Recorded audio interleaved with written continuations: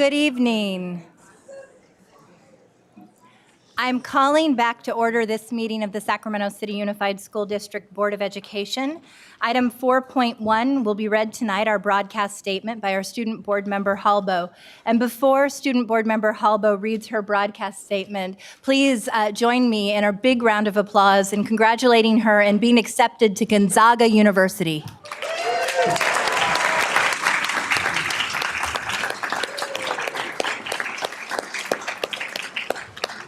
As a major in education, no less.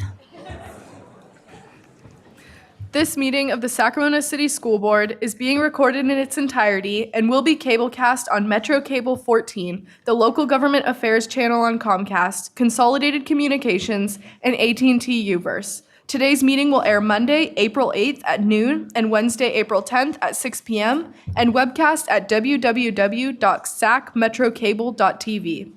We welcome members of the audience to address the board. Please complete a speaker form located in the back of the community room and give them to our communications representative, along with any handouts you may have for the board prior to the conclusion of the item's presentation.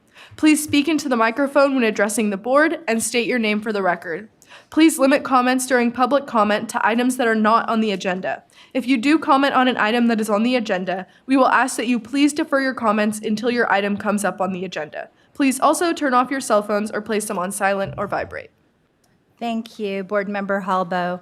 Item 4.2, the Pledge of Allegiance, which tonight will be led by Safiro Munez, a senior at Sacramento Accelerated Academy.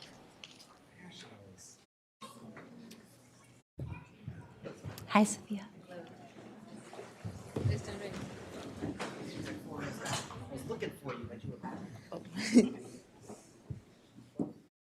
Do I just start? Yes, please. Okay, so I pledge allegiance to the flag of the United States of America and to the republic for which it stands, one nation, under God, indivisible, with liberty and justice for all. Oh. Do I just? No, please stay. Board Member Wu would like to present you with the certificate. Oh, okay. Board Member Minnick. Thank you. Thank you very much. Hello. Hello. It is great to meet you. Good to meet you. So I want to tell you a little bit about Safiro. So Safiro has overcome difficult circumstances that resulted in struggles with attendance early in her high school career. By the end of her junior year, she was 7 courses off track for graduation, and she enrolled with Sacramento Accelerated Academy, next door, at the start of her senior year to begin an uphill battle toward graduation. She needed to complete, wait for it, 19 semester courses in one school year. Ooh. With exemplary dedication and diligence, she has completed 16 semester courses through the end of March. Yeah, I know. She has earned predominantly A's and B's in these courses and is now on track to graduate with her class. Yay.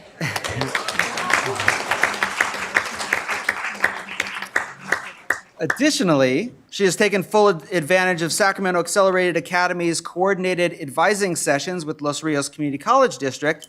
She's already completed her application for Sacramento City College, as well as the new student orientation. Go Panthers. She has successfully completed her FAFSA and is already making plans to pursue the Administration of Justice program at Sac City College. While making all of these efforts this year, she has also been working outside of school at a restaurant to save money to become more self-sufficient. The staff at Sacramento Accelerated has had the pleasure to work with her as she has personified resilience, scholarship, and commitment to individual responsibility. All the while, she walks into class every day with a smile. Looking forward, Safiro is strongly considering a career as a police officer.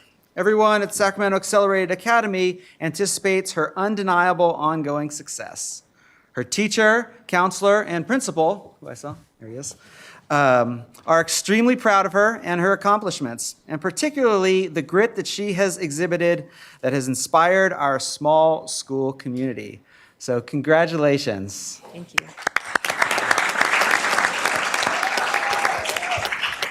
So If you would like to say a few words while I come down to present you with your certificate, you are welcome to. Well, I think online classes aren't taken as seriously, but I think it's really important for people who don't do good in like very social situations where like you're kind of forced to interact with others. And I really liked it compared to normal classes. So I just want to say that. Thank you, Safira. Good job. Do I go sit? You can go sit down. Thank you.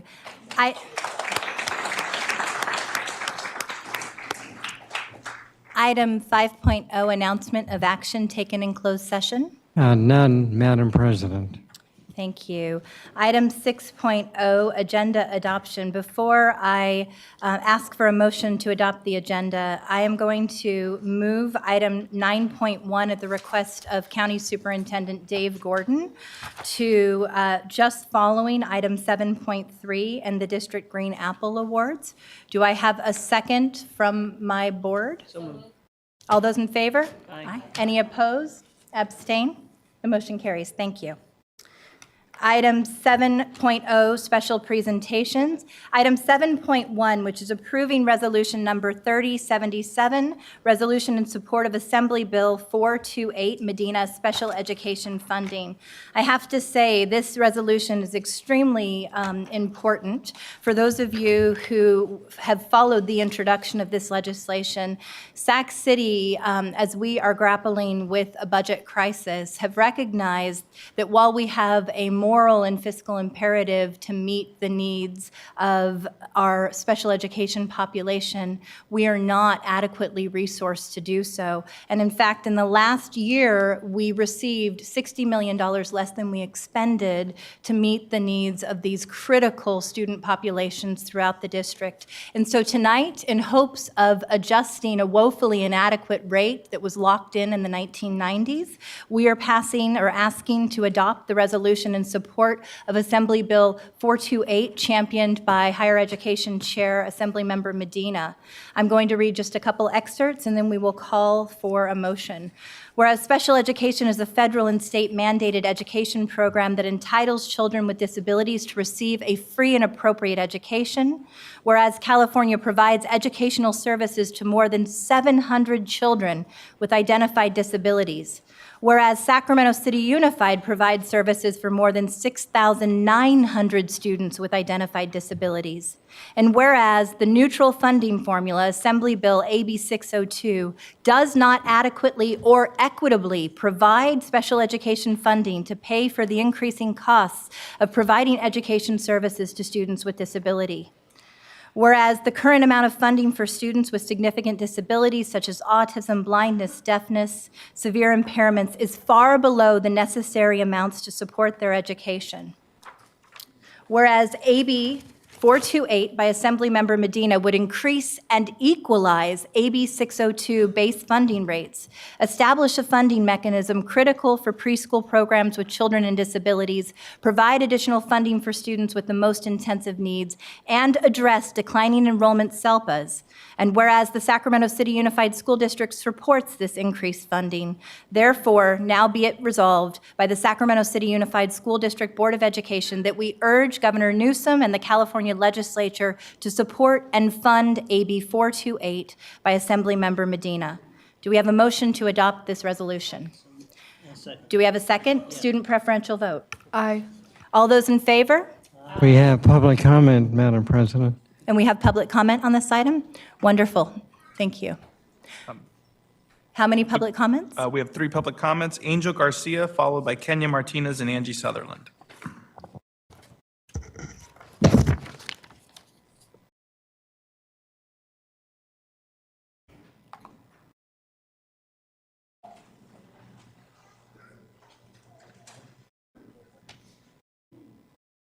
Good evening, Board President, Superintendent, and Board members. I just want to say that I too am in agreement that we should be supporting this bill in order to provide equity and access for special education students to ensure that they improve their student achievement and overall success. We definitely need this money. We need more money to support special education preschools, as you stated.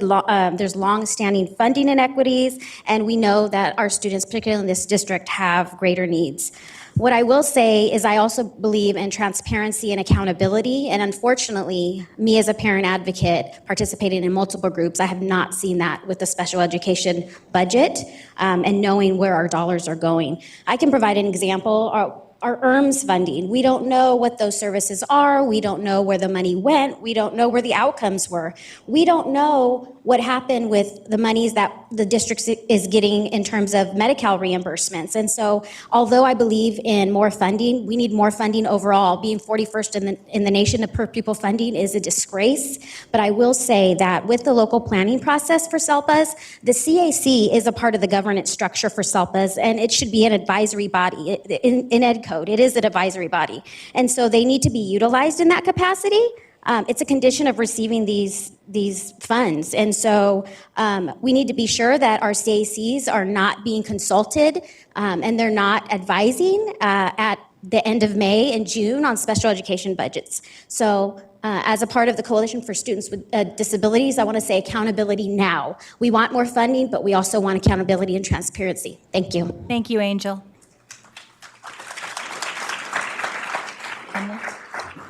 Good evening.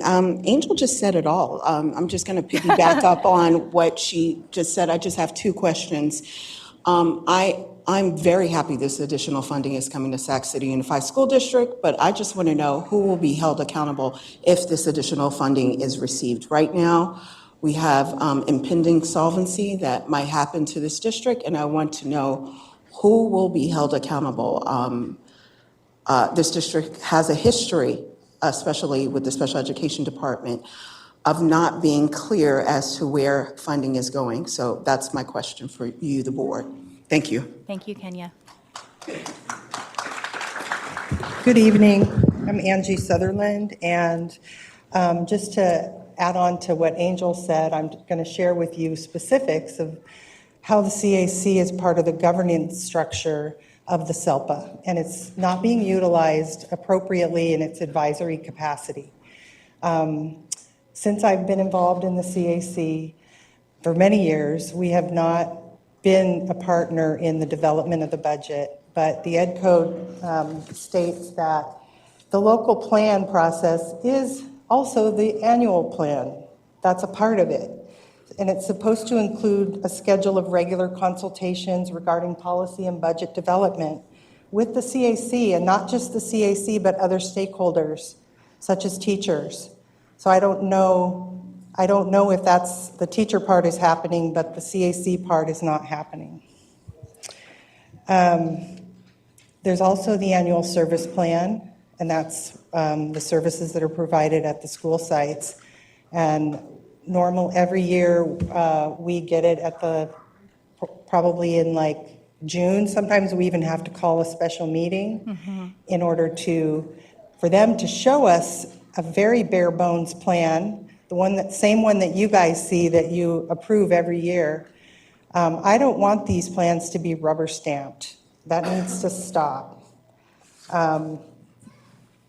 I do support extra funding, but this is a problem across our whole state. I'm part of a collaborative of CACs across California, and Sacramento isn't the only one, but the legislature put CACs in the Ed Code for a reason, and how would the LCAP committee like it if they were just completely disregarded every year? How would the DLAC? I don't think they would.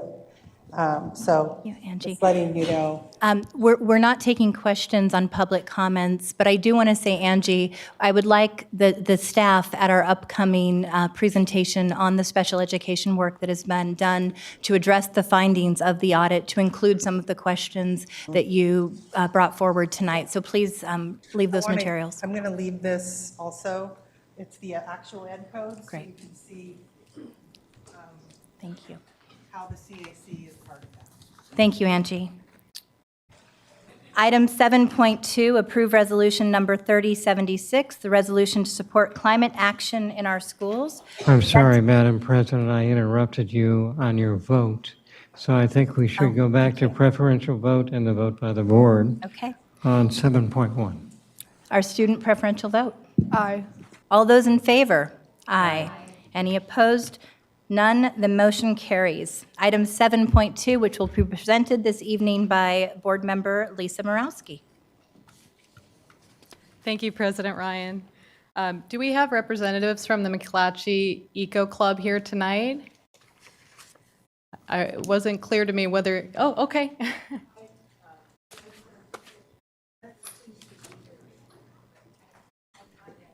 Oh, wonderful. Would you like to come up and say a couple words afterwards? And you can present the resolution to them as well. So you can come on up to the podium. And are you Catherine Mccomey? Am I saying that correctly? You came to my door Yes, okay. when you were running for board. Hi. Well, thank you for being here tonight. And it's really my great honor to present my first resolution as a board member on the issue of climate change, which is a critical issue for our youth. So one of the really terrifying things that I've come to find out as, now I've become a grown-up is that the grown-ups don't always have things figured out. And just because we find it difficult to grapple with some of the things we have to do to get a hold of our climate change challenge doesn't mean that it's going to go away. Just because we find it big and challenging and maybe theoretical and that it's not affecting us today, right now, doesn't mean it won't be the defining series of events and tragedy for us, for our children, for our grandchildren and great-grandchildren, and down the line. So I'm really excited to present this resolution to support climate action in schools. This is part of a coordinated campaign.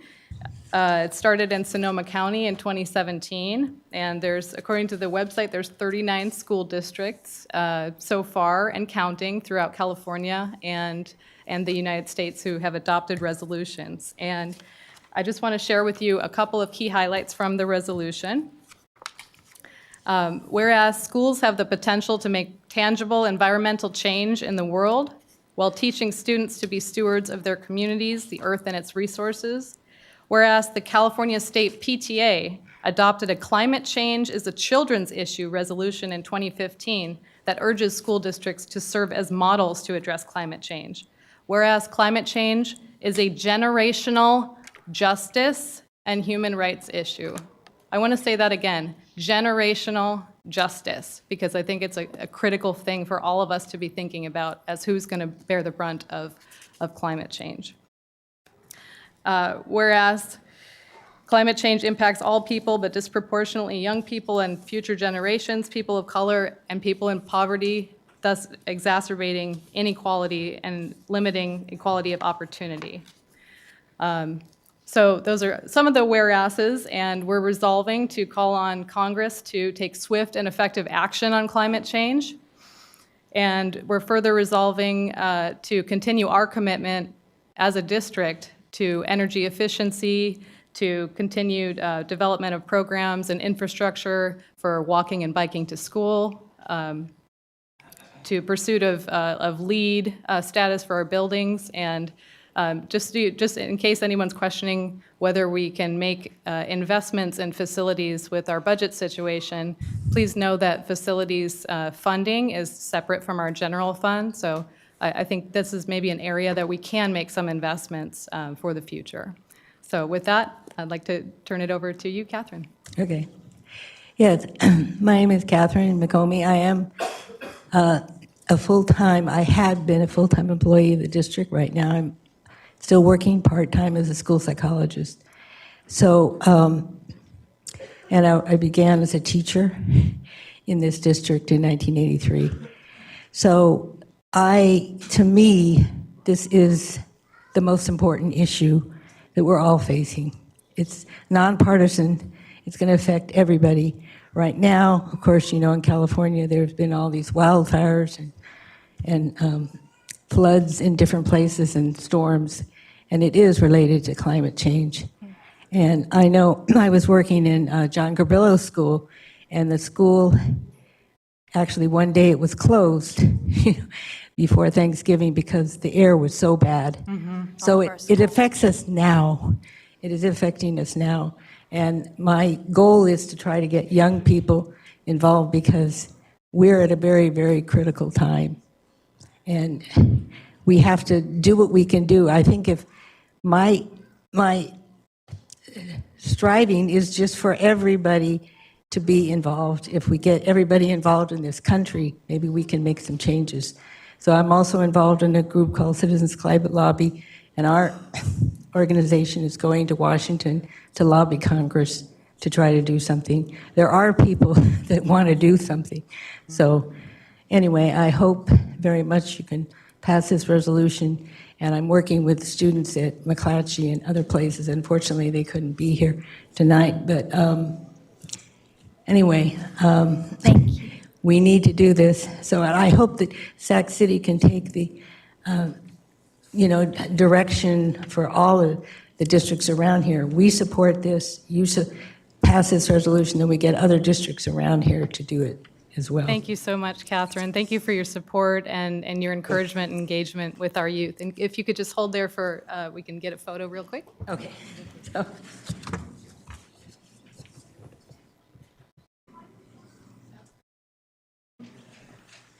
I move passage of Resolution 3076. Do we have a second? Student preferential vote. Aye. All those in favor? Aye. The motion carries. Congratulations. Thank you so much. We are so proud of this youth-led effort, and we hope that it will be an exemplar for other districts. Oh, okay, that was it. Moving on to our next agenda item, which is 7.3, the District Green Apple Awards presentation by Kathy Allen. I think many of you saw the trucks and displays outside for these awards. Yes, hopefully you got a chance to go walk through some of the booths tonight. So good evening, President Ryan, members of the board, Superintendent Aguilar. I'm really excited to share one of our more fun things that we do during the year, our Green Apple Awards. And I'd like Rachel Chard to come up. I'm going to turn it over to her. She's our Project Green coordinator and runs this program for us. Thank you. Good evening. So thank you for the mention for our event out in the parking lot. I know some of the board members were able to stop out, and a few of you I was able to speak with. So we're here tonight to celebrate some of the amazing work of our staff and students with our annual Green Apple Awards.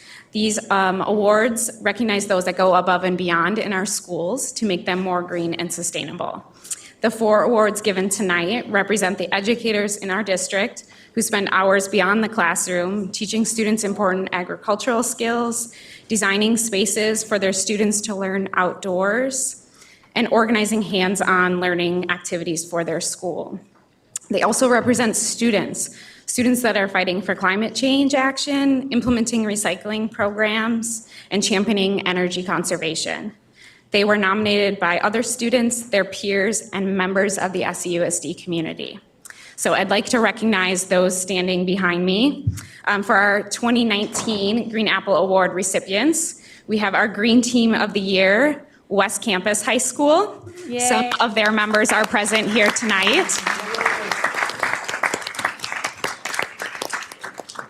So I'd like to hand out their award. Congratulations. Our Educator of the Year goes to Todd McPherson. Todd is the garden teacher at Luther Burbank High School. He has started the agriculture program there and has done amazing things for our students there. He himself received probably 30-some nominations from his students. So I was so happy that I almost cried when I saw those. So I really want to congratulate Todd for his nominations. Congratulations, Todd.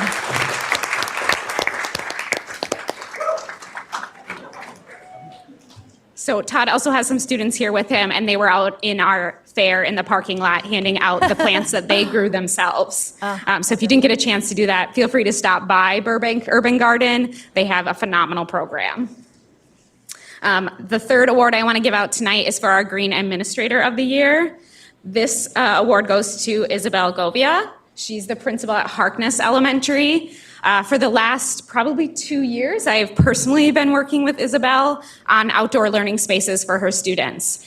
If you haven't been out to Harkness lately, she is creating a campus that is an example for schools across the district. She's created spaces for reading, for yoga we're working on, amazing spaces for her students to interact. So Isabel was nominated for her work at her campus designing it. Congratulations, Isabel.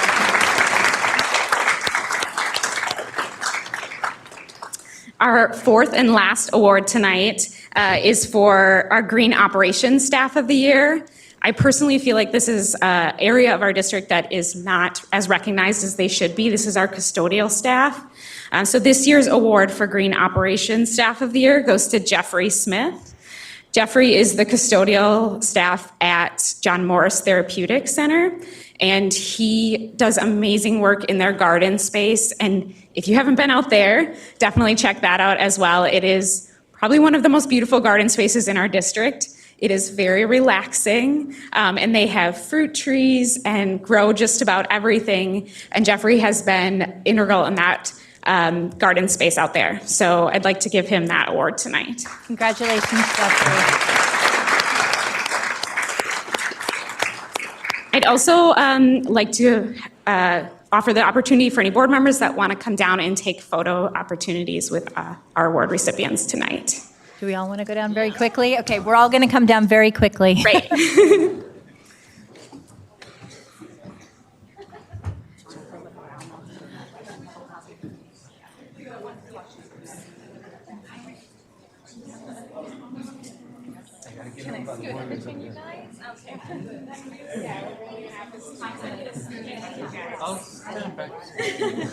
I'm tall enough, it's okay.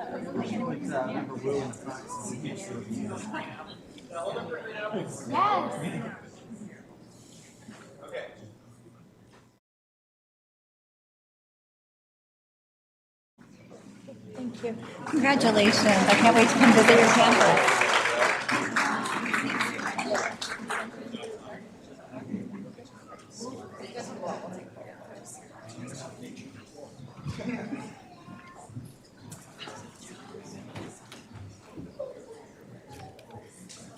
That was an information-only item. Moving on to 9.1, which will be just prior to public comment, discussion of continuing or reducing specific unrestricted programs and services.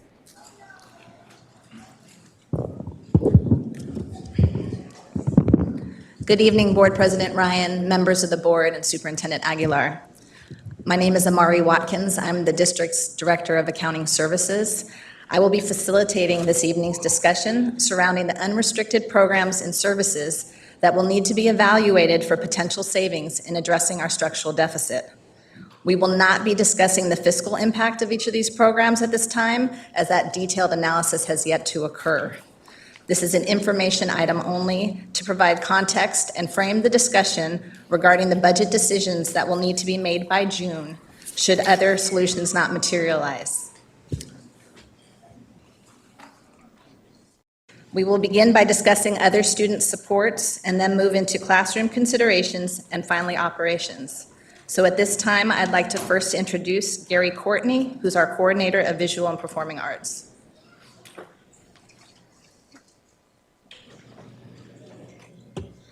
Thank you. Superintendent, President, Board, Cabinet. The arts are a critical component to the achievement of equity, access, and social justice. It assists in developing creativity, innovation, critical thought, communication, collaboration, and empathetic skills. The arts assist in closing opportunity gaps, especially for students of color and socioeconomically disadvantaged. The arts may be the only thing that keeps students in school. I know that it did for me.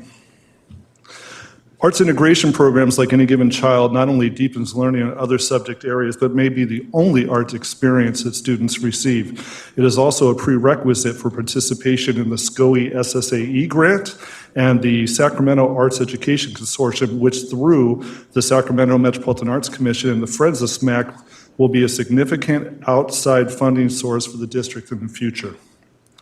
The El Sistema String Program provided by the Sacramento Youth Symphony is extremely successful in our district, LA Unified and other districts, and studies have demonstrated the positive academic and developmental impacts on children through participation in the program. The All-City Band and Orchestra concert every year is a culminating musical experience that not only is comprehensive in its approach to learning through music, but also promotes further participation through subsequent and sequential course offerings. Finally, without the music library, well over 500 students would not have access to instruments free of charge, they would not be repaired or replaced, and there would be no access to music literature for them to perform. Thank you, Gary.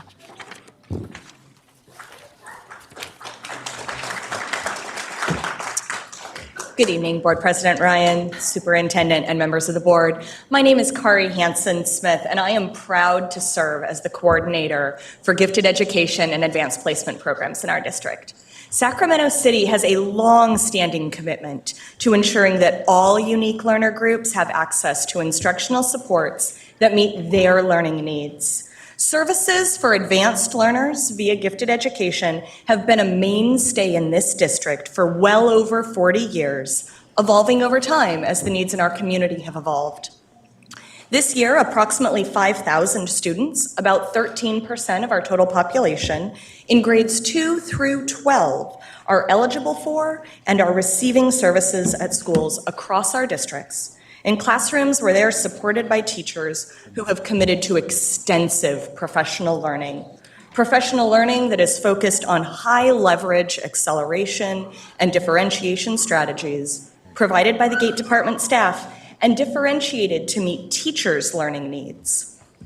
All district students are screened for eligibility in both first and third grades, implementing the research-informed best practices that were reviewed and selected by the GATE Task Force stakeholders in 2014. These high-needs students are from both within our district boundaries and from the region at large, as the scope and quality of our services are second to none and are highly sought after. Students receiving these services are gifted English learners who've been identified through our sophisticated universal screening process, focusing on individual needs and strengths. Twice exceptional learners who benefit from both gifted education and special education supports. And students from historically underserved communities who can do a much better job than I can in sharing how gifted education positively changed their life's trajectory. Gifted learners are present in all communities and demographic groups in our district. The academic supports they receive through GATE ensure that they are engaged in class, learning within their personal zone of proximal development. Gifted education ensures that all students in our community are able to reach their full academic and life potential, becoming creative producers in society. These educational services provide opportunities for the most marginalized students to gain access to the most prestigious and competitive post-secondary opportunities. Gifted education eliminates the excellence gap. Thank you very much. Before we have Marcus come up to speak to youth development, I know that this is in the executive summary of the full board packet, but I do want to just reiterate that this is a discussion information only item, not an action item, as a request of board members that we really walk through the menu of very difficult options should we not be able to find other savings and need to balance our budget and avoid state takeover over. So once again, this is a discussion of the potential difficult options that we will have to look at for our programmatic funding cuts, but it is not action being taken on any of these items tonight. And I don't know if you had anything you wanted to add, Superintendent Aguilar. Thank you, President Ryan. Only that you'll have to excuse perhaps the level of emotions from our staff members, some of whom asked that they not be the ones presenting on these items. So you'll hear from, in some cases, their direct supervisors as well. Thank you. And I know we have a lot of children here tonight. I do want to offer, we have childcare and a healthy snack, if any of you would like to take advantage of that, just outside in the corridor.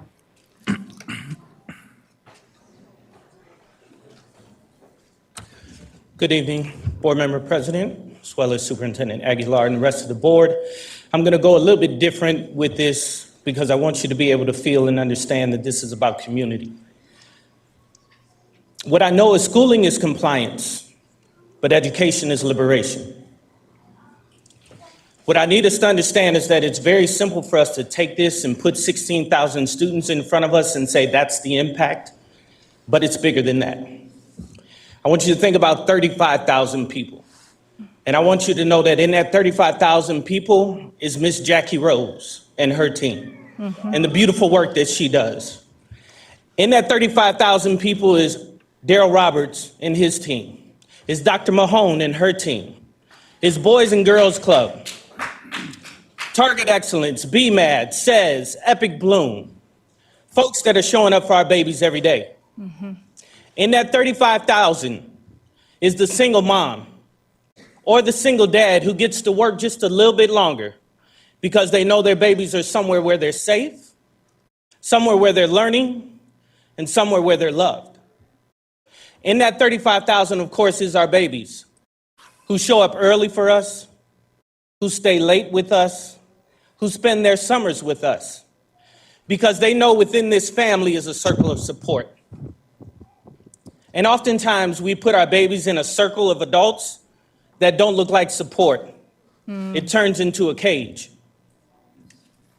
I need us to understand that what we are working with is folks that are liberating our young people to freedom. And we need to be in a space where we understand that youth development is bigger than just reaching 16,000 students. It's about the families that we serve. It's about the staff that we have here. And it's about the fact that we love our babies. So when you think about a nation that spends $148,000 per child to keep them in the juvenile detention center, but yet we only spend $11,000 to academically get them where they need to be, don't take away the one thing that's free, and that's love.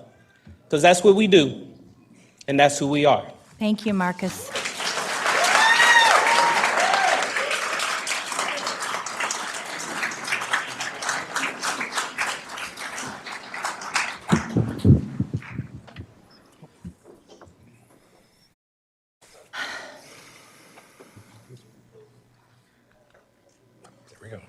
Sorry about that. So good evening, Board President Ryan, Board Members, Superintendent Aguilar. I'm here to speak on behalf of the Parent-Teacher Home Visit Program. And as we speak about the programs within our system, this is one that's very compelling because it's very unique. In many respects, we think about enlisting and engaging our families, enlisting and engaging our teachers and classified staff with our families. This program actually serves that purpose. It allows our teachers and classified staff to actually meet with families in their home spaces, to have a conversation about their students' hopes, about their students' aspirations, about their students' dreams.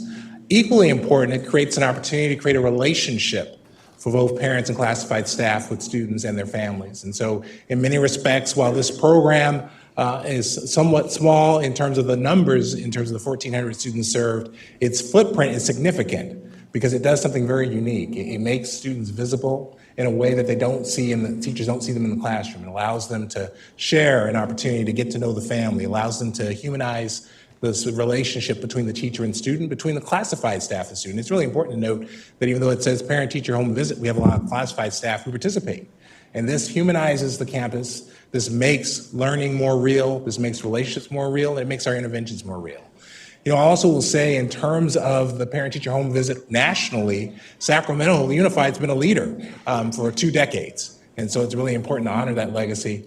And then finally, there's been recently evaluative work done with parent-teacher home visit, where now the impact is becoming much more concrete and specific, that the relationship alone is actually important, but now there's data that shows that students at the same site who have a parent-teacher home visit are demonstrating attendance patterns that are more encouraging than students at the same site who don't have a parent-teacher home visit.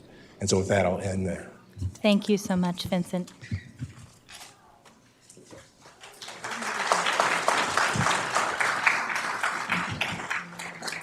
Good evening. My name is Victoria Flores. I serve as the Director of Student Support and Health Services. And tonight I'm just going to talk to you about our Student Support Centers and our Connect Center. But I do want to say we work really closely with all of these other, departments and divisions, youth development, parent-teacher home visit. Our staff go out on those home visits as well. So when you're hearing each one of us talk, please keep in mind the interconnectedness of everything that we do. And I'm going to start with some really emotionally heavy words. Words like suicide and abuse, violence, and loss, and death. And when our students and families are experiencing these types of traumas, they're not learning in the classroom, even when they're physically present. These are the experiences our Student Support Center staff address daily. And board members and staff members and community members, they don't always hear about these experiences, because we intervene and we're there. At our 28 school site funded support centers that are like a community school model, and at our district-wide Connect Center that link our families to health insurance and LGBTQ supports and so much more. And to illustrate how we intervene, as of today, when I went into my EIS data system that we talked to you about in the fall, we have prevented 224 potential deaths by suicide by using our established risk assessment procedures. And these are the stories that I don't have to tell you, because those kids are in school today, because some caring, trusted professional knew how to get them help. And for reference, to drive this point home even further, last year we did a total of 250 suicide risk assessments. So you do the math. This number is increasing. We're seeing this locally, and we're seeing this nationally. Yet less than 1% of our district budget is spent on student support services.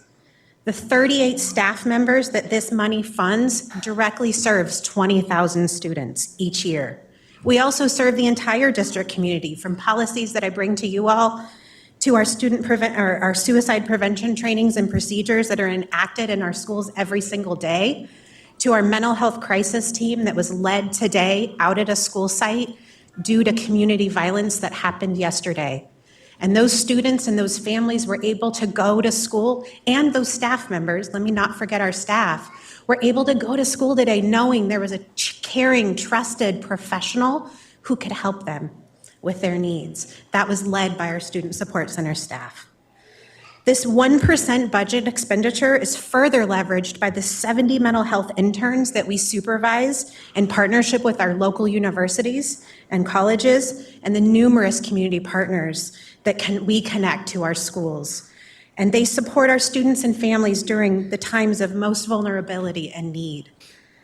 So our teachers have the expertise to educate, and I have the most respect. My life partner is an educator. But our Student Support Center staff have the expertise in mental health and family and community engagement that remove those barriers to learning for all students, regardless of their educational programming. Again, I just want to say this is for every single student and family who has the need. Thank you so much, Victoria. Thank you. The last thing I'll leave you with is that what keeps me up at night is who's going to be the safety net for our students and our families that we serve. Thank you. Thank you so much.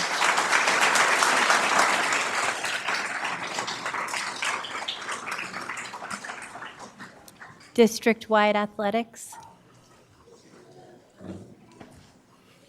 Good evening. I'm Greg Purcell, the Director of Athletics for Sacramento City Unified School District. Very proud to say that. As you know, that athletics has tremendous value and is repeatedly proven to be the heart and soul of a community. Athletics is often the hook to help students find their niche and stay engaged in school. It provides opportunities for students to learn about fitness, goal setting, fair play, and competition. 2018-19 has been a tremendous year of growth for athletics in Sac City. We have dramatically increased the number of opportunities for students to participate in athletics, 22,000 students plus this year and counting. Let's take our elementary athletics program as an example. We are doing at the elementary level what no other district is doing. And here's the beautiful part of the program. It has been a total collaborative effort. We have many of our great teachers serving as coaches, scorekeepers, scoreboard operators, transporters of teams, and major cheerleaders for their kids.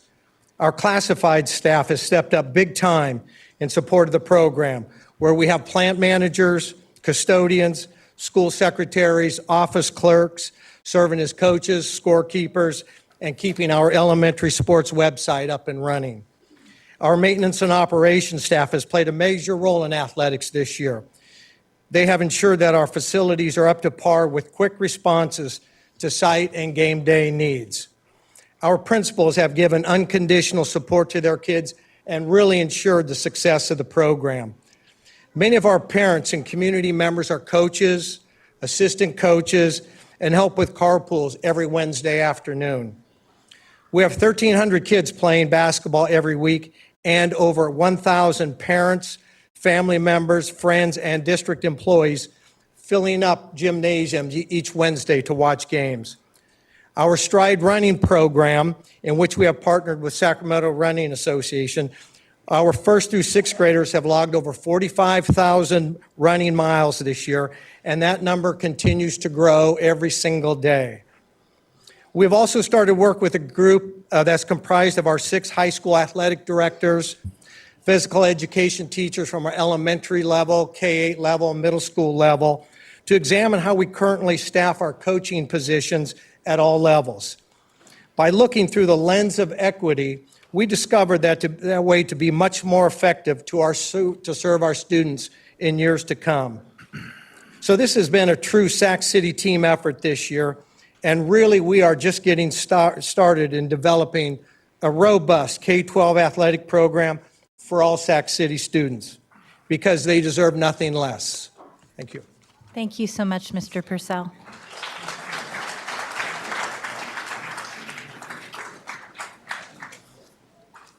Social emotional learning. Maisie, is she here? Okay, so we're going to move on to family and community empowerment. And since Maisie isn't here, I do just want to say our social emotional learning program has been a model at a national and state level. And in fact, we're bringing people out to see it in action next week.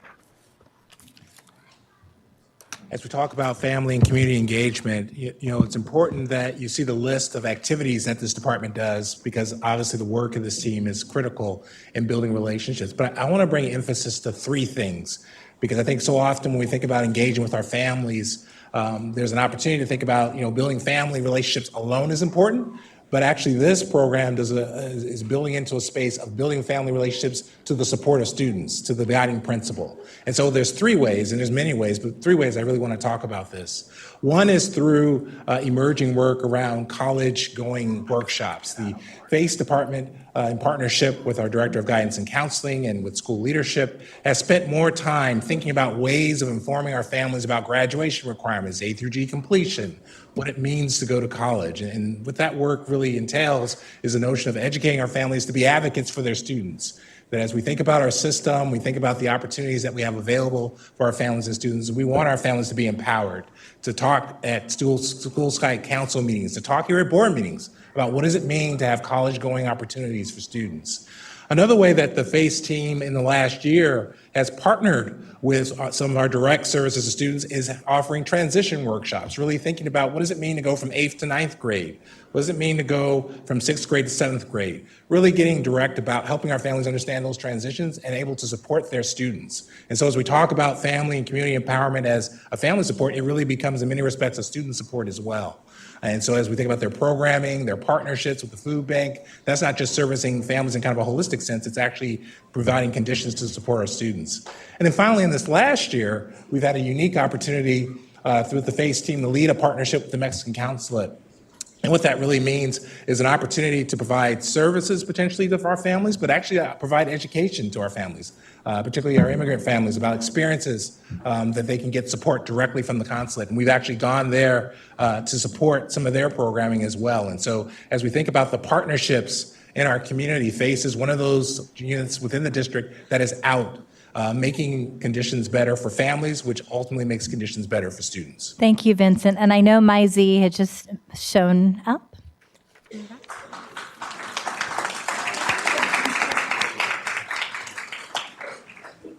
We couldn't pass you over. You're doing too important work. How do I adjust this? There's a box. Oh. Still working on my technology skills, forgive me. I apologize for being late. Good evening, board members, President Ryan, Superintendent Aguilar. I am Maicy Lee, and I'm here to talk about social-emotional learning, as you can see.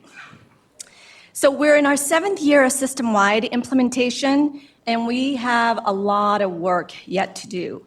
And in order to actualize our equity, access, and social justice guiding principle. Social-emotional learning in education serves as a reminder that we are in the human business. Our adults, our students, our families, we are the face of humanity. So social-emotional learning, it's about the individuals as well as the community and what matters most in terms of how we belong as a community, who we are as a collective, and what we're able to do as we think about interrupting inequities. Armed with our equity, access, and guiding and social justice guiding principle, my team and I have been relentless in our effort to support schools so that they can improve positive culture, climate, as well as improve upon social-emotional learning practices. And we do this so that schools can cultivate adult mindsets and beliefs that all students can succeed. We do this by facilitating learning around trauma-informed practices, implicit bias, because understanding our identity and how that shows up either to support or to exclude some students. Building positive relationships and rapport, practices around restorative justice, as well as culturally responsive teaching in the brain. We also support schools to establish positive culture and climate, both school-wide as well as in the classroom, in order for our students to feel safe, welcomed, and connected to each other.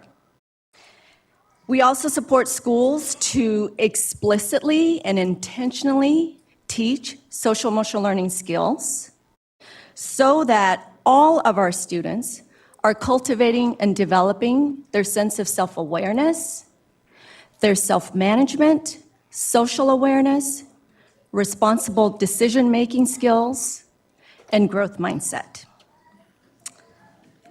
We are also working with our teachers to integrate social-emotional learning into academic content.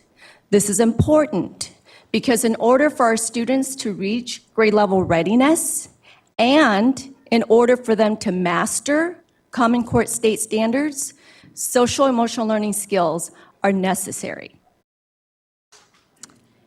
And lastly, we work with our schools to continuously improve by looking at data, specifically analyzing our data around school culture and climate, suspension data, Referral data. We know, it's not news, that we have a disturbingly high suspension rate, and in particular, a high disproportionality for our African American students. This is not acceptable, it is harmful, and it's detrimental to our growth as a community. Social emotional learning is a process of intentionality and explicitness. And so when I say explicitness and intentionality, I mean that it has to be at the forefront of everything that we do. It's how we show up each and every day, both as adults and as students, both at the larger systems level, as well as at the school sites, in classrooms, and how we engage with our communities. We have great needs. I've already listed the examples of our high suspension rates. We also have a high chronic absenteeism rate. Our work is to address these particular pieces of data and to support our students who are greatly harmed, feel great disconnection and disengagement. So it is our moral imperative to re-engage, to reconnect, and to repair the harm done to our students. Thank you, Maisie. And it's our imperative to provide hope and healing. Finally, Sac City is recognized as both a regional and national leader in social emotional learning. As you all know, we're hosting the National Cross-District Convening next week for 21 districts from all over the country. We were asked to host because we have been explicit and intentional about the implementation of social emotional learning for the last 6 years. While it's an honor to host such a significant event, we also know that our journey cannot and does not culminate with the convening. We have much work to do. And in fact, I would say that to fully realize social emotional learning and actualize our equity guiding principle, that we're really just starting to scratch the surface. And so what I also want to honor is that our work collaborates with many other departments. We are not a standalone department. We work closely with our peers in youth development and expanded learning, as well as our parent center, our parent facilitators, student support services, and special education. And all of that will be reflected in the cross-district learning next week. Thank you, Maisie. Thank you.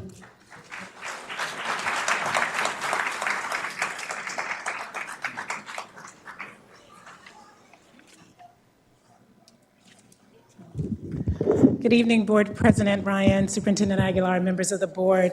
I'm here tonight to speak regarding the credit recovery program at Accelerated Academy. And I think this program, like the others that you've heard, is really in recognition that our students need multiple pathways, multiple supports to graduation. There's board policy that speaks to the need for just different pathways for our students. Unfortunately, you don't get to decide where you're born and the circumstances that you're born into. And so a program like the Credit Recovery Program at Accelerated Academy is just another one of those ways that our students have when they are credit deficient to be able to earn the credits needed and to successfully graduate. These students come severely credit deficient, and they're able to engage in courses that are self-paced, but that are also rigorous courses, and to receive the supports from staff to be able to be successful in these programs. Students, as I said, face many challenges, and through programs like the Accelerated Academy Credit Recovery Program, we've been able to see the graduation gains that we saw last year, and we're planning to see this upcoming year because our students have opportunities like Accelerated Academy to earn those credits toward graduation, but then to return to their school sites and graduate with their peers, and so have the dignity of graduation alongside their peers. Thank you, Dr. Taylor. Kenneth McPeters with our Enrollment Center.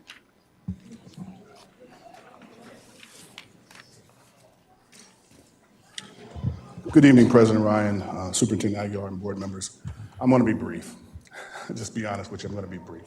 An 84-year-old man sitting at home right now in Stockton, California told me that hot air is just hot air. You back it up with your actions. And so I'm looking at you each in the eye today to say, come by the enrollment center and see what we do. If you want to know how we affect families, students, staff members, collectively work together. We work together with everyone in this district. We can't be an enrollment center without every department in this district. So more than my words are going to say today, come by and see what it is that we do. 16,000 families, that's how many we interact with each year on average. Of that, 4,000 to 6,000 are new families. The enrollment center has the responsibility, the accepted responsibility of being the first interaction with these new families. We have to set the tone, the district and board supervised tone of what it is to be a parent, a student, an employee in Sac City Unified. We have to have our customer service at the highest level. We've got to be ready to support each and every student, each and every family. What is it that we do? We serve. We're here for every student and every child. The most important tenet of the enrollment center is to make it easier for our families to gain access into our school systems, into our schools. And so literally, a family of 4 coming into my enrollment center has the potential to have students in 4 different schools, 3 different schools. If we revert back to the archaic ways of the past and allow schools to enroll kids, that means that that family has to potentially go to 3 different schools. With gas being almost $4 a gallon, I really don't know how many families want to interact that way. So that's just one tenet.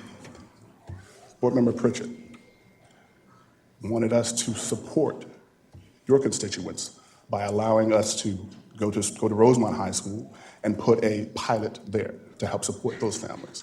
I'm not sure what board member is responsible for Luther Burbank, but we put a pilot there as well. Our job is to support our families, make it easier. If we revert back to the old ways, you can have, again, 4 families going to 4 different schools, getting 4 pieces of information on how to do one thing. Okay. So like I said, I'm going to be brief. Hot air is hot air. Please come by. See what it is that we do. Please come by. Thank you, Mr. McPeters. And I've had a chance to spend a half day with you, and I very much appreciated that. We have a few final items. We're going to be wrapping up at the new teacher induction, so parent participation preschool. Thank you.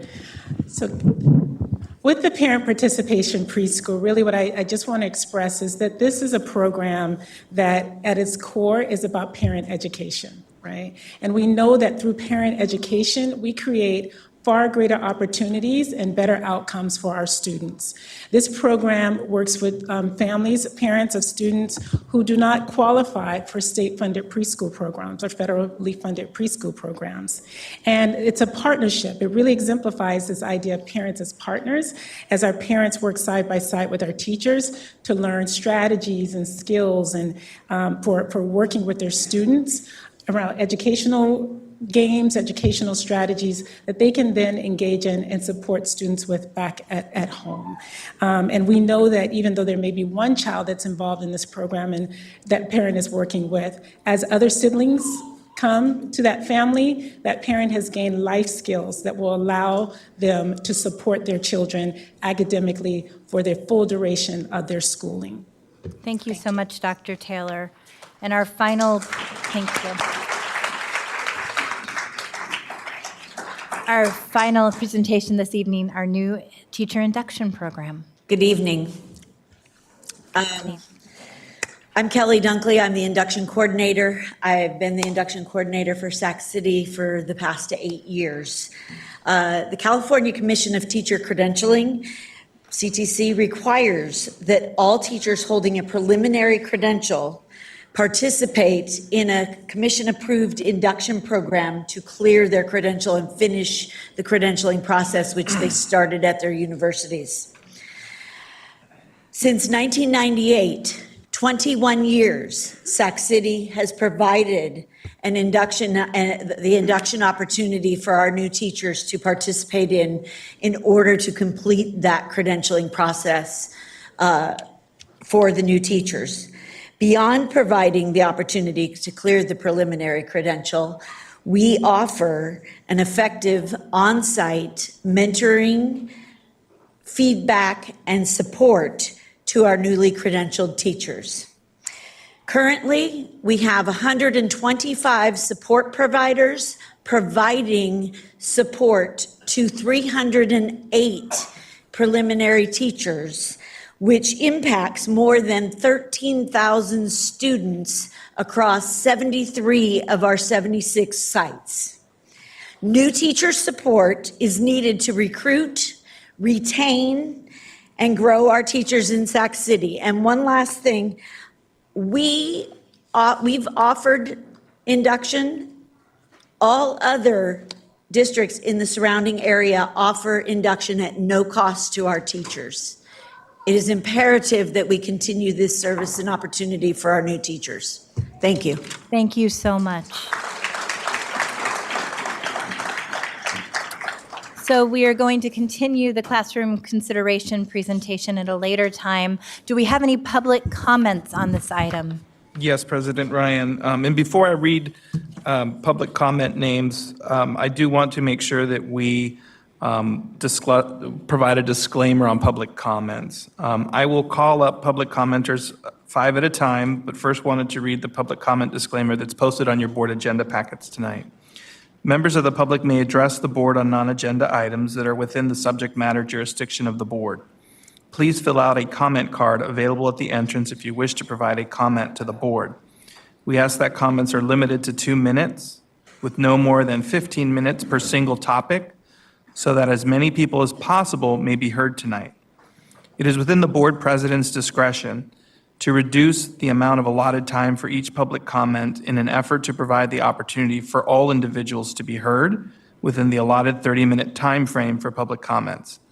The board values your comments received, but the law requires that board members not engage in back and forth conversations on items not listed on the agenda.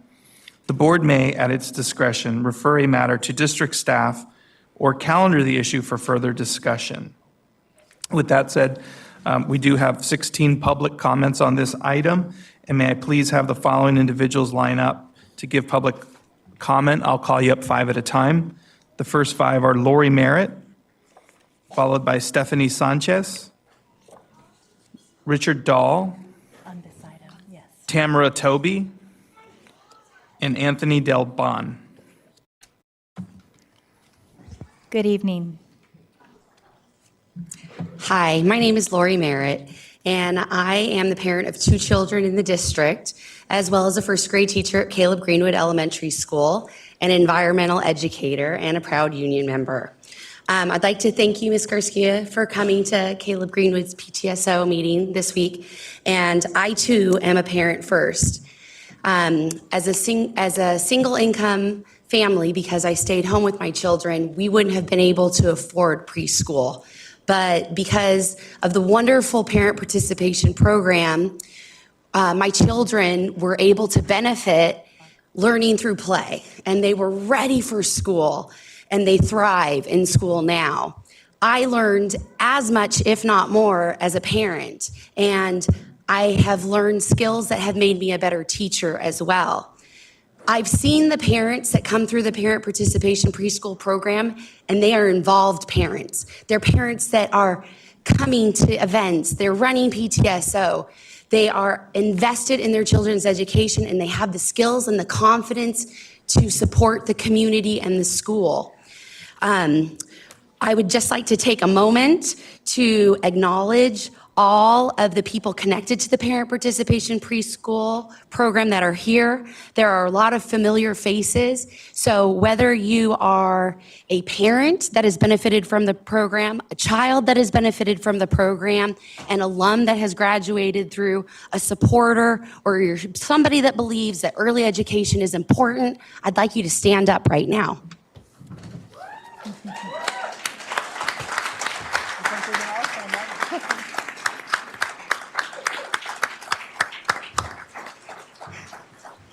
Now, I don't know you personally. It may have been a while since you've been in a preschool classroom, but some of the rules that we had in preschool were that you tell truth and you keep your promises.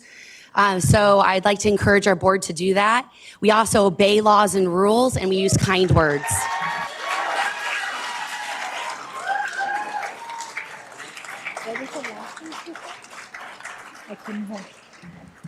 Hi, good evening. My name is Stephanie Sanchez. I'm here on behalf of my family, so to speak about the fee-based child care programs. Sorry, if I could please ask everyone to quiet down. I want to make sure we hear you. Thank you. Thank you. So I am here on behalf of my family. I have, in my family, there's 2 full-time working parents, and we have 3 sons.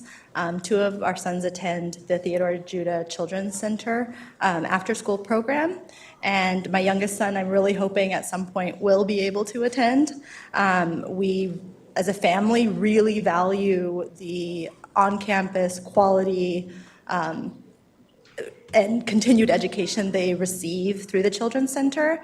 And based on a petition that was circulated that I shared with you, and I can leave a copy here, that's something that the community really values as well. And we've taken this survey that was recently distributed by Jackie Bonini to talk about this new potential cost structure. And so if an updated and a simpler cost structure is what is needed, I think to maintain these programs, I think that that's something that to a certain reasonable extent, I think that the community would really support. However, to gain that community support, I think you really need to gain the community's trust around this, because right now there's a lot of lack of trust and a lack of transparency around what is going on here exactly, because this is really, I think the questions that are unanswered for us are, why in the world is a fee-based program that brings in revenue on the chopping block? And secondly, why in the world is the program that's currently, I've been told, is operating at a $400,000 deficit when the fees that are coming in are $21,000 per month for one program? So the math just doesn't add up. Thank you. Yeah, thank you.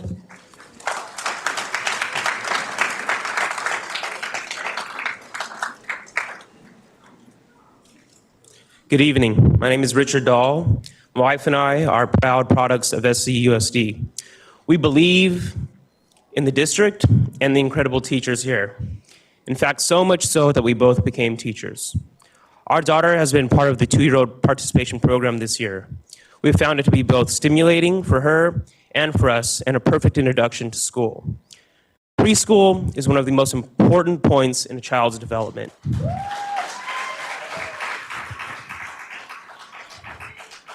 As educators, we know that early childhood is an essential time for brain development. By cutting preschool programs for children, we're doing damage to their educational paths and their future trajectories. Even the non-cognitive benefits are undeniable. Healthier adults who are less likely to drop out, less likely to go to jail, more likely to enroll in college, and be economically self-sufficient. We implore you to find solutions tonight that are not short-sighted and ill-advised, and do not take away these essential programs away from our children and our families. Thank you.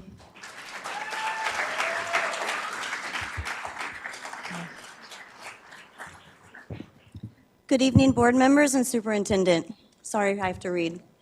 My name is Tamara Toby, and I'm a teacher in the Parent Participation Preschool program at Tahoe Elementary.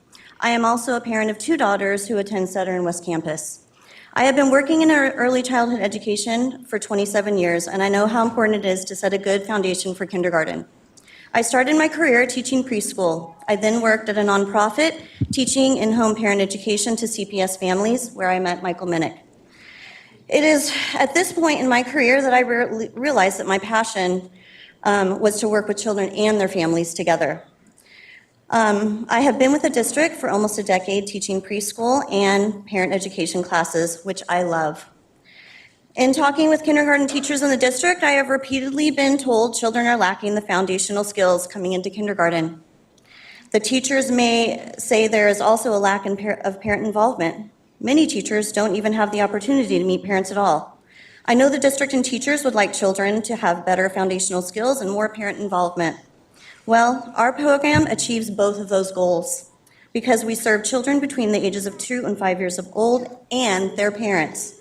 I invite you to come and see 3-year-olds that can write their names, recognize letters, lowercase, uppercase, count, follow directions, cut with a straight line with scissors. I volunteer my time and afternoon in the kindergarten, first grade teachers at Tahoe, and I have seen students who have never held a pencil, never cut with scissors, never painted. This is disheartening. Our program's mission is to get children kindergarten ready by the time they are 4 years old. That is our mission. Not only do we get them ready academically, but socially, emotionally. They're learning self-help skills, clearing their snack dishes, pouring water. We're empowering children to be self-reliant. Children in our classes learn to recognize and regulate emotions in positive ways and learn how to be compassionate and kind individuals. Because of our program, children are ready by the time they enter kindergarten. Thank you. Thank you.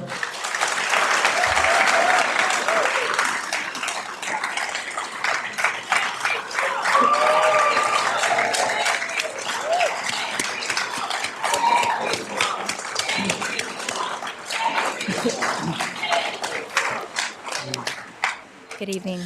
Good evening. My name is Anthony Dalben. This is my second time attending a forum like this. I didn't speak the first time because I didn't know what to say. Instead, I listened to the stories of other parents in the parent participation preschool program and the impact it had on their lives and their kids' future. I was moved, to say the least. Just about all of the stories were shocking and motivational. I often think about the things I heard that night and how I wish more people would or could take advantage of this gem of a program in our district and cringe at the thought of losing it. The time we invest in our young kids and parents in this very difficult stage pays dividends in the future. All of you must be pretty smart to have ascended to the positions you are in right now and must recognize this without me pointing it out. I know you have very difficult decisions to make, but hope you make the right ones for the future of our children and city. Thank you very much.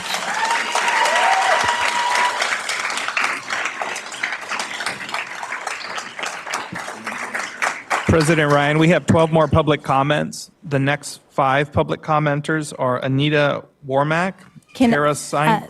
Yes. Mr. Barrios, can I just verify, are they on this item and On not this the item, public comment? correct. Okay, thank you. Kara Seinhorst, Hans-Peter Walter, Cecile Nunley, and Rob Ferreira.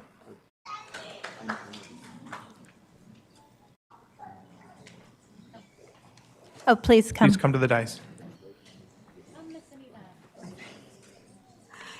Hello, board members and Superintendent Aguilar. I am Anita Warmack. I am a parent participation preschool teacher with the school district. I've been teaching for 31 years in the program. My hair was not this color when I started. You are each getting a copy of an inside publication that has an article about our program written by one of our former students, Bob Grasswich, who highly recommended that our governor stop by our classes to see just what we do. One of the schools was missing from the list, and that's David Lubin, which is where I am in the afternoons. I'm at OW Early Wine in the morning. I started as a parent in this program, and then during the summer they said, "You want a job?" I said, "Yes," because I was a credentialed teacher, and I've been there ever since. My children used to say, "Mom, when are you going to leave preschool?" And I said, "They're going to have to take me out kicking and screaming because it is so much fun." I have the joy of working in this gem of a hidden program in this school district that works with the parents and with the children. You are getting 2 for the price of 1 in the teachers that you have with our program. We do get those children ready for school so that when they enter that kindergarten room, it is, "What have you got for me? I am ready." And we have parents that I tell at the beginning of our school year, you are going to be the parents that when you walk into the front office, they are not going to call a duck and cover drill. Everyone is going to rush forward and say, "I'm so glad you're here," because you support the school and you support the education of your children. That is what our program is all about, and I am so honored to be a part of it. Thank you very much. Thank you, Ms. Anita.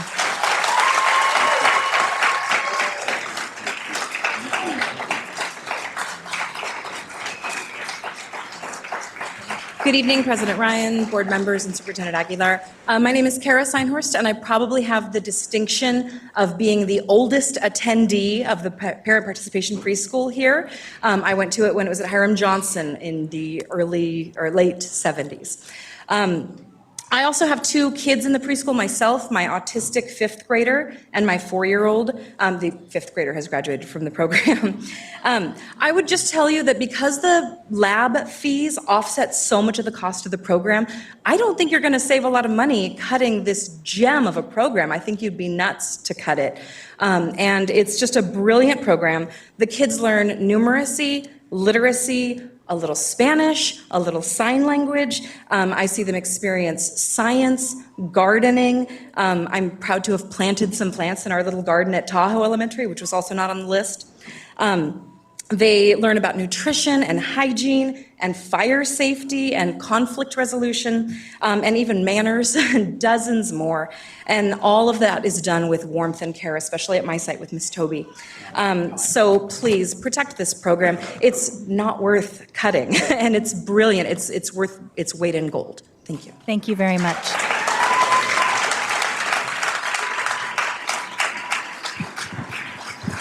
Good evening. Evening, board members. My name is Hans-Peter Walter. I'm here to talk about after-school programs and at elementary schools in particular. I think you know this, but after-school programs, to me at least, provide a safe, enriching learning environment for children after school. They develop better and stronger friendships and ties to their schools and classmates. It's a place where they can do homework or play, again, in a safe environment like many other parents have said. But after-school programs also support working families, and a lot of working families are in your district.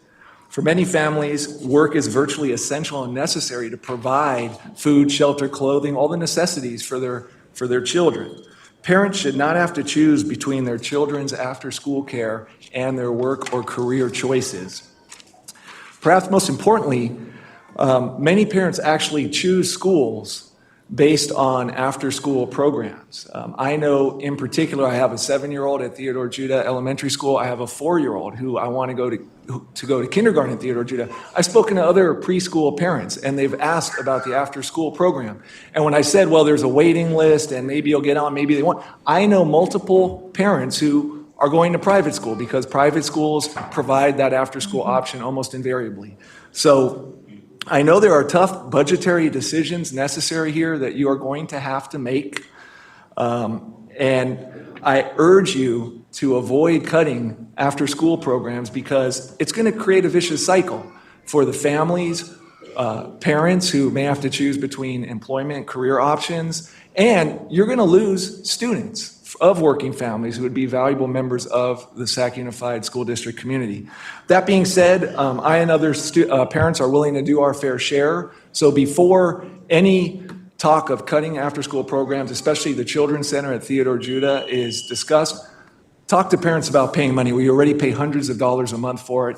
Maybe there's a way we can meet you halfway or fund that program entirely. Thank you very much.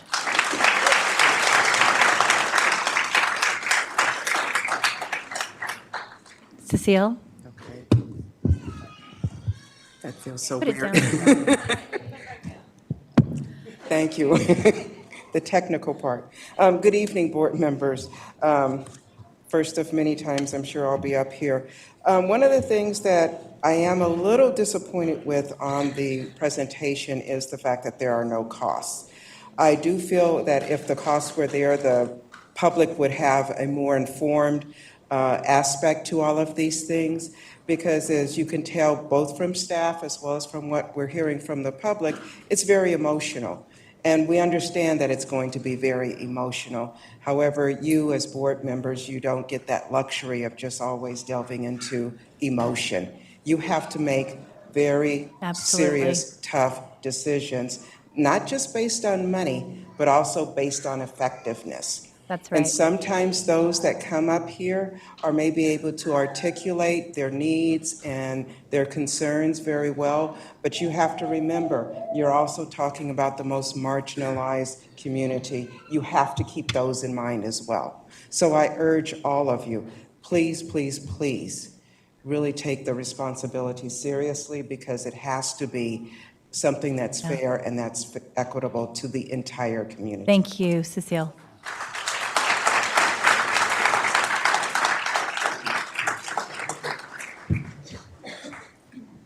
Board President, Superintendent, my name is Rob Ferreira. A lot of technical problems tonight.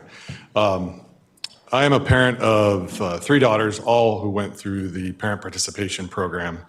And I would like to, I really can't emphasize or reemphasize enough what has been said tonight about this program. We already know that there's a huge lack of access to pre-kinder education in our district. I think probably it's a problem that's experienced everywhere. But for this program in this community, the benefits far outweigh anything that we would see should it go away. It is fee-based, there is that, but also what it does for the parents as much as it does for the kids is tremendous. One of the conversations that I'm continuously having with my own daughters is, how can we be better? How can we do better? What does improvement look like for ourselves? So looking into the future, knowing that anything that we can do for our kids before they start school is put them in some kind of school, to start that process as early as possible. So I urge you to please, I know you've got a heavy, heavy lift ahead of you, and can see it on all of your faces, but it's super important. Thank you for the time and your consideration. Thank you very much.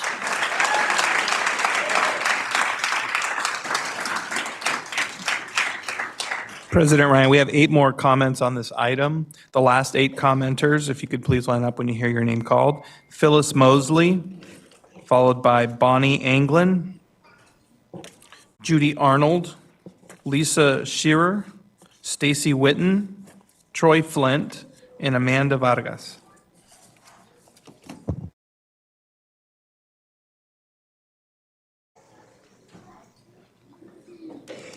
Good evening, Superintendent Aguilar and other members of the board.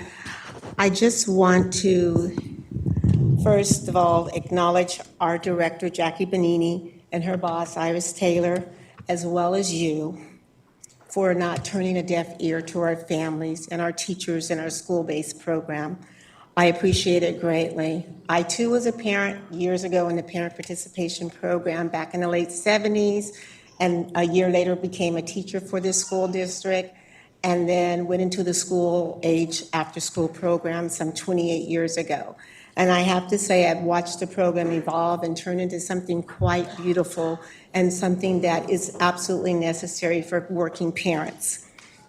Your willingness to keep the door ajar is greatly appreciated, and still we have questions that need to be answered and concerns that need to be addressed.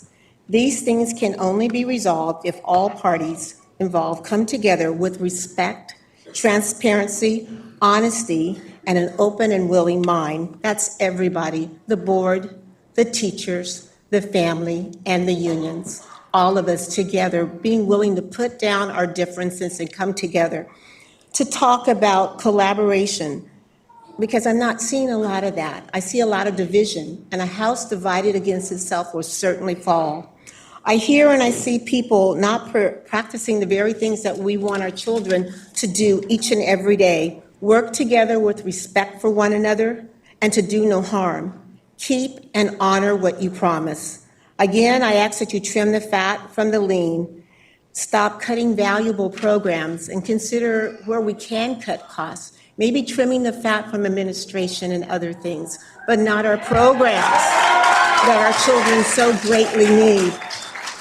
These programs help our children become meaningful and successful and productive members of our society. I know you want that. I know you believe in that. So I ask that everybody put aside your differences, come together, do the things that we ask our children to do. Respect each other, stop putting down each other, and just come together as a unit. It takes all of us working together to make this work. Thank you, Ms. Thank you Mosley. so much.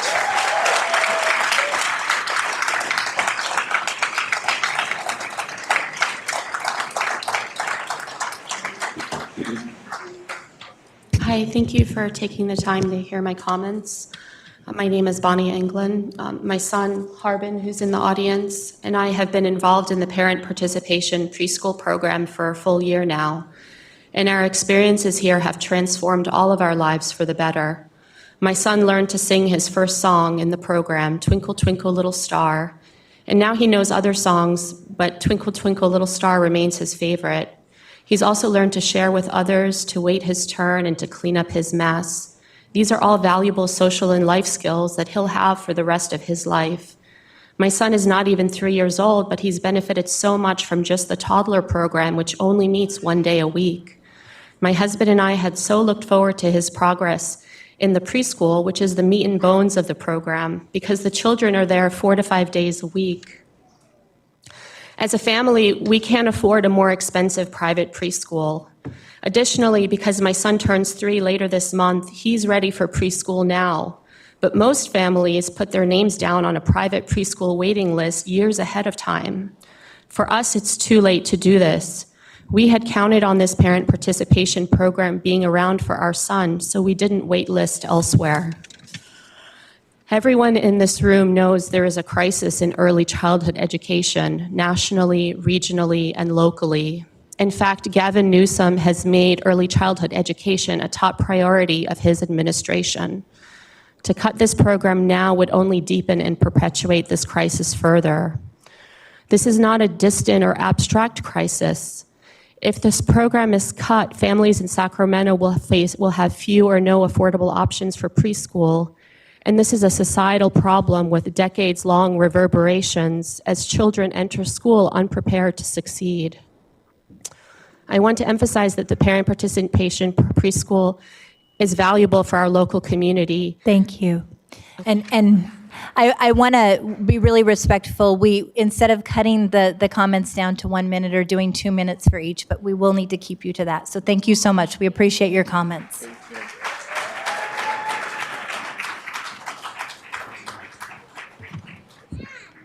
Good evening. My name is Judy Arnold, and I'm the teacher at the Theodore Judah Children's Center. My colleagues and I want a seat at the table in the effort to help save our centers. So far, we have contributed ideas in writing, and our managers have incorporated our ideas in their new fee structure proposal. As you know, there's a parent survey underway to obtain perception data from parents about the new fee structure proposal. I'm looking forward to seeing the results. We all are, and I am hopeful that the results will be favorable and the district will move forward with registration.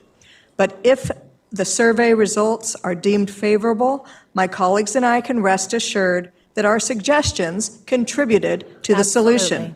But in case they are not favorable, we will insist that this is not the end of the line in our effort to save these centers. We will be prepared to collaborate with our managers to present and explore other ideas to work towards solvency.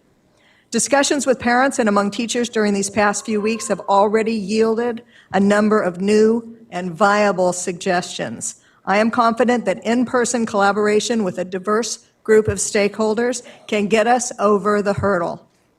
When it comes to solving big problems in education, collaboration is the standard. Literally. In fact, collaboration is a pillar of the Common Core state standards for students at all grade levels. It appears again and again in our Credential Commission's teacher performance expectations and in the California Administrator Performance Expectations. We are grateful to our managers for valuing and putting trust in our ideas, and we are grateful to all of you board members for listening to our comments, for engaging by email with us, and for all the ways in which you are working with us to help us keep these important centers alive. Thank you. Thank you. These are our last comments. So it looks like we have 4 more public comments on this item. That is correct. Okay. Hello, my name is Lisa Shermer. I'm the mother to 2 boys and a new baby soon.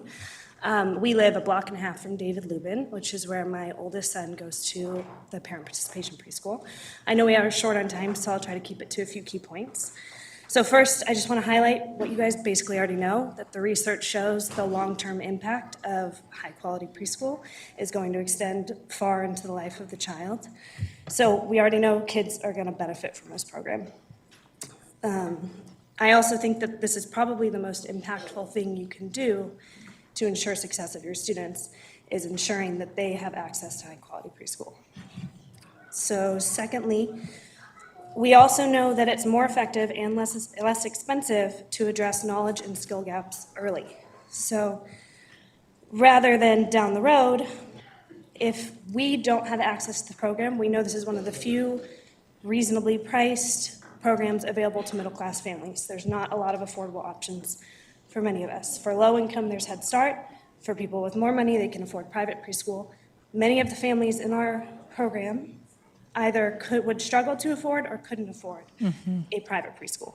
So if they were unable to attend preschool, then the schools are then faced with the problem of trying to fill those learning gaps down the road, which is going to take up more resources than it would had we addressed them early. And finally, the special and most unique part of our program is the parent participation, which we've all talked about. So it gets parents involved at the earliest stages, and it gives them the skills and the knowledge to help support their students, support the classrooms that they're in the future. I wanted to highlight that my son is 3.5. So we've been in the program for about a year now. Within 2 months, I knew who the principal was, and I'd spoken with him. I knew all of the staff. Okay, Thank that's you. my time. Thank you very I much. would, really quickly, I think this is the smartest investment you guys can make. We appreciate your comments. Thank you.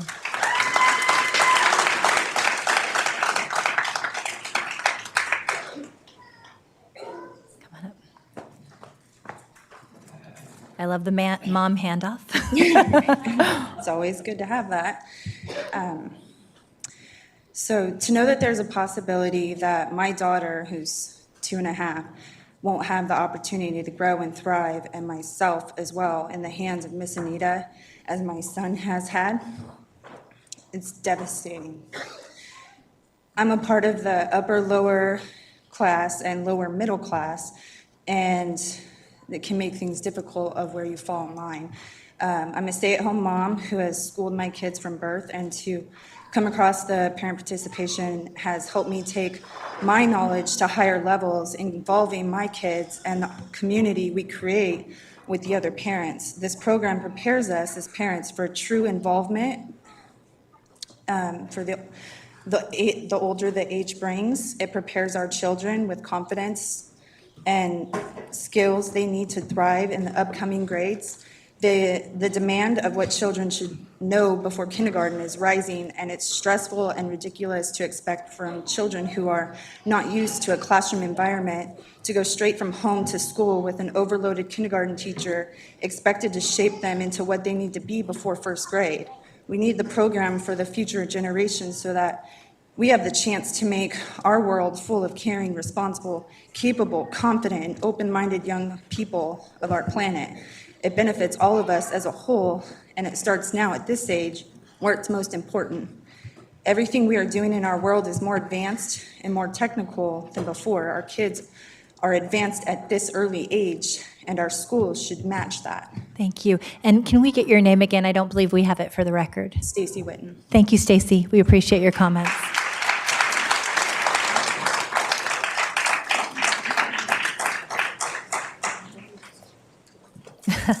Now we've got the toy handoff.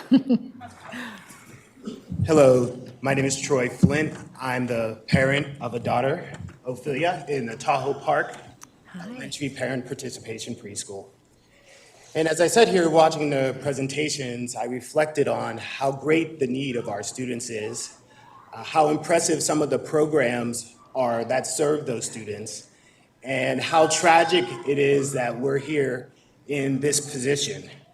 We shouldn't be here today as the wealthiest nation in the history of the world, the largest GDP of any state, yet we're here competing with each other, hit against each other, begging for mercy for our programs.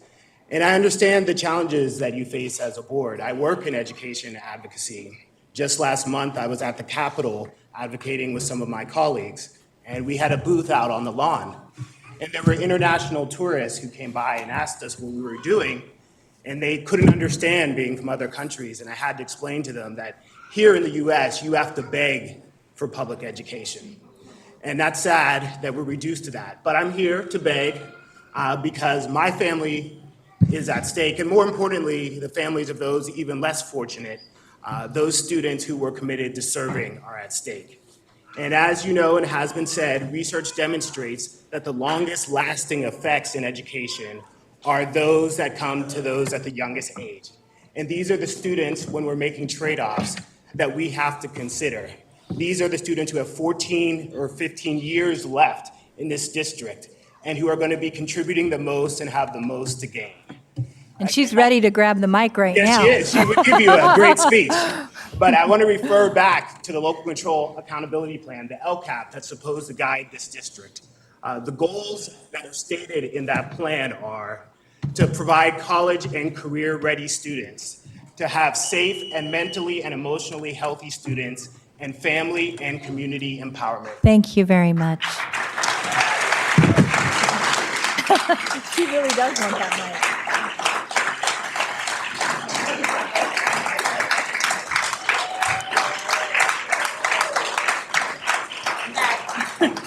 I might be in the wrong subject, but It's okay. Go ahead. Okay, thank you. I'm back again, Amanda Vargas. I spoke with Jacqueline Benini today, and I was really kind of surprised and upset the way she treated the whole situation of what was going on. The first time I spoke, it was like, oh, you'll be accommodated, things will be great. And then it's like, well, the state program can take over your preschool and that'll be okay. And you guys don't want the state to take over. I don't want it either. Like, I want what's best for these kids at the school and these teachers. And I'm just asking you again, please don't close the Bret Hart Children's Center. Thank you.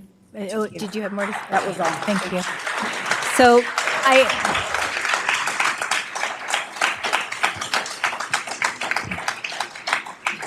I do want to say this is an information-only item, and I want to once again apologize for having to have these very difficult conversations. I will tell you, I have lost many nights of sleep and shed many tears over the fact that $35 million from cuts means we are impacting some of our most vulnerable students throughout the district. And this is a very difficult reality, but these conversations have to be had, and it doesn't mean that the conversation tonight will result in action. Rather, that this is a conversation about how do we move forward given the fiscal challenges before us. I do want to say to the board, we can open it up for comments and questions, but they will have to be very brief. We did run about an hour over on this item because we wanted to make sure that everyone had a chance to make their voices heard. Can I finish one thing I forgot to say? The phone call ended on, I said, I wanted consistency.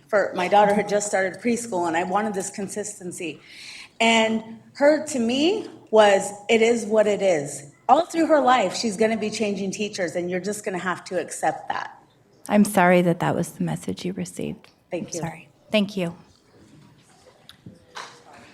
We have one board member comment from Board Member Pritchett. Thank you, President Ryan.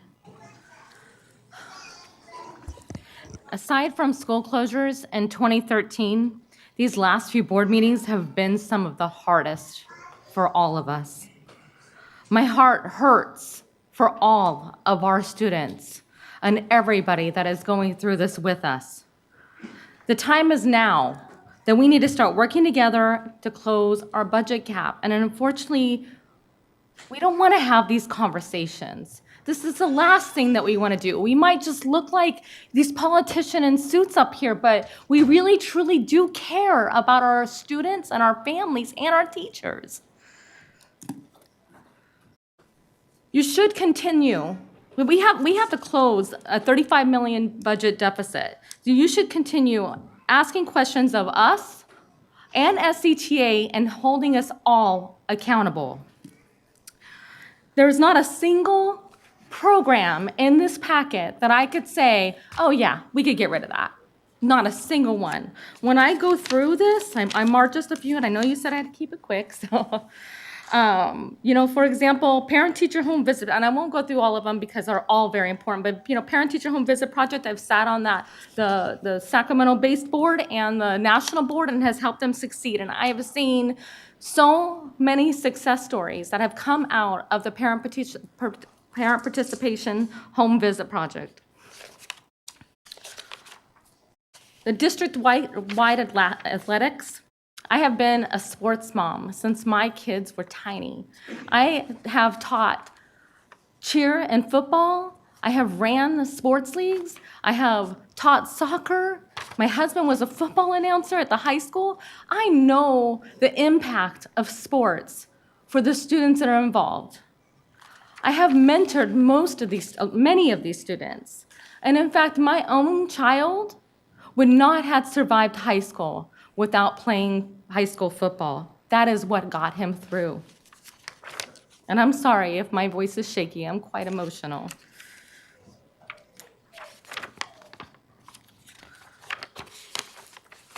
The parent participation preschool, I thank you all for coming out. I stood there right with you when you asked for us to stand, and thank you, President Ryan, for standing as well.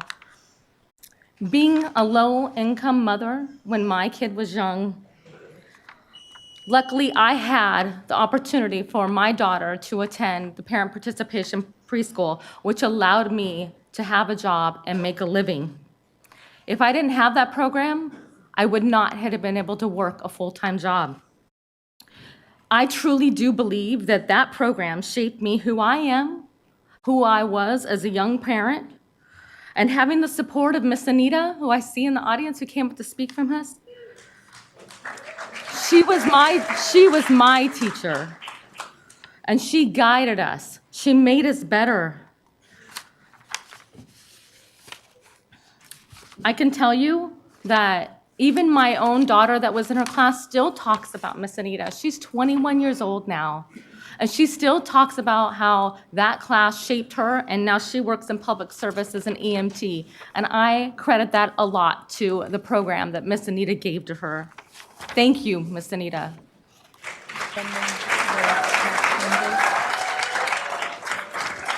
I'm not going to go through any more of these. I have a lot of notes. I'm sorry, because I know we've been going way over, but I'm just going to reiterate. Keep all of us, board members, keep all of us 5 union partners all accountable and have us work together. Thank you, Christina. Board Member Morawski. I believe that's our final comment. Thank you, and I know there's so many people waiting to speak, so I will keep it brief as well. So I have been asking, as we sort through this budget crisis, where are the areas of flexibility? Where can we actually cut our unrestricted budget? Because as many of you know, most of our funds are allocated pursuant to ed code minimums, contractual obligations, and things that we as a board can't sit up here and decide to cut. So I've been asking, well, where are they? Where are those places where we can actually cut? And tonight, we've discussed a lot of the programs that are funded through the unrestricted funds that we do have flexibility to cut, and I feel sick. So I just, I want to emphasize to the community members here, to everyone here, that, we all have a lot of skin in the game. My sons, who are in kinder and second grade at Leonardo da Vinci, are who they are because of Miss Phyllis Mosley and Miss Cassandra, who came up here earlier.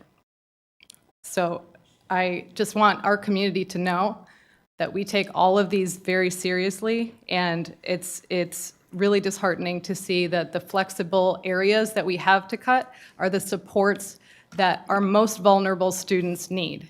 Because I know if we don't have athletics, I am very lucky to be able to pay for Land Park Little League or soccer or whatever. And I know that the students who will not be getting the benefit of that, or not be getting the suicide intervention or anything else that they need are the ones who need it the most. Board Member Garcia.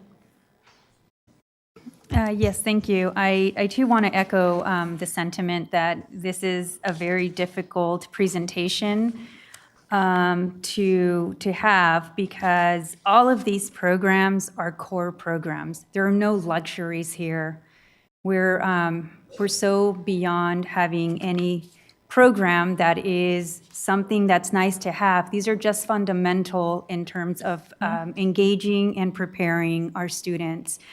As difficult as it is to hear today, even just as an informational item, and just trying to figure out, and at a subsequent meeting, want to make sure that we understand what the costs are, because we need to keep that in mind as well. I'm also very encouraged by the community who's come out here 3 times already, and wanting to be part of the solution moving forward, wanting to make sure that not only they came up with a proposal, but they submitted it. But if for whatever reason it's still not enough, let's keep talking. I'm very encouraged by that, and I just wanted to take this opportunity to thank you for being here once again, because that's what it's going to take, is all of us working together and trying to come up with very creative solutions to maintain these services and these programs for our kids. So I just want to thank you. Thank you, Member Garcia. We're going now back to our public comment, item 8.0.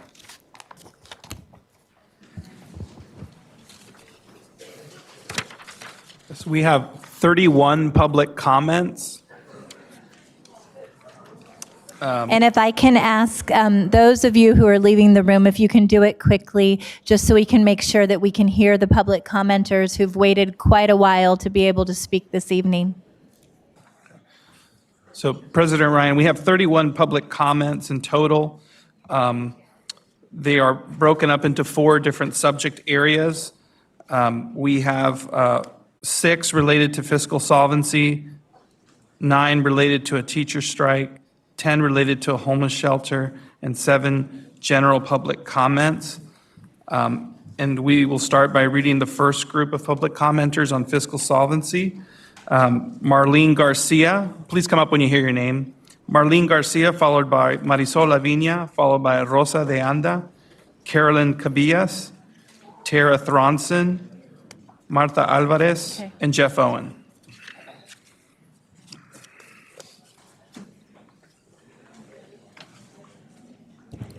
Good evening, Ms. Garcia. Good evening. Thank you, President Ryan, Superintendent Aguilar, and members of the board. I want to thank you for this leadership, your leadership during this difficult time. You continue to serve students first and provide the best possible education. So thank you, and keep fighting the good fight. I'm here tonight because I'm gravely concerned about the future of our schools and the students. Given the current fiscal crisis, we have a $35 million debt, and there's a lot of talk about these wonderful programs that I also agree we should preserve. However, we're talking about only the programs that are residing in the unrestricted funds area. The other part of the puzzle, the 91 cents on every dollar, the restricted part of the funding, has not really been discussed. And the only way to address how to reduce that portion of the budget is the only solution to avoid a state takeover. So that's why I'm here, because a state takeover would be absolutely devastating to our schools, to our community, to our economy, and to all these programs that need to serve our students. So under a state takeover, I've seen what happened to Oakland Unified School District. They went into deeper deficits, they lost enrollments, and they had more layoffs, and they lost more programs. We can't allow that to happen in Sacramento. So my heart goes out for the programs, but I would urge all parties, especially the 5 unions, and I know 4 of the 5 unions are willing to step up and talk about how do we reduce the cost of really the biggest part of the budget, the restricted funds, the 91 cents on the dollar. How do we find a solution to spread the pain more equitably across more areas? Because if we do it that way, we won't have to make drastic cuts to programs. And so I'm concerned because 4 of the 5 unions have come up and said we're willing to negotiate. I ask, why haven't the teachers' unions been willing to come to the table? Why aren't they concerned about the impact of a state takeover? So I urge all unions to come to the table. Thank you, Ms. Garcia.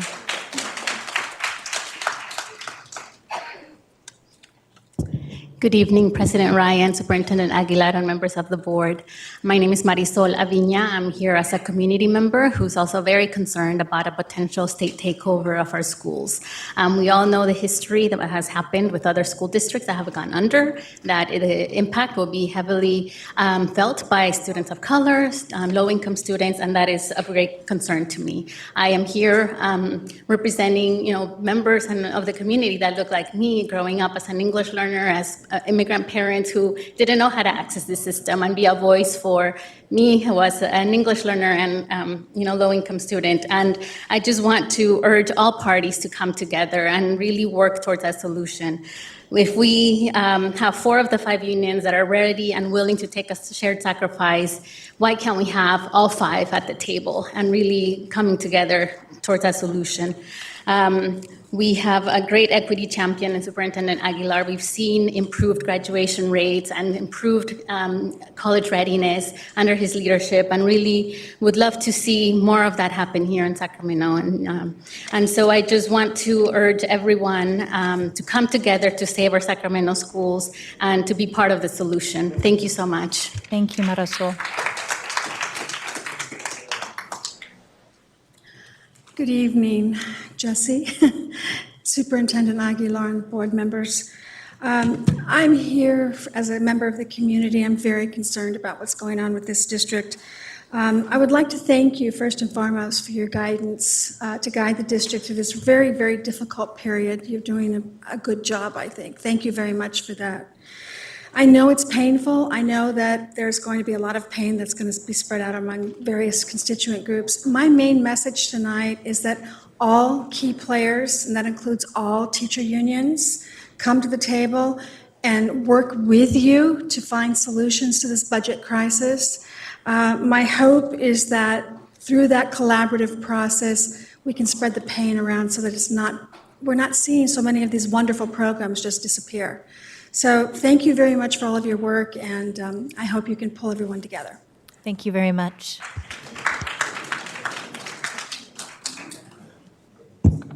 President Ryan, board members, Superintendent Aguilar, I'm Caroline Cabillas, and I live in the district. A state takeover would put loans first and our schools and our programs, like the incredible programs that were presented, second. The district's facing a potential of a state takeover and layoffs if the budget can't be balanced. To do so, all stakeholders must agree on an intended outcome. To do so, they have to agree on that core outcome first. Then the discussion can focus on how to reach the outcome quickly to preclude a state takeover. All other issues need to be secondary at this time until we get to that core decision. The budget deficit is $35 million. The district pays 91 cents on every dollar for benefits and salaries. So where the flexibility is not in dealing with these smaller budgeted programs that are so incredibly important, but the real flexibility is looking at salaries and benefits. The budget is not sustainable under any circumstance at any time. The crisis of salaries, healthcare costs, and pensions consuming the budget is no secret. 4 out of 5 unions have put schools first by committing in principle to adjust their benefits and salaries in order to help solve this budget problem. CTA leadership must also agree that schools come first and come to the table as a problem-solving partner. Second, CTA leadership has lashed out at our superintendent personally. The budget problem at Sac Unified was here long before our superintendent arrived. He's creating positive change, as you heard from one of the other speakers, in this predominantly low-income area, and the students of color are being affected most. And you've heard that from all of the parents, too. This current graduation rate surpasses the state average. The Latinx College Readiness Program has increased, and so many other students are on track to realize their dreams. It begs the question, why is CTA leadership trying to get rid of our superintendent when he's not the problem? A state takeover that puts loan payments first and schools second is the problem we should be focusing on. Thank you very much. Thank you. Hi, my name is Tara Thronson, and I'm a parent of 2 students in the Sac Unified School District. I came here on a whim tonight to take our kitchen table conversations out into the public.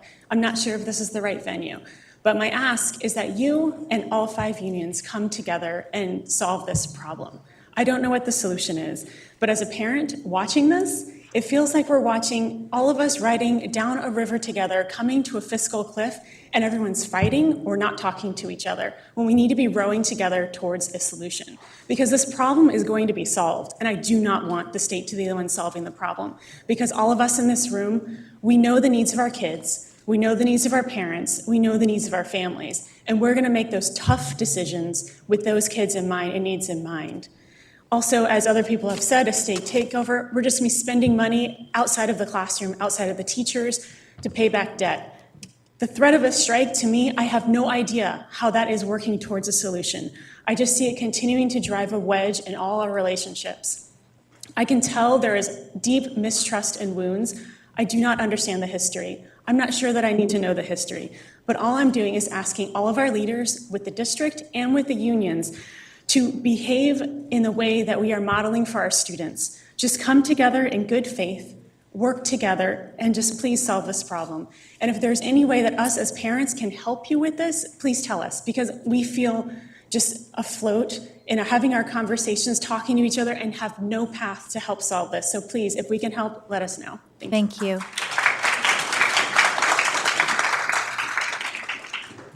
Good evening, Board President Ryan, Superintendent Aguilar, and board members. My name is Marta Alvarez, and I am here as a community member. I have lived in Trustee Area Number 1 for the past decade, over 10 years. It's my second board meeting in Sacramento School District, and I came because I'm very concerned about the crisis that's happening in the schools regarding the $35 million deficit. I understand that there's been a lot of efforts by the school board over the years to try to ensure that there's focus about student needs, and I continue to believe that the work you're doing is going to ensure that students have what they need. I appreciated the presentation today talking about the programs that would be at loss. I think it's a good reminder again that 91 cents on every dollar spent on teacher salaries and classified employees and benefits. It's well-intentioned. We need to support our teachers and other members of the community, staff members, but at the same time, we need to focus about student needs. Students like myself who are English learners, low-income backgrounds, their needs are going to be most affected. I believe that all community members are concerned because we know that the state takeover, it would be a significant loss to our students in Sacramento School District. We also need to stop the negative rhetoric coming from some of the parties on the outside, including SCTA, that is not productive. We need to urge all parties to come to the table to ensure that what's best for students is really, that we focus on that.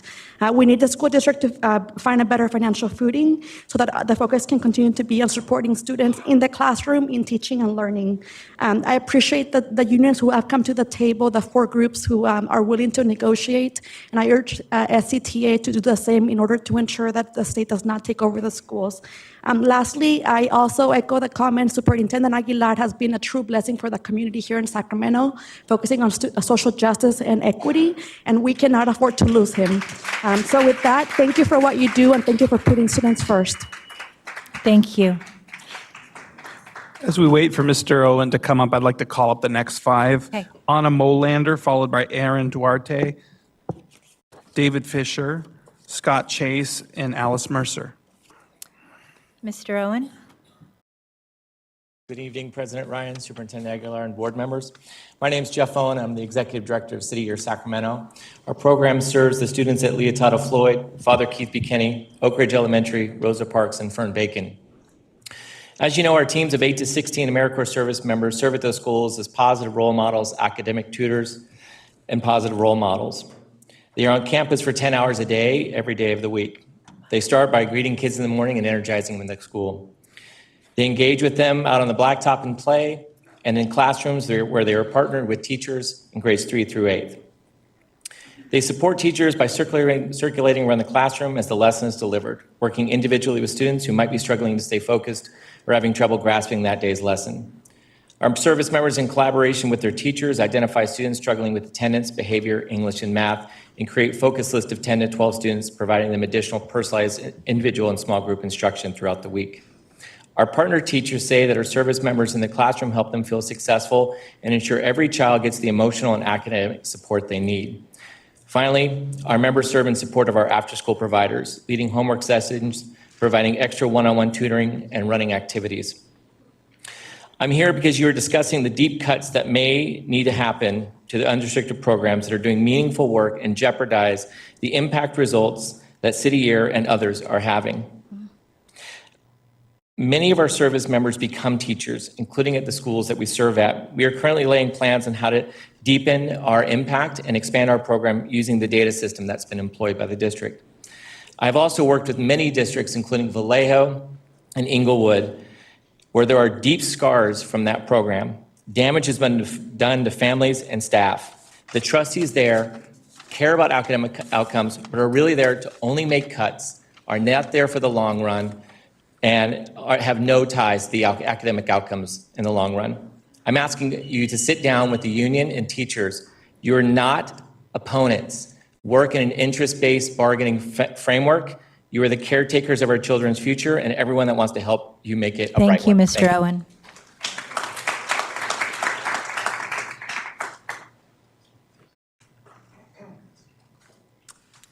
Ms. Molander? So it's funny, I also didn't sleep a whole lot last night when I heard about the teacher strike. And I was up all night composing just a scorching barn burner of a speech for today. And pyrotechnics and all. And something happened this morning, and I set it aside. And I need you to hear me now. No one can hear you when they're yelling. But you, as the people who have the power in this situation, have a greater responsibility. And that's why, when my daughter told me this morning, "Mommy, I can't hear you when you're yelling at me," it was up to me to kneel down and talk to her. I needed to slow down. I needed to be the one to reflect inside, because I held the power in that situation.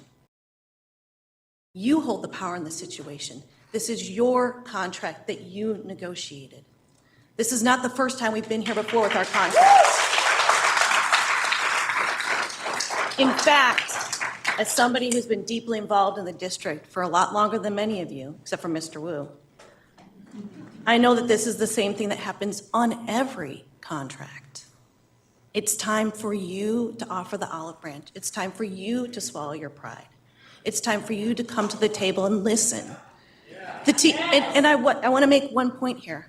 The teachers have been there, many of them 30 years, way longer than any of us here. And they have been closely watching the way the dollars are spent. When you have so many superintendents, when you have so many chief budget officers, there's no way to be fiscally responsible if you're not doing the oversight. And if you choose not to do that, at least listen to those who have. Thank you. Thank you, Ms. Molander.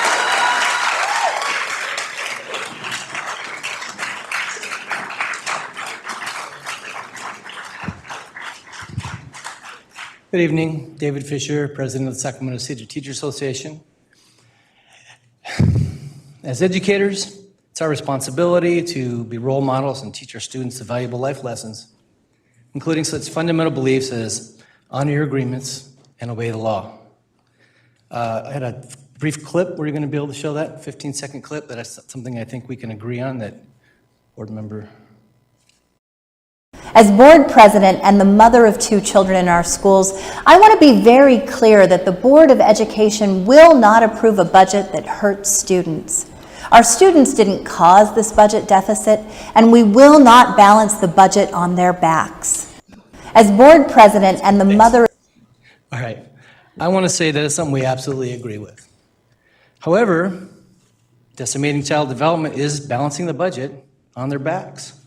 Laying off 163 certificated and more than 200 classified is balancing the budget on their backs.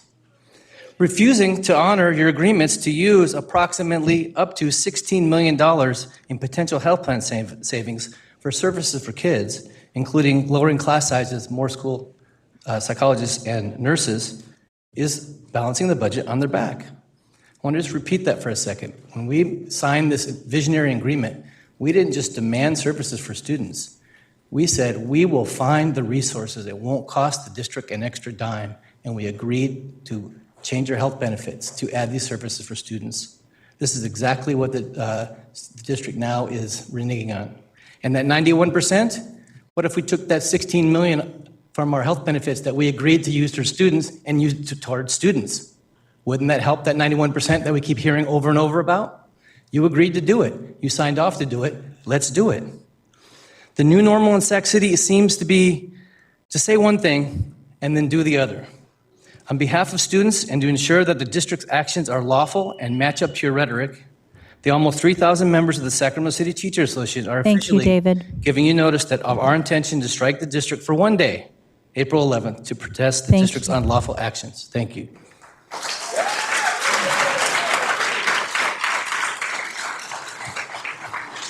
My name is Scott Chase. This is a self-inflicted budget crisis. At no time in the history of this district has this district had this amount of revenue. The annual budget is now over $500 million, $504 million to be exact. Where did the money come from? In 2013, the state of California changed how it funds public schools. It gives more money to school districts that have high levels of children living in poverty, high levels of children living who are limited English speaking, high levels of children living in foster care homes. What does it mean? Well, it means that in 2013 and 2014, this district had a budget of $381 million. Now it has a budget of $504 million. It's over $500 million. What did the district do with the money? I can tell you what the district did with the money with some numbers. In 2013 and 2014, you had 40,000 students, but you had 166 total administrators. Now you have 38,700 students, 1,300 less, but you have 274 administrators, an extra 108 administrators, each earning an annual salary, a total compensation of $158,000. And what's the district's answer to this? The district's answer is to not honor our contract. This is my 30th year in the district. I was a member of the bargaining team. I sat through all 34 bargaining member meetings. We agreed to a mutual agreement on November 6, 2017. On 1 week from today, 2,800 teachers are going to walk off their job. And the reason they're going to walk off the job because this district is choosing to value administrative bloat over honoring our contract. This is not a budget problem. This is a priority problem. This is a priority problem. It's time to get our priorities straight. Joe Biden once said, "Don't tell me what you value, show me your budget and I'll tell you what you value." Thank you. By that measure, you value administrative bloat. Thank you.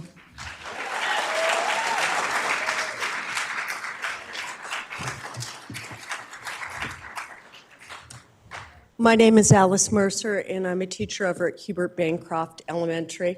The district is refusing to honor our contract with them by failing to implement class size reductions and other improvements in services to students with savings from mutually agreed upon health plan savings. I'm asking the board, and specifically you, Board Member Vang, do you support this action by your superintendent? If you don't support this, what have you done to stop it? This is your responsibility and duty as board members. Are you okay with walking away from a signed contract? Because that is not okay with our teachers, our students, and our communities. Thank you. Do we have any other public comments at this time? We're about halfway through public comment. The next 5 speakers are Kara Seinhorst, Laura Shirley, Victoria Carr, Raquel Molina Tucson, and Teresa Hernandez.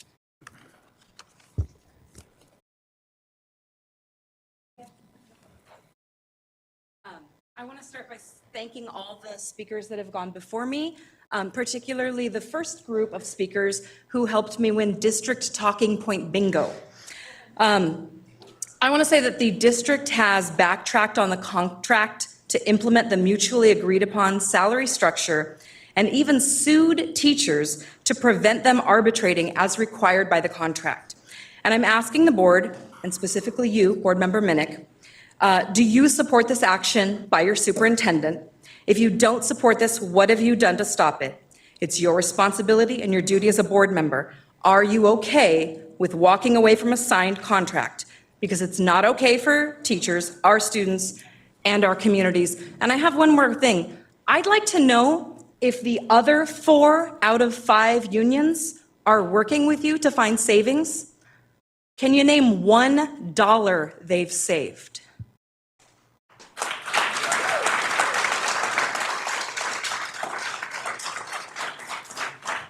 Good evening, board members and superintendent. My name is Victoria Carr. I'm a teacher in the district, single parent of 3 children. 2 attend this district and 1 is going to join next year. I wanted to start off actually by addressing board member President Jesse Ryan. I can't always stay because of my children, but I watch all the board meetings. At the last board meeting, you mentioned something about people having to suggest that you cut your pay to fix the budget, but you make only $770 a month. I could use $770 a month. Only was your word that you used. With the 7 of you up here, times 777, times 10 months, that's $53,900. That's a teacher's salary that you could bring back, or you can contribute to the after-school programs that you're considering cutting. It's actually quite sad how little this district board and superintendent do care about children.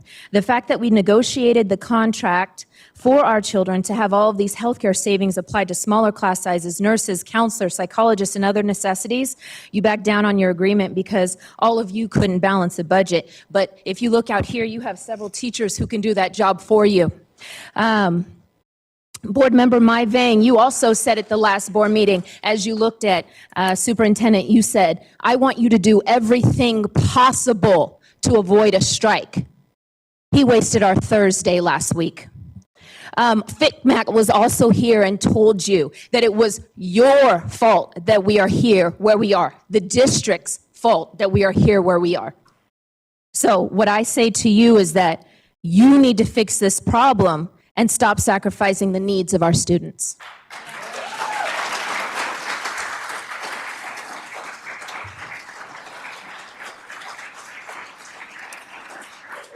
Teresa. Buenas noches. Mi nombre es Teresa Hernández y soy madre de un estudiante de Luther Burbank. Good evening. Good evening. My name is Teresa Hernandez, and I am a mother of a student at Luther Burbank. Y estoy aquí porque quiero expresar mi rechazo a que pongan un albergue de indigentes casi enfrente de la escuela de mi hija. I am here to express my rejection to build a homeless shelter in front of my children's and daughter's school. Quiero dejar bien claro que ni los padres de Luther Burbank, ni el personal de Luther Burbank, ni mi persona estamos en contra de que se les ayude a esta gente.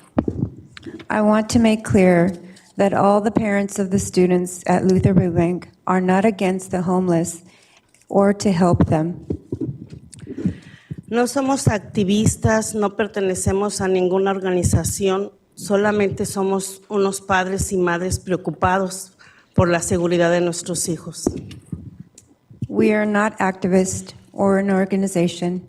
We are parents with concern for the safety of our children and our community.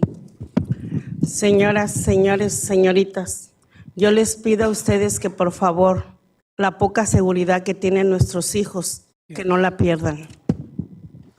Members of the board, I plead and I ask that you help us as our district, that you are not permitting that the little security that our children have be affected.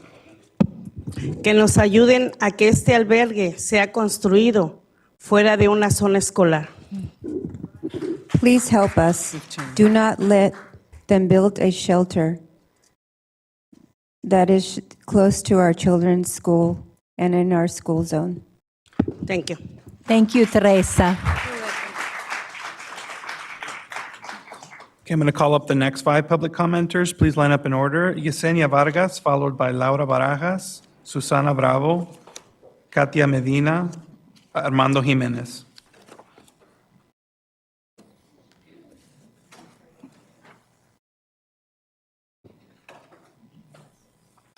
Good evening, Yesenia. Hola, buenas noches. Mi nombre es Yesenia Vargas. Good evening, my name is Yesenia Vargas. Tengo 3 hijos que estudian en este distrito. I have 3 children that study in this district. Uno de ellos asiste a Luther Burbank High School.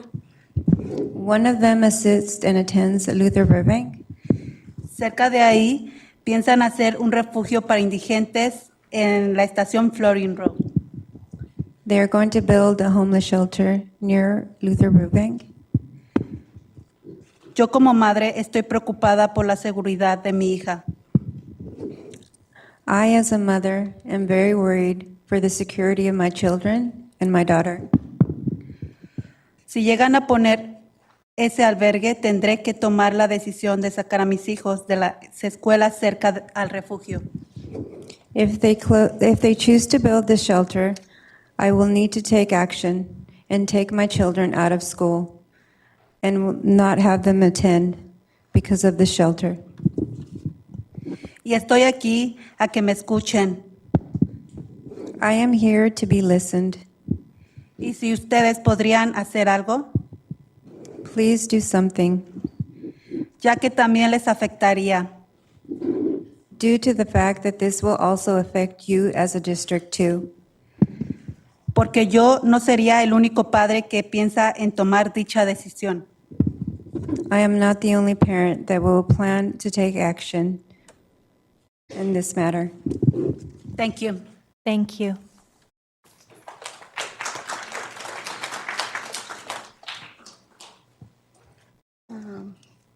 Hola, buenas noches. Mi nombre es Laura Barajas. Tengo 2 hijas, una en la preparatoria y Burbank y otra en el colegio. Mi preocupación es que mis hijas caminan diario para tomar el transporte del tren y en la área donde yo vivo pues no tengo carro, yo tengo todos los días camino por esa área y mi preocupación es que ya hemos tenido 2 problemas.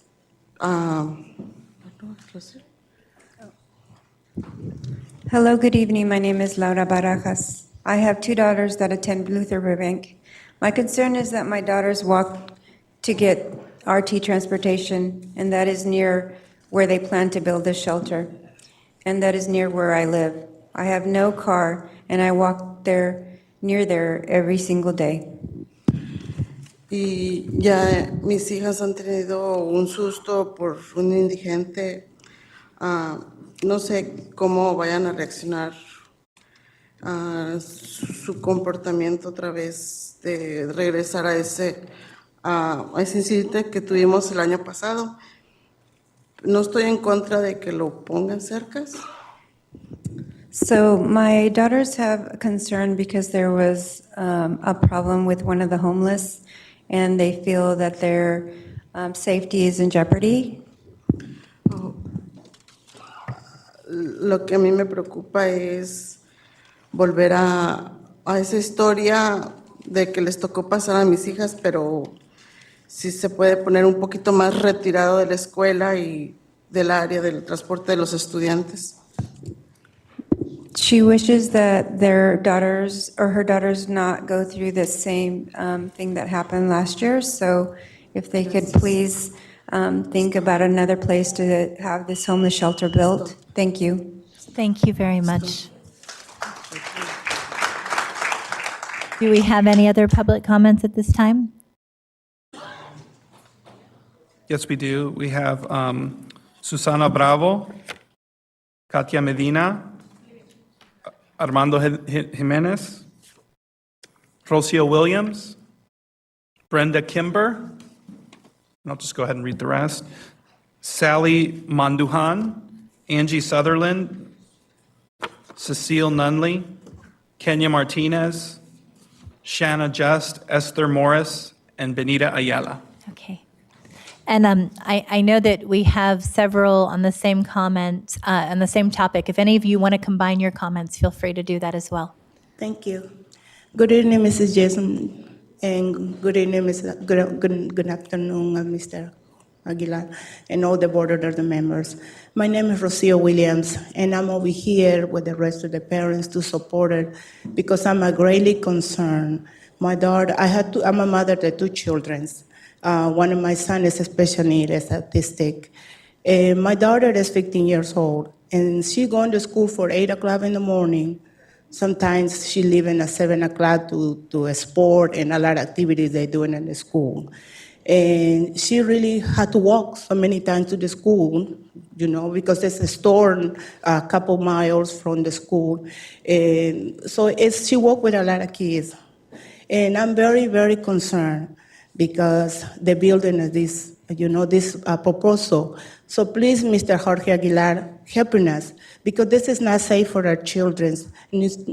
Our children need to be in a place when they be safe, they be able to walk. In the winter time, at 5 o'clock, it's already dark. And we don't want it. And another big concern is because a lot of these persons that I don't have nothing against them, I'm working in the medical field too. So they're not even registered. We don't even know if they are sex offenders. And as a mother, this is a very, very concern for us. We're not against to build it in a place, but no close to the school.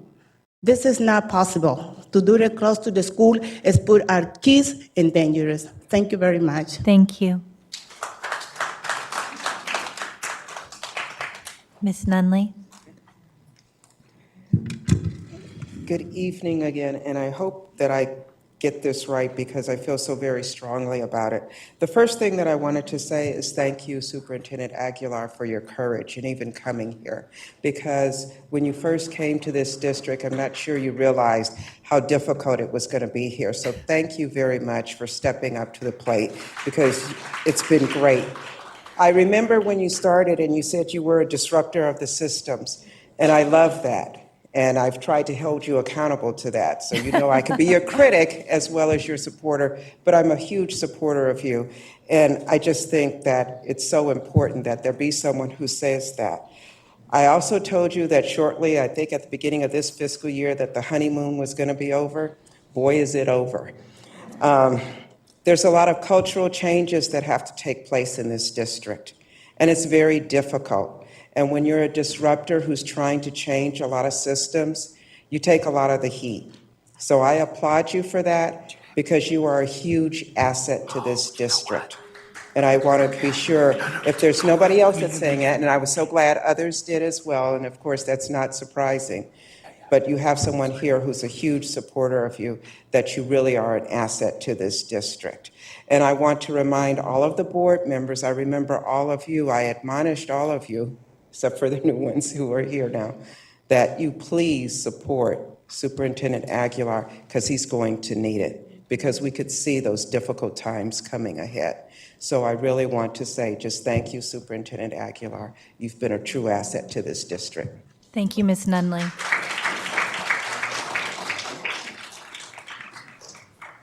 Hi, I'm Shanna Just, a teacher at Luther Burbank High School. And I heard a lot earlier today about 4 of the 5 unions, but not a single one of those 4 actually has a signed agreement to reduce healthcare costs. We do. And the reason you're refusing to honor that agreement is because we designated those healthcare costs to go to service to students. And that's the part of the agreement you don't wish to uphold. We also heard her talk about SEL, and Luther Burbank has embraced SEL since its beginning. And one of the key components that we teach our students in SEL is that you keep your word and you honor the agreements you make. And our students are savvy enough to know that you don't make new agreements with somebody who won't keep the original ones. And so by dishonoring our contract, the contract you signed and the contract that most of you approved, You are not only dishonoring your teachers and your counselors and your school psychologists and your nurses, you are dishonoring our students and our families that savings are supposed to go to provide services for.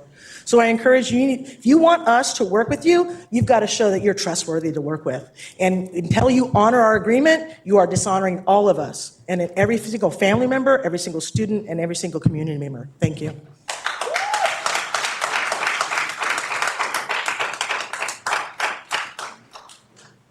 So Benita Ayala has given me her time. Okay. Is Benita here tonight? Yeah, she's back there. Oh, hi, Benita. See you back there. I'm reading this letter on behalf of Renee Webster Hawkins. Dear members of the board, please accept this statement that I am reading on behalf of Renee Webster Hawkins, who could not be here tonight due to work travel. On March 24th, I submitted a Public Records Act request soliciting the supplemental financial audit of the district's special education expenditures and budget. The supplemental audit was announced to the LCAP Advisory Committee in January by Dr. Quinto, the Chief Budget Officer, to be prepared as a follow-up to the fiscal audit prepared by Mr. Fine. In response to my Public Records Act request, staff admitted that the district possesses the supplemental audit, but is choosing not to disclose it, claiming that it is the public interest to not disclose it. I beg to differ. I believe this school community has learned recently that it is not in the best interest to withhold important fiscal information from student groups who will be impacted by fiscal decisions, but rather that it is important to include them in the problem solving. You recall the staff recommended to you that you cut the child development programs, reduce key staff positions in those programs, and announce the potential for layoffs of the staff in those programs. It was only after you acted on this staff recommendation that important financial information about those programs was shared with parents and teachers. It was only after lengthy and passionate public outcry that you directed staff to work with parents and staff who offered help to rework the fee structure. That work, that engagement with the impacted community should have happened first before staff recommended that you cut essential services. Now, here we go again. Staff is withholding the special education fiscal data from the Community Advisory Committee, who can be a resource to you as you consider whether there are ways to reduce special education expenditures while continuing to improve services and outcomes for students with disabilities. The district has an obligation to consult with the CAC 30 days before you approve the special education annual budget and service plan in June. And as of this time is of the essence, and the CAC and the disability community to meaningfully engage in that proposal, especially in light of the fiscal crisis. Also, the LCAP PAC must be engaged in any fiscal-driven decisions that will result in changes to the goals and activities related to the Special Education Services Plan and the forthcoming annual update to the LCAP. Please direct staff to do the right thing and disclose the special education fiscal audit. Thank you, Kenya. We'll follow up on that request. I was unaware of it. Wait a minute, I have my own comment. Okay. So I've been coming to these board meetings for well over a year now. And I would say that I now have I would call it a bachelor's degree in Sac City Unified School District. That's what I'm going to give myself. And what I recognize right now with this fiscal crisis that is about to happen is this district does not have a bottom-up approach, meaning you need to speak to the teachers union, you need to speak to the parents, you need to speak to the community advisors, and like I have tasked all of you, you need to come to school sites and actually see what is happening and what is going on. One of the things that I think why this district continues to fail is because there is always autonomy at the site level. There is not universal structure. You need to get rid of the autonomy.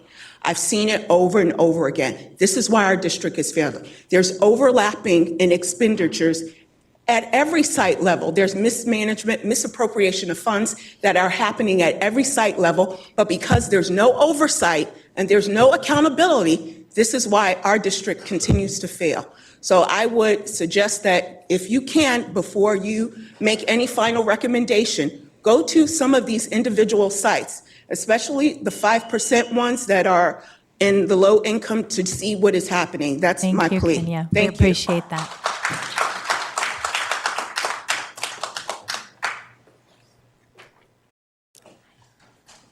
Good evening, Board. Please come to my site. I'm sorry. I'm here to speak on behalf of 28 students from Sacramento New Tech High School and also my colleagues too. I have appealed to every level of administrative structure between my site administrator and my superintendent, and my superintendent has been the only one to graciously respond. Unfortunately, I don't think that his middle management shares his vision of equity, and I wanted to just report back. In November 2018, I notified the SPED department the site leader was redirecting SPED-funded resources away from students. Nothing really became of it. I was put in the awkward position of educating my evaluator, which was unwelcome. But in the name of equity, I persisted.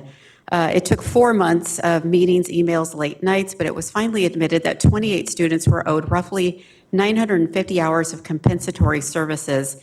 Now we are at less than 9 weeks in the school year, and here's what's been accomplished. There has been a spreadsheet that has given totals for each student. Not all of the parents have been notified. The staff has not been told what the compensatory minutes, how that evolved and how that implicates the site.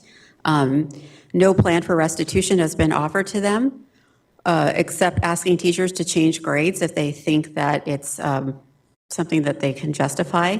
There are approximately 7 students on my caseload who are still not being served because the comp ed is only being directed to students whose parents have complained. I don't see the equity in that. We're publicly funded, we're mandated to serve every student equally, whether their parents are sophisticated enough to come here and make their issues known or not. I think as public servants, we owe them more. Sorry, just 2 more comments. One student was redirected to American Legion School after disclosing that he was not given his compensatory minutes. Another one of my students was bullied, injured, and suspended for an incident that could be tied right back to his IEP goal. Thank you. And Angie's only going to do a 1-minute comment. Yeah, I'm less than a minute.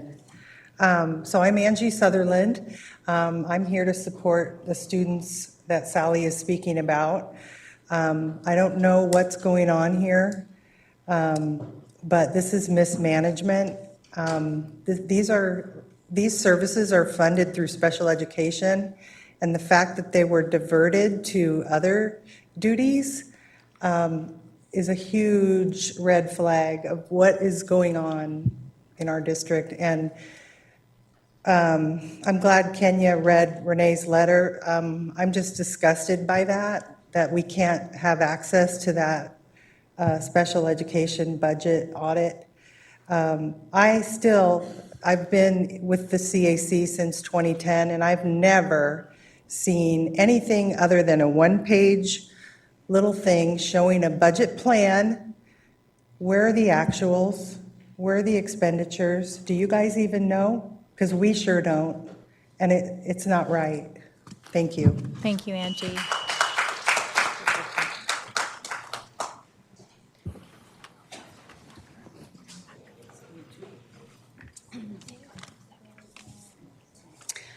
Good evening. My name is Sandy Allen. I've been a teacher in this district for 33 years, and we're here to represent our staff at Alice Burney Public Waldorf School. As educators, we all know that children learn best when content is presented through multiple learning modalities. It's our sincere hope this modality presented here tonight will strike a chord in all of you. You are our school board and superintendent. You make us sad though and very mad when you don't honor your agreed upon contract. Won't you please make it right again? The other day, board, as I was teaching, I dreamt I had your full support. When I logged into my district email, I just hung my head and cried. As teachers at our school, we consider it an honor and privilege to serve our students and the children in our classrooms every day. And each day, as we walk through the door of our rooms, we ask ourselves, are we worthy of their time, their attention, and their efforts? And we would not be worthy of all of those things if we didn't do everything in our power to make sure that our agreed-upon contract was followed through on. I just want to say that teachers don't want to strike. We do not want this to happen. We want to be with our students. We work 10 to 12 hours, 14 hours a day plus weekends. We have earned the contract that was signed, and we are demanding it.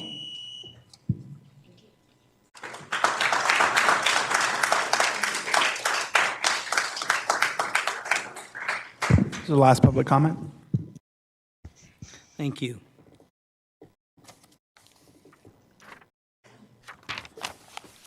Then we're moving on then to item 9.2, approve cash flow report related to the 2018-2019 second interim financial report.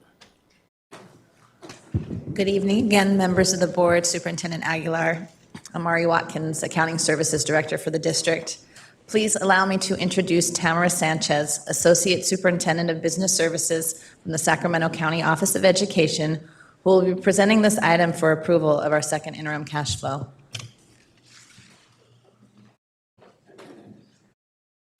And thank you for being so patient with us this evening. You're welcome. Board members, Superintendent Aguilar.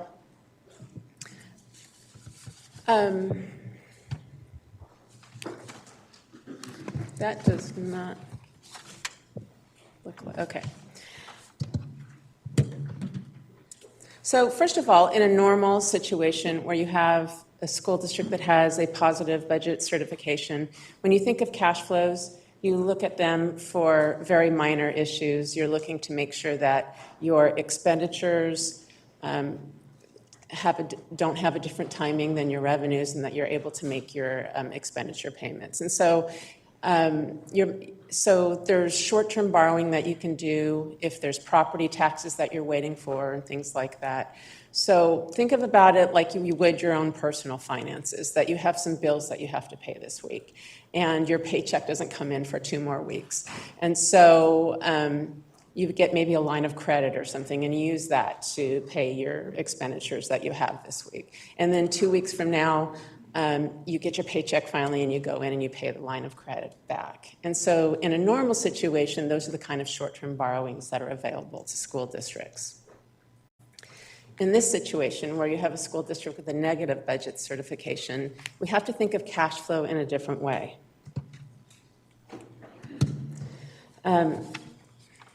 Cash flow statements are a trigger for the legislative process. It's not a measure, it's not a very big measure when we're determining the quality of a budget. Deficit spending, the amount of reserves you have, those are the things we look at when we're looking at the quality of a budget.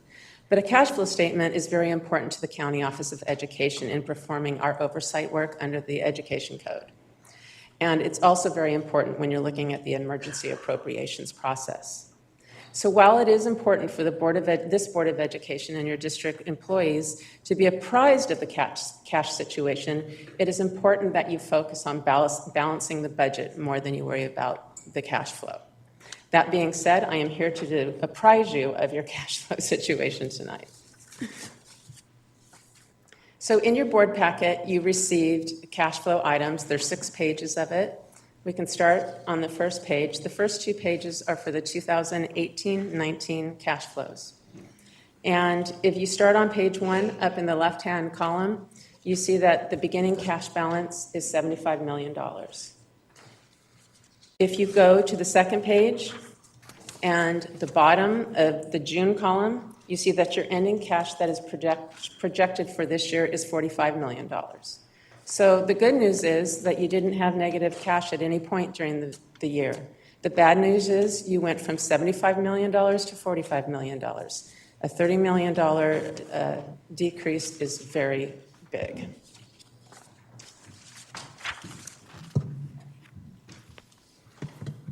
So if we go on to the 1920 year, which starts on page 3, This is where we start to see some differences, and this is what I'd like to bring to your attention. Again, you start out the year, at the top of page 3, you can see your beginning cash is $45 million. And then almost immediately, you see that you go into some negative cash in October, November, and December. If this were a private business, you would be bankrupt in October. You would shut your doors. You're a school district, and so because of that, you keep your cash in the county treasurer. Therefore, you have options that are not available to other businesses. So I want to tell you about that option. The county treasurer has something called dry period financing, and it happens automatically. You don't have to do a thing. You don't have to fill out a paper. You don't have to apply anything. You don't have to check a box. You don't have to do anything. What the county treasurer does is they look at your potential property taxes, what they're estimating that they will collect on your behalf in December and pay to you in January. They take that estimate, they multiply it times 80%, and they will allow you to have a negative cash balance up to that. Think of it like a short-term loan. So if you, as an example, if you had potential property taxes of $50 million, 80% of that would be $40 million, and they would let your cash balance go negative by $40 million. So when you look at what happens in October, November, and December, you see that you will probably have enough dry period financing to get you through the fall. So what you've been able to do is kick the emergency can to the spring.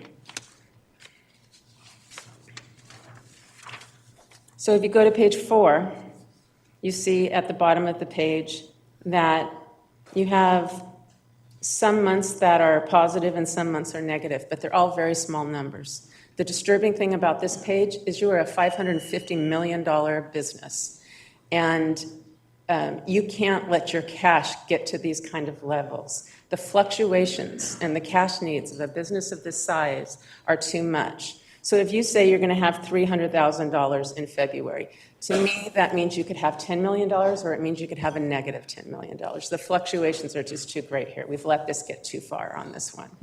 So the whole time from February on is a problem, and that's what we are looking at very seriously at the county office. And then if you go on to page 5 and 6, that's your years 20 and 21, and that it never has positive cash flow.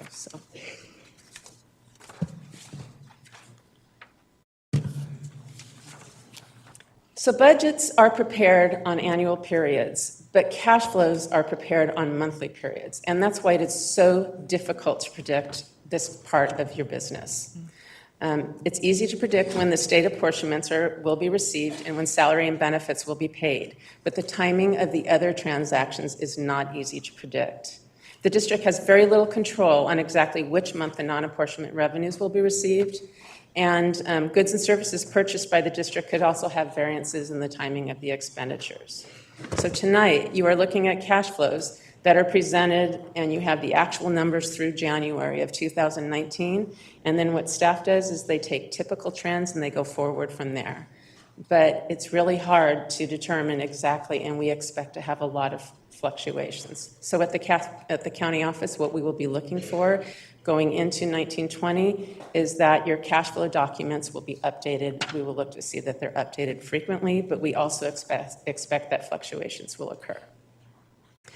So in summary, the current year remains in a positive cash situation, but there are changes for 1920.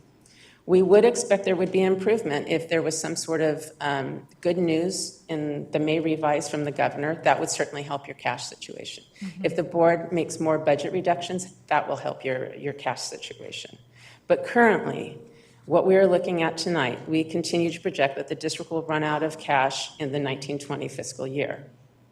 Cash aside, we need the district to make $35 million of budget reductions by July 1st of 2019 in order to not worsen its budget situation. And a district with a positive budget has more cash flow solutions than a district with a negative. So if you have questions, I can answer them. If not, thank you for your time tonight. Do we have any public comments on this item? We do. We have one from Cecile Nunley. Thank you.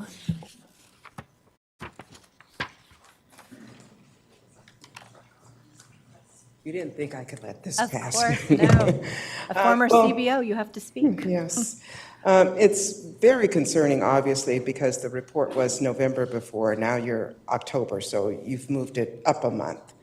Obviously, you all know and you've heard over and over and over that if it gets to this point, it's game over. And probably if it doesn't happen before June, it's game over, because the legislature needs time to actually move this through. So I'm hopeful that there is a plan, and I know I've been asking about a plan, and you have all of those items, all of those programs that no one wants to see, and that are very, very difficult coming forward. But I think it absolutely needs to be a plan out there that people need to grapple with and start making those difficult realizations.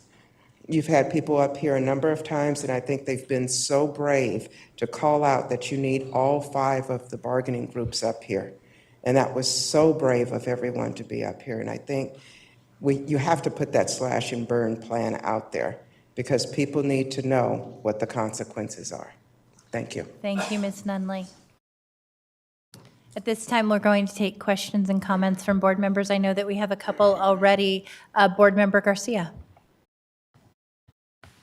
Yes, thank you. I have several questions.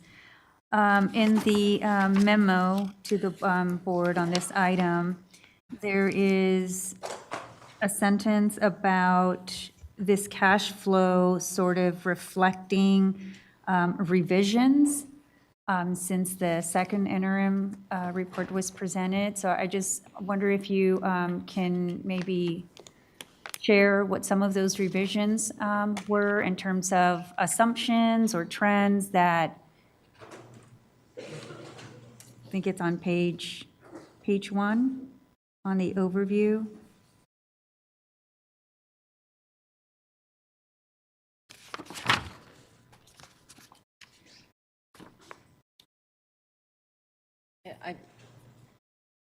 It's the agenda 9 point towards the end, the bottom of the page. So to speak to the cash flow that was prepared and is presented tonight, there are no revisions to the budget information from second interim. This is a cash flow based on those same assumptions that were presented and approved in the second interim report. Okay. Now, I understand that we were supposed to see a cash flow report at that time, but we did not. So nothing has changed since then, and this is just a report based on that. Okay. Okay, thank you. And then on the actual sheets here, please. For 2018-19, I see some pretty big fluctuations in terms of beginning cash from month to month. And there are really big dips, for example, from, minor dips from between maybe July and August, but a $9.6 million, dip or decline from August to September, from 74 to 64, and then just a minor dip from September to October, but another big one between October and November. So what's happening in those months?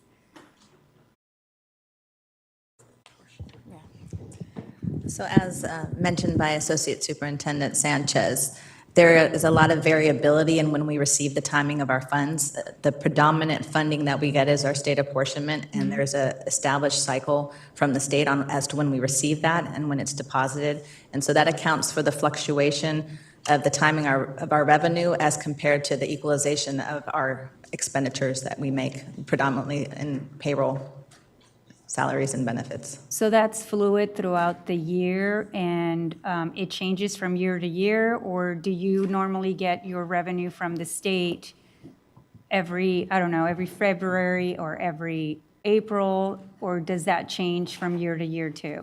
It doesn't change from year to year, but there's an established schedule that the state provides our state apportionment for our LCFF funding. The variability comes into the other sources of funds at state and federal level, depending on the source of the grant and the timing of the reporting. And they could also extend to some of the local revenue? Yes. Okay. Another Another area that I sort of picked up on in terms of the beginning budget and then how it moves from month to month are around books and supplies. I just wanted to focus on the ones that I think were not part of an agreement. So books and supplies and also services, books and supplies at 28.6 million, services at 76.8 million. So just wondering, how do we know what all of that entails? I see that there are expenditures from month to month related to books and supplies, but how do we know how much we spend from year to year? And then that budget item was higher in a subsequent year, and if we see declining enrollment, how do we have a higher budgeted amount for books and supplies? So I don't want to speak too much to the budget component of this item because we're presenting the cash and the budget was presented with the second interim. But in general, there are assumptions made when building those budgets. The timing with respect to the spend of the cash and how we project that is based off of trend data of what we've seen our actual expenditures to have been in prior periods. And we use that trend data to project out our expended spend and cash flow based on the budgeted figures. And so when they're, for example, for books and supplies, if you don't spend what you projected to spend, what happens to that dollar amount? Does it get rolled over or does it stay in that? It depends on the source of the funding that's going to pay for those costs. So in some cases, if it's from state funding that allows carryover, that would carry over into the next fiscal period. But in other cases, if it's unrestricted and it hasn't been spent, then there's a new budget established in the next period and that would drop to the bottom line. And do we anticipate that happening with some of these object codes? With object codes or specific Or, to you know, books like and the supplies? series 4000, so books and supplies. I'm wondering if we can anticipate some savings there that could then be carried over. We are looking at those possible options in those areas and have discussed that. Our year-over-year trend data does provide some evidence of that spend occurring and not all of it occurring by fiscal year end. So all of that's currently being evaluated as we tackle our structural deficit, yes. Okay. And it would be the same analysis going into the 5,000, so for services? Yes. Okay. Just trying to figure out when we buy textbooks, because I would think that by April, it's not likely that we'll purchase textbooks. Yes, and that category includes more than just books. There's supply items, instructional materials, as well as supplies at the school sites, yes. Okay. But those probably happen earlier in the academic year as opposed to later, or do they? They do happen throughout the year. Books may happen at a certain structured timing year over year, but supplies are purchased throughout the year. Okay, and then I had a couple of other questions. So I also noticed on that same sheet that I think it's with the employee benefits, there's also a really big increase from month to month. And my Post-it notes are really small at this point. So there was a spike in employee benefits, upwards of $2 million from one month to another, from May to June. So I'm just wondering what sort of happens at that time that you see a huge increase in employee benefit expenditures? Share what page you're looking at? So I'm still looking at 2018-19 in the disbursement, so it would be in the 3,000s, and it's the month I had here, May to June, so maybe it's the following page. Yes, it's the following, the other page, so it's. Without getting into too much detail, what I can share is with respect to our benefit year, especially for our teachers' benefits, their rate year is on a July through June fiscal year basis. So if there's anticipated rate increases for the next fiscal year for health benefits for that group, that category would include those. But I don't want to speak to in great detail, but it also we evaluate the trends year over year in anticipating that, and that is a large group where we have benefit changes on a fiscal year basis. Okay. that makes sense. But just overall, in the 3 years of cash flow projections, I mean, I counted out of like 27 months, we're in the deficit like 24 of those months. And we're in the positive in 3 months, and it's not by a huge margin. So, yeah, so this is not good. Thank you. Thank you for your answers. I appreciate that. Member Morowski? Thank you, President Ryan, and thank you for the cash flow presentation. I do want to take to heart your admonition that although we need to monitor cash flow to get a better sense of what our timing is, that the budget is the problem that we need to solve, not the cash flow, and the cash flow will take care of itself once we balance the budget. So we hear that. I did want to ask about some of the timing, because I'm a little confused about when we, this idea of when we run out of cash. You talked about the county treasury having a little wiggle room around that, but what makes February the date? Because I'm seeing the cash go from -4 million in October to -21 million in November to positive in January to almost 0 in February. So, I mean, just kind of that flow. Yeah. So if you didn't have dry period financing, October would be your time. So, and because you have a very large property tax payment coming, that's why you're able to kick that can. And basically, that's a December issue, right? Or, they collect the taxes in December. You typically get them in January. January. Okay. So Yeah. it's a one-time kind of big bump. Okay. Yeah. So that is helpful. And then I guess the point I was really trying to make is how difficult our job becomes at this point. And this is when it comes down to the fact that we're actually going to do an emergency apportionment. FCMAT will come in, and there will be all these cash flow experts staring at this thing and trying to figure out what day will you actually run out of cash, because they don't want to fund that apportionment if they don't have to. And so, but that is where we are going to be putting our attention going forward. Is right now the spring looks iffy. And so if there were something that's not in the budget, for instance, right now, you find out that there's some expense that just wasn't budgeted properly, and we need to add it at the end of the year real quick, that could throw the February more negative. Yeah. Something like that, you could have, a cost, like a non-public school or something that just wasn't expected, and they could be millions of dollars. Something like that could really flip it fast. And so we're going to be looking at those kinds of things. But to the same extent, if you make a budget reduction, that's going to swing it in the other direction. So that's what we're hoping will happen. Right. Okay. No, thanks. That's helpful. So just, I mean, when the community asks, oh, well, we're running out of cash, when, or what's the timeline? I mean, it's not really that safe to say, we have till February, or, right? I mean, it's basically. It's going to change all the time. Still a fall thing. I mean, to be conservative, because you can't not be conservative when you're talking about having the cash to pay your bills, right? Yeah. Actually, the cash flow you're looking at tonight is already outdated. So, wow. Okay. Yeah, that's how fast it changes. Right, on a daily basis, I guess. Yeah. But, okay, thank you. Tammy, I just had a couple questions. I don't think any other board members have questions at this time. Thank you for your assistance and for staying late tonight. I understand you're missing a family event to be here. I appreciate that.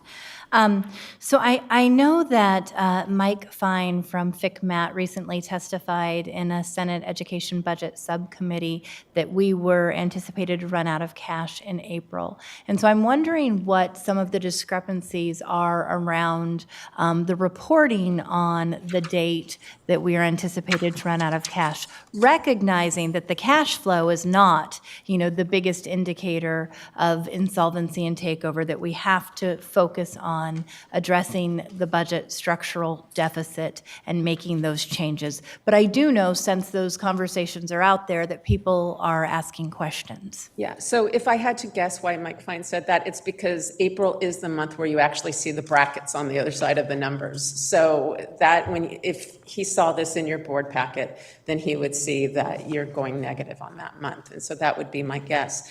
But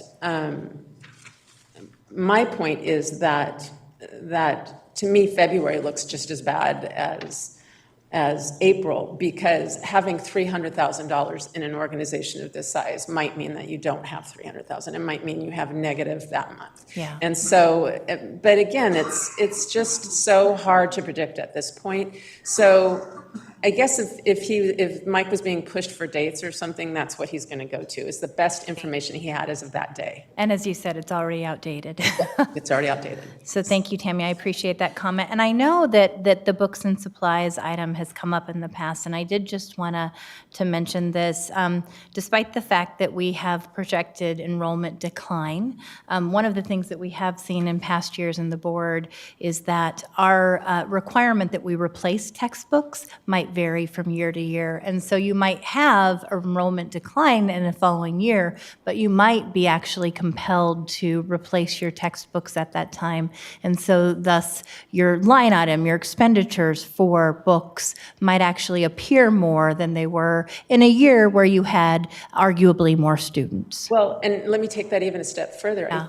I think if you do a science adoption, it's going to be much more expensive. That's absolutely right. Than a history adoption, Right. or something like Absolutely that. So right. Your point, but even further, that there is going to be fluctuation, and you are going to be required to buy those materials. And I thought it was important that you mentioned that, because I feel like that comes up quite often as a source of confusion. Yes. So, thank you. I appreciate your presentation tonight. It looks like we don't have any other questions at this time, and thank you again for the support that you continue to offer us. Moving on to item 9.3. Oh, sorry, that was a We need conference. to take some action. Yes, thank you. I appreciate that. So that was a discussion which will require action. So do we have a motion Conference to action. on conference to action? A second? All those in favor? Aye. Student preferential vote? Aye. Any opposed? Okay, the motion carries. Now we're going to take that action to item to action. Do we have a motion to take, second? Second. Student preferential vote? Aye. All those in favor? Aye. The motion carries. Item 9.3, special education update, which will be presented tonight by Dr. Iris Taylor and Becky Bryant.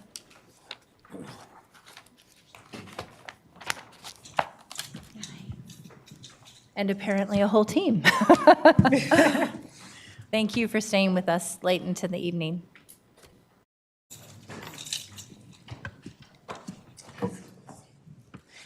So as we're waiting for the PowerPoint, good evening, Board President Ryan, Superintendent Aguilar, members of the board. I would like to introduce those who are with us tonight. You know Becky Bryant, our Special Education Director, but also joining us is Suzanne Mccomey, who's the principal at Camellia Basic, and then Lisa Moore, who's one of our special education supervisors, and then Olga Ariano, who I'm going to invite to come up, who's one of our instructional assistant superintendents. And then we do have members of the special education leadership team, including Lynn Rubalcaba, who's a special education supervisor, Sarah Dahl, Catherine Brown, who's also a special education supervisor. We just appreciate them joining us tonight to just share with you the work that has been underway since our last presentation back in November around implementation of the Council of the Great City Schools audit recommendations. And so as we share this report with you, we just want to remind you that the work on these recommendations is really grounded in our equity, access, and social justice guiding principle, and a recognition that the audit recommendations have pointed out inequities within the system, and that we can redesign this system, and the work underway is about redesign. So the way we've organized tonight's presentation, there's specific recommendations that we'll focus on and specific bodies of work. And so we'll share with you what has been happening around MTSS, as well as the recommendation around academic, social, and emotional well-being of students with disabilities. That's recommendations 1 and 3. Our special education referral assessment and eligibility system recommendation, interoffice collaboration and shared accountability, and then some great news around supports for special education personnel. Then we'll end with some lessons learned and next steps. So in regards to our multi-tiered system of supports, which is very much tied to academic and social and emotional supports for students with disabilities, we share this slide with you because it outlines just a continuum of tools and resources that are available to us as a system to help us with providing supports and interventions to students. So to your far left, you'll see the early identification and intervention system, which is our early warning system. And Ms. Flores spoke about that a little tonight. We're going to share with you an example of how that is working within the system as an early indication and a way for us to identify those students who are in need and then track and monitor their progress. Right? We also have a reporting suite, which we call our ABC, our Attendance, Behavior, and Course Performance Report Suite. And then you've seen examples of our Performance and Targeted Action Index that shows, our local indicators, and then finally our California dashboard. So with our early warning system, we just want to share with you an example of just a case study so you can see how this works. And this is a student with disabilities who's in 3rd grade. And what you'll see is just over time in these 3 areas, attendance, behavior, and academics, how this student is performing. Green meaning that they're on track, red, severely off track, and yellow that they are in a state of, a warning, right? When we look at this particular student, we'll see that the student was doing pretty well with behavior, but was struggling academically, and as well as some areas of struggle with attendance. We just want to direct you to the beginning of this school year. So that's trimester 1. At the end of trimester 1, this student behavior was in the red zone, okay? Through the supports that this team has provided, particularly our Student Support Services team, this allows them to document their interventions and what has taken place to provide those supports and those services. And you can see the dates, the type of service, and who's providing the service. We saw at the end of trimester 2 that this student had shifted from red to green and in that same area of behavior. Still challenges with attendance, still challenges with the academics, but through some concerted work around behavior, we're able to shift. And so within the system we have this data for all of our students that we're able to track their performance in these 3 areas. I will highlight just some of the work of the multi-tier system of supports team. The team has administered a survey to our site administrators to just inventory current practice back in December, January. And as a result of that, they're using that data and that information by working in these 3 teams. We're calling them micro teams, so they've divided up. And they're doing some concerted work around developing a guidebook or a handbook that will provide supports to sites in those 3 areas around expectations around providing interventions. From our survey data, we saw, yes, interventions are occurring, but we're kind of, it's very, varies quite a bit from site to site. So this guidebook will help to provide some standardization to those processes. And then again, having a menu of curricular resources, and then how does our leadership team work? Our leadership teams at the site work around providing interventions and supports. We also have a school climate work team, and similarly, they have been doing a lot of work as well. They administer a survey, and to the right, you'll just see some of the things that principals reported as areas of need in order for them to continue to build positive school climate, ranging from professional learning, human resources, and the need for more staffing around key areas of need, and systems and structures like Saturday school, advisory period, and other types of models. Okay. That team has developed a discipline matrix, we're very excited about it, to provide guidance, and it's a more restorative type of discipline matrix that will provide guidance to sites on how to handle different incidences of behavior. Their plan is to develop a protocol for site-level planning that will be finished by July 2019, and to begin professional learning, starting with our site administrators in September 2019. So Lisa Moore is going to share with you some exciting work in terms of academic supports for students with disabilities and our adoption of a reading intervention program.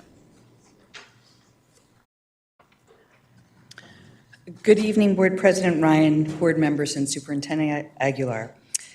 The International Dyslexia Association published a highly informative, valuable resource called the Framework for Informed Reading and Language Instruction. And what this document does is outline evidence-based reading programs. All of these programs are geared toward a multisensory approach to instruction for students struggling with reading, particularly with dyslexia. Of all the programs outlined in the matrix, they were all evaluated and reviewed. 4 were chosen for further consideration, and the 2 that ultimately been selected are the 2 that you see, the Windsor-Sonde system and Project Read's Language Circle. They are aligned to the California Dyslexia Guidelines, and our very first pilot, the training for that, for a number of pretty dedicated teachers who are committed to this pilot and gathering some critical data. The teachers range from kindergarten through high school, so we have a broad scope for every grade level range throughout the district. They've come together several times already for the evaluation, and we'll pilot this for 6 weeks. We'll come back together, evaluate the efficacy of the program based on starting with some baseline data, some ongoing progress monitoring, and then some final assessment results. We'll come back together, look at the efficacy of that program, and then in the fall, we will implement another pilot for the Project Read program. After the evaluation of both of these programs, we will then move toward adoption and full implementation for the 2019-2020 school year.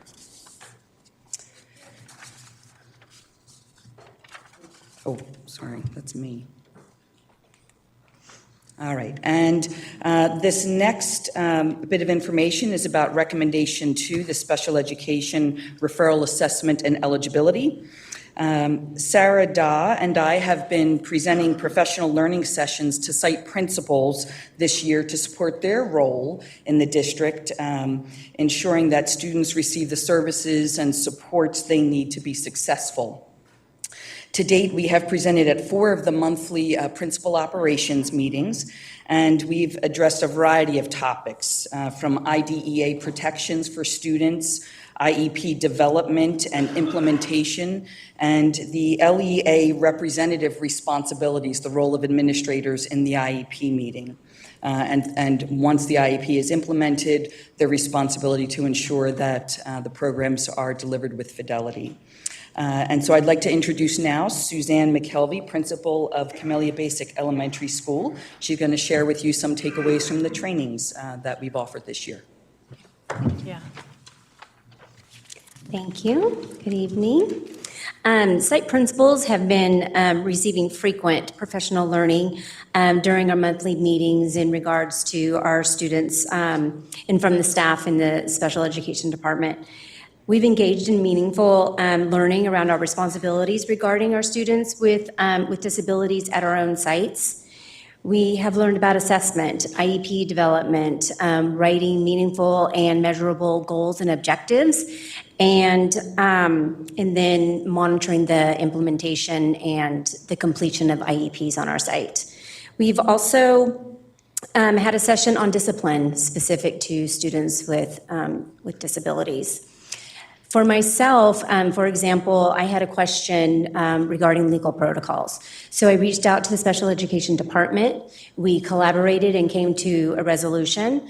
I was able to then use this information to communicate that understanding and come to a common resolution and solve that problem. Also, in requiring site administrators to attend IEP meetings, it just gives us a better sense of what's going on in our classrooms. I'm able actually to have a better understanding and implement and make sure that those services are provided, and then to provide that support as needed. So I am now going to hand this over to Becky Bryant, the Director of Special Education.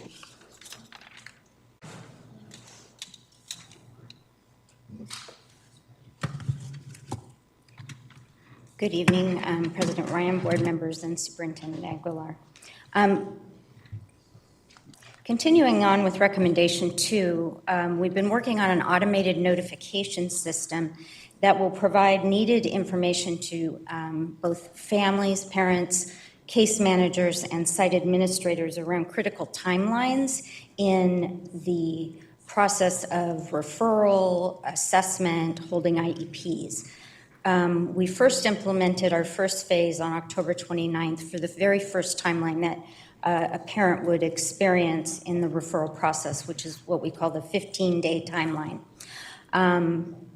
That has been implemented and has been operational. We further refined it starting on March 1st so that we could more easily extract data from it in a 2-week cycle to analyze how we were doing at school sites and to identify any additional training needs. The next phase will be our 60-day assessment and initial IEP notification, and we expect that to roll out in very early May. After that, there are 2 additional very short cycles that will be implemented prior to the end of the school year. This is just as an example of an actual email that goes out to case managers, to families, and to site administrators to let them know that an assessment has been started and that there's a timeline running. You'll notice at the bottom of the slide that there is a hyperlink that would take a parent directly to their procedural safeguards so that they could get some additional information. Oops. Okay. We were able to extract 3 months worth of data, and initially what we were looking at, if you will recall in November, we had just a little bit of data from a few days, and we still had a lot of overdue notices around that first 15-day timeline. Well, we're here to happily present to you that in January, we were still 41% of those were overdue. We reduced that to 35% in February, and now are down to, if I can read that correctly, 22%. I'm sorry, I don't have my other glasses on, which shows a positive downward trend. The second piece of data we were able to extract was the average days it was taking to meet that 15-day timeline. We started out in January at 8.3? 9.3, reduced it to 7, and are now down in the 6 range. So that also shows a positive trend. I would like to, have heartfelt thanks about the teamwork and leadership that we've had. Our department has experienced with the IT department. This has been a big undertaking. There's still more to do, but we're very excited about being able to automate some of the things that we can keep track of around compliance. The next 2 recommendations are recommendations 4 and 9, and those are around instructional leadership and collaboration.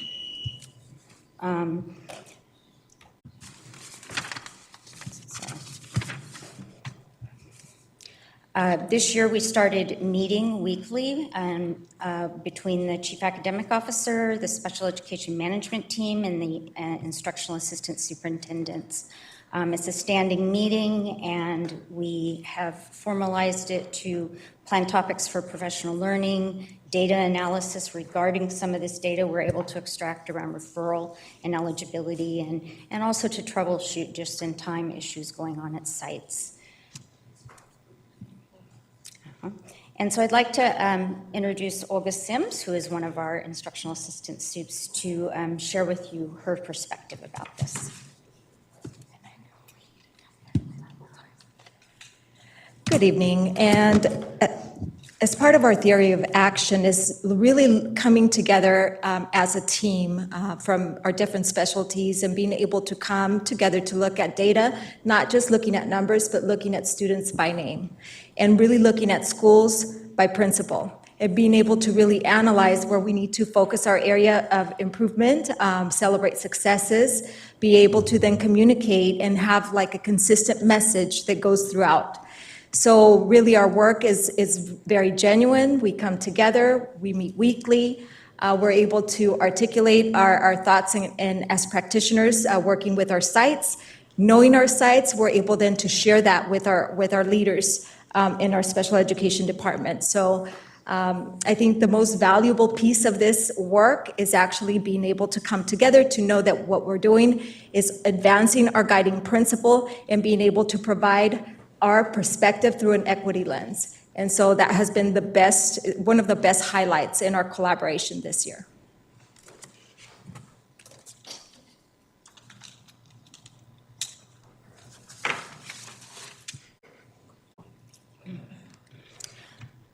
Oops, I'm going backwards, sorry. The special education work group continues to meet, and that work group is comprised of representatives of different departments and site administrators, and they've come back to contribute feedback on a survey that we have worked on that we will be sending out to sites prior to the end of the year.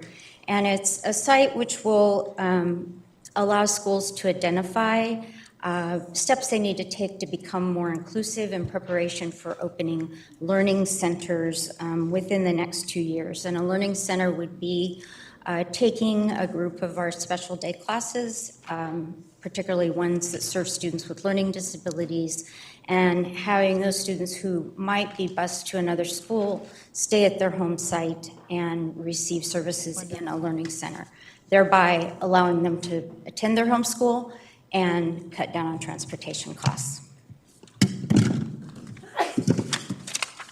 We're very excited that through a partnership between Human Resources and our district grant writer, as well as other staff that provided leadership, the district applied and was selected for one of the local solutions grants, which is a state-funded grant.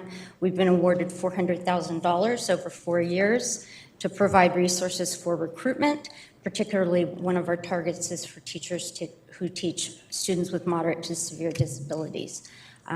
There's also a piece of the grant that will provide professional learning and support to those teachers for their first 2 years in Sac City Unified. This is a prototype of our project plan that will be posted on the website, that will be an at a glance that the public can see of where we're at on each of the activities for each of the recommendations. We continue to learn on our journey. We are not finished. We found that sharing these theory of actions has been complex and has taken time.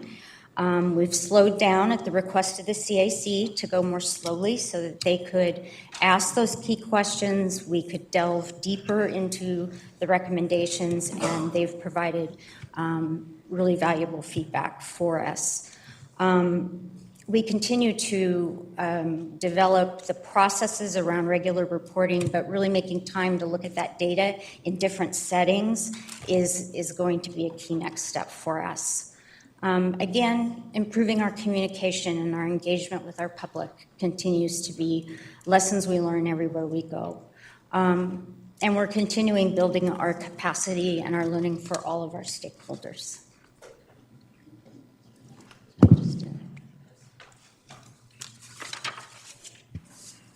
Is that the end of the presentation? I think I just skipped a slide, sorry. Okay. I'm so sorry.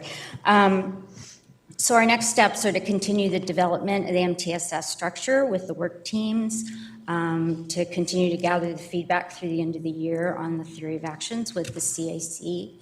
We also have been exposed to a parent survey that is now available at the statewide level that we could use with our families to assess the degree that they feel that they're being able to participate in the IEP process and services for their children. Again, the plan for the learning centers and regular protocols for data review. And that concludes our presentation. We're happy to take any questions. Do we have any public comment at this time? Yes, we have 3 public commenters. If you could come up when you hear your name called, please. Monica Harvey, followed by Angie Sutherland and Angel Garcia.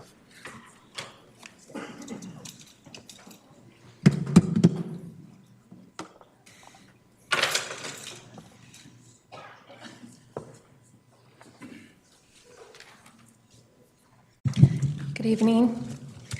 My name is Monica Harvey. I appreciate the efforts that the district is making to improve special ed. Our students have a lot of needs, and the teachers are working very hard to help them learn and grow. Looking over this special ed update, I see a heavy reliance on top-down administration. What feedback mechanism is in place for teachers to provide input, to add and shape these improvements? What is being done to provide more direct services to students? The need for RSP aides, lowering SDC class sizes, hiring more speech therapists. How are teachers being included in creating MTSS at school sites? And just as the parents spoke earlier, teachers also want to be involved in bottom-up approaches to help improve special ed. Thank you. Thank you very much. First of all, I'm going to apologize because I wasn't planning on speaking, but I have notes all over the place because I was hoping for a lot more detail in this presentation, I'll say that. In terms of the MTSS model, seems to me this was a piecemeal. This isn't fully thought out. It's not, operating in every site. And actually, the example that was presented in the presentation was obviously a student at a school that had a student support center. We've asked, when I was a part of the CAC and when I was a part of the coalition, how the social workers that work with students with disabilities through ERMs and social workers that work through student support centers, seems like they're trained differently. At least that's what I was told. Different things that they're doing. And so what they reported, if you look at the line items, there was a social work intern doing this, doing that. That tells you right there that's at a student support center. That means it's not at every school site. We know there's a certain percentage of school sites that have the ability to have a student support center, and we know all of our school sites do not have that. So I don't think that was a very good example to apply to all students. I want to know about the MTSS work and who's involved in that group. I happen to know the CAC, wants to be a part of that group, but I'm not speaking for them. I've talked to CAC members who have voiced they want to do that. So I want to know who's involved in that work. I know for a fact, in terms of getting assessments and the timeline, I was just contacted by a parent recently who asked for a comprehensive evaluation. I'm trying to walk her through the process, and she was contacted and asked, after she asked for an SST meeting for several months, no contact, that now they want to do an SST. No, they want to delay the assessment process is what they want to do.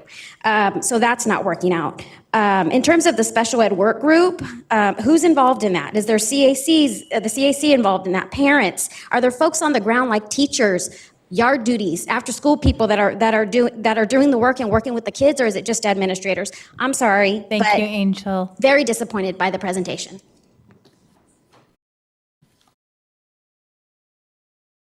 Hello again. I'm Angie Sutherland. I really appreciated the update. I think if the board could have an expectation that there will be a detailed actual budget showing expenses, this would be very helpful, at least for the annual budget plan when that's presented, that be very detailed. Yes. Yeah, thank you. I like that, regarding the local performance indicators, I'm confused on if it's just at those schools that Angel mentioned, or if it's being monitored at all the schools. to monitor grade level readiness and growth. Because we know that special ed students are often working below grade level, and they're just going from grade to grade below level.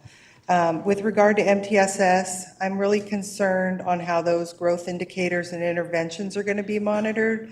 It seems like much of it is contingent on there being an actual assessment process outside of what we currently have. So I don't think that is in existence, so I wonder how is this even going to be put into place. Also, the work team makeup. Teams are cross-functional, containing district and site level administrators, but there needs to also be cross-disciplinary. I don't know how it can be, there could be buy-in or it will be implemented. Do you remember when the Spark program was developed and it was a top-down kind of thing? I don't think that works very well in our district. So let's get everybody on board and everybody involved. The other part about the reports of bullying being tracked and monitored, I want to know, is this only if the complaint is substantiated, or is it anytime a report's received? Because it can be like pulling teeth to get it substantiated, or you're told it can't be, but then when you ask for your child's records, you see in the logs your child was called derogatory, discriminatory names, but you were lied to. That happened. So I think these cover-ups are hurting our kids, and we should not have to file Office of Civil Rights complaints to make sure our kids are not bullied. Thank you. Angie.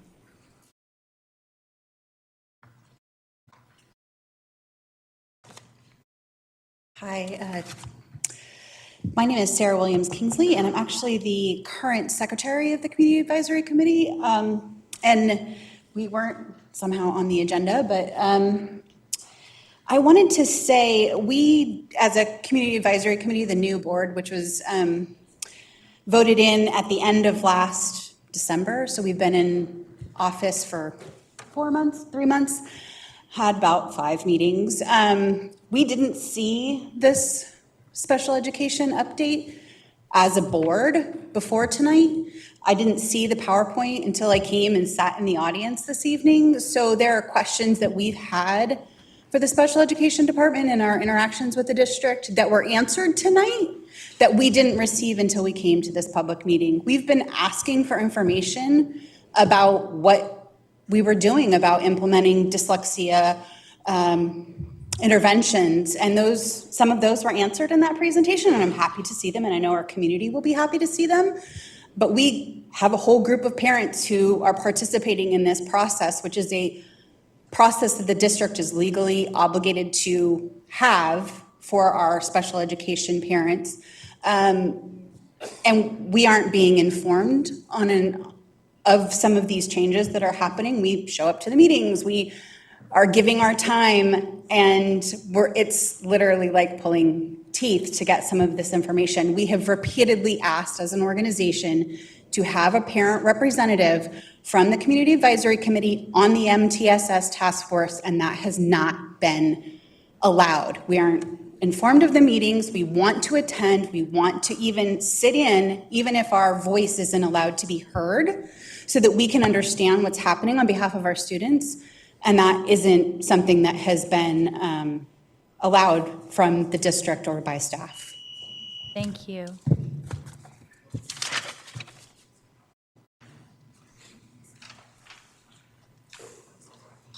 There are no more public comments at this time? Okay, we're going to take board member comments and questions.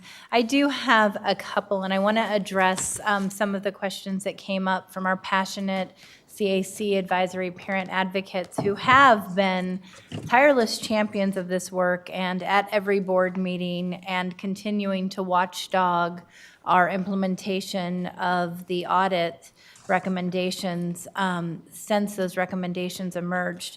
I know that one of the items that came up tonight was the inconsistency of implementation of things like MTSS supports from site to site. So can you speak to that? Because I think that one of the things that I am gravely concerned with is that a special education parent shouldn't have to worry that the quality of their service varies based upon the site that they are at. Yes, so as a point of clarification, the work that is underway is about building the system. We recognize, one, that, just through our surveying, we can see the variation in performance of what interventions and supports look like at our site. And that was our initial step, was to inventory, ask principals, like, what are your practices around academic interventions? What are your practices around social emotional interventions as well? And we see the variation. The work of the team has really been about, like, what are some of the guidelines and infrastructure that needs to be put in place to work towards consistency. Ms. Garcia is absolutely right? So even with our EIIS, we have not said that it's gone system-wide. We know that that work is being done primarily in our sites with student support centers, right? Because we know we have a staff and an infrastructure around that, right? But that's work that creates a model for what can be done system-wide, not there yet. And so I do want to clarify that. No, thank that you. is not the case, and Thank we're not you. professing that this work is being done system-wide at this point. So after the inventory is complete, as you talked about it, the thought is to then ensure that you have taken the gaps that have been identified and systemized a process so that there is fairness and equity for implementing interventions across school sites. Correct, and that there's a way for sites, so that question about, like, who's on the MTSS committee, I think there's a perception that this is the committee that's implementing on the ground, right? So we have an inventory.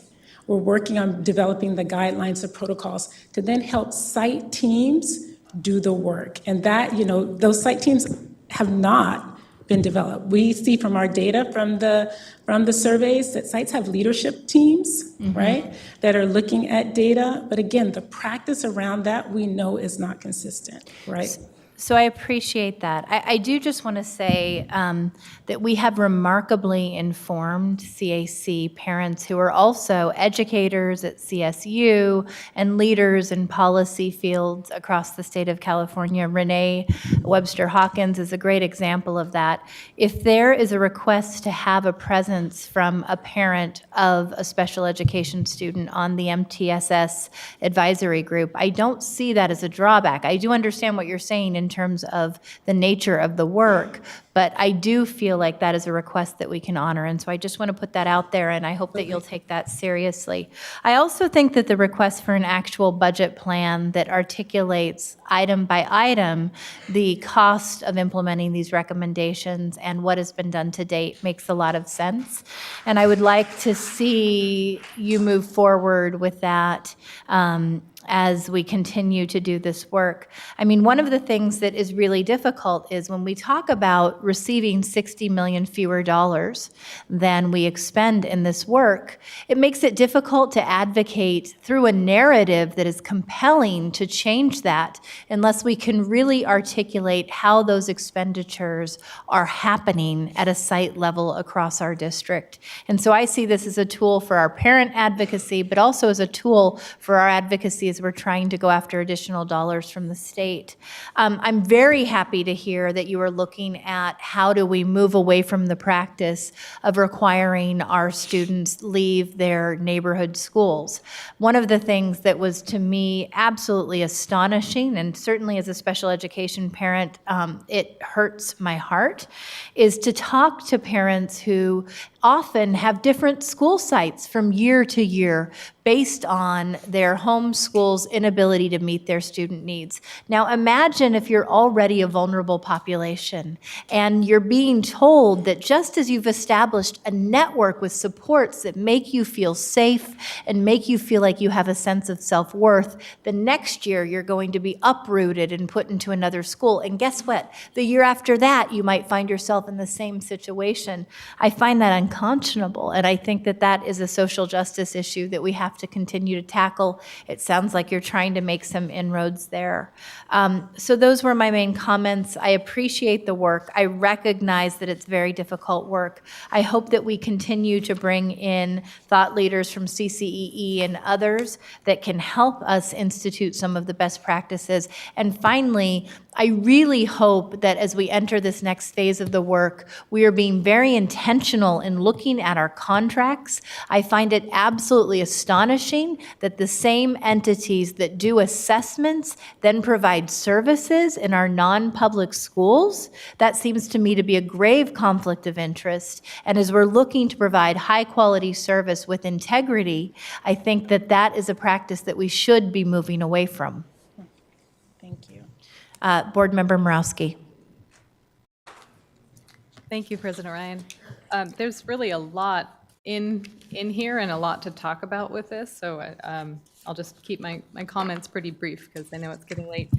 I'm really interested more in the MTSS portion as well. I'm just wondering, you know, as we kind of build the system out, and I know this is really challenging work in Sac City. One of the things that has been expressed to me over and over is how we have functioned as sort of, you know, each school is an island and there's not a lot of coherence, and we don't have all the time systems in place and that consistency. So this is really difficult work because everyone's sort of figured out how to do things at their school site. So when you develop the MTSS, sort of the, you know, the levels of the interventions, do we have enough staff? Do we have enough interventions available? I mean, I understand the, you know, the targeted systems and all the data systems that we're using to identify who needs interventions, but when we get down to providing what they need, do we have the resources? Yes, so, you know, that is a great question. There are different tiers of interventions within the MTSS, right? So the tier one is just essentially your classroom level support, core instruction, what happens as a part of core instruction where there's a layer of intervention, and that's primarily the classroom teacher.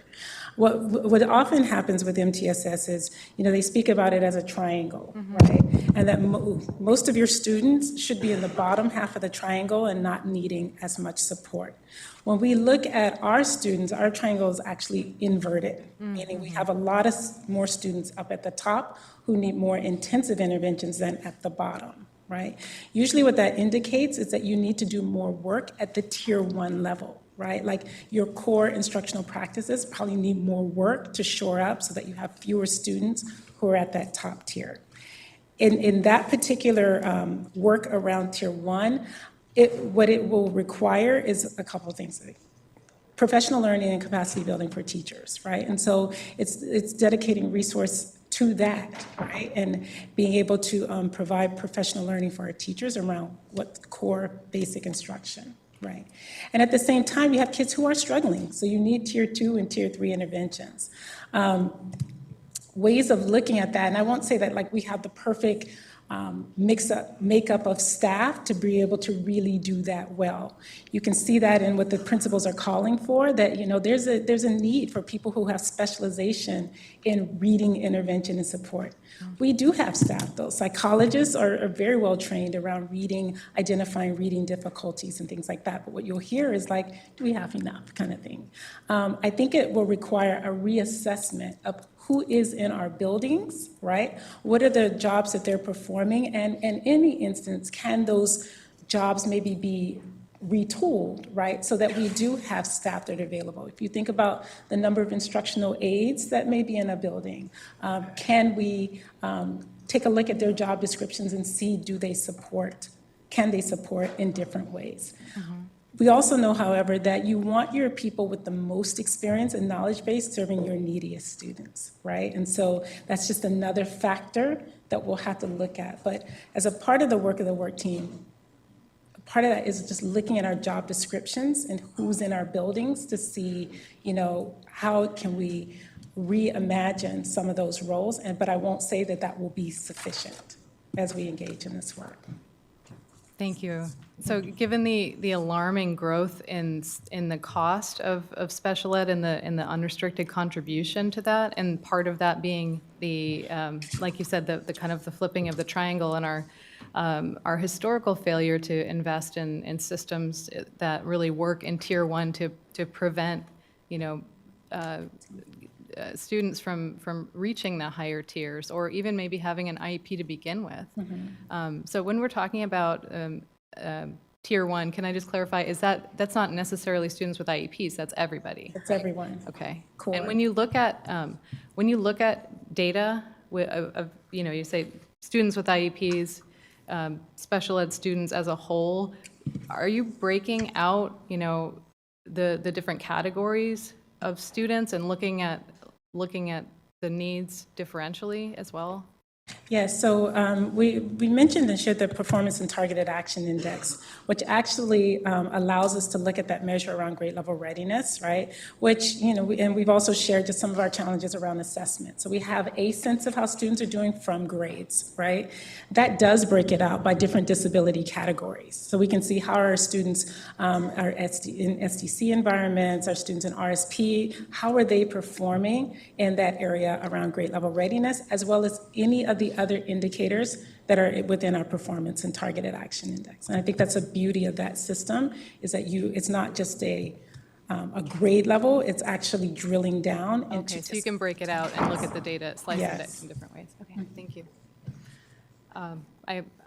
There's a lot more to talk about, but I'll defer to the rest of the board. Thank you. Member Garcia. Yes, thank you. I also wanted to echo, I think the importance of engaging parents in any type of group for feedback or just collaborating, et cetera. I mean, they are experts in many ways, just by virtue of being parents of a child with exceptional needs. I did want to ask a question about your success in reducing I guess the time in processing many of these, the referrals, the assessments, and eligibility. Are those equitably distributed across school sites? Because one thing that we heard earlier was that there's a lot of attention that goes to where there are a lot of parents that are very active, right? So the parents that don't speak up or aren't engaged, they sort of just get pushed down to the bottom of the list. So I just want to get a sense of if those numbers have come down if that's equally distributed. I do believe that the system is able to disaggregate that. For this presentation, we were not able to do that since we just pulled the data.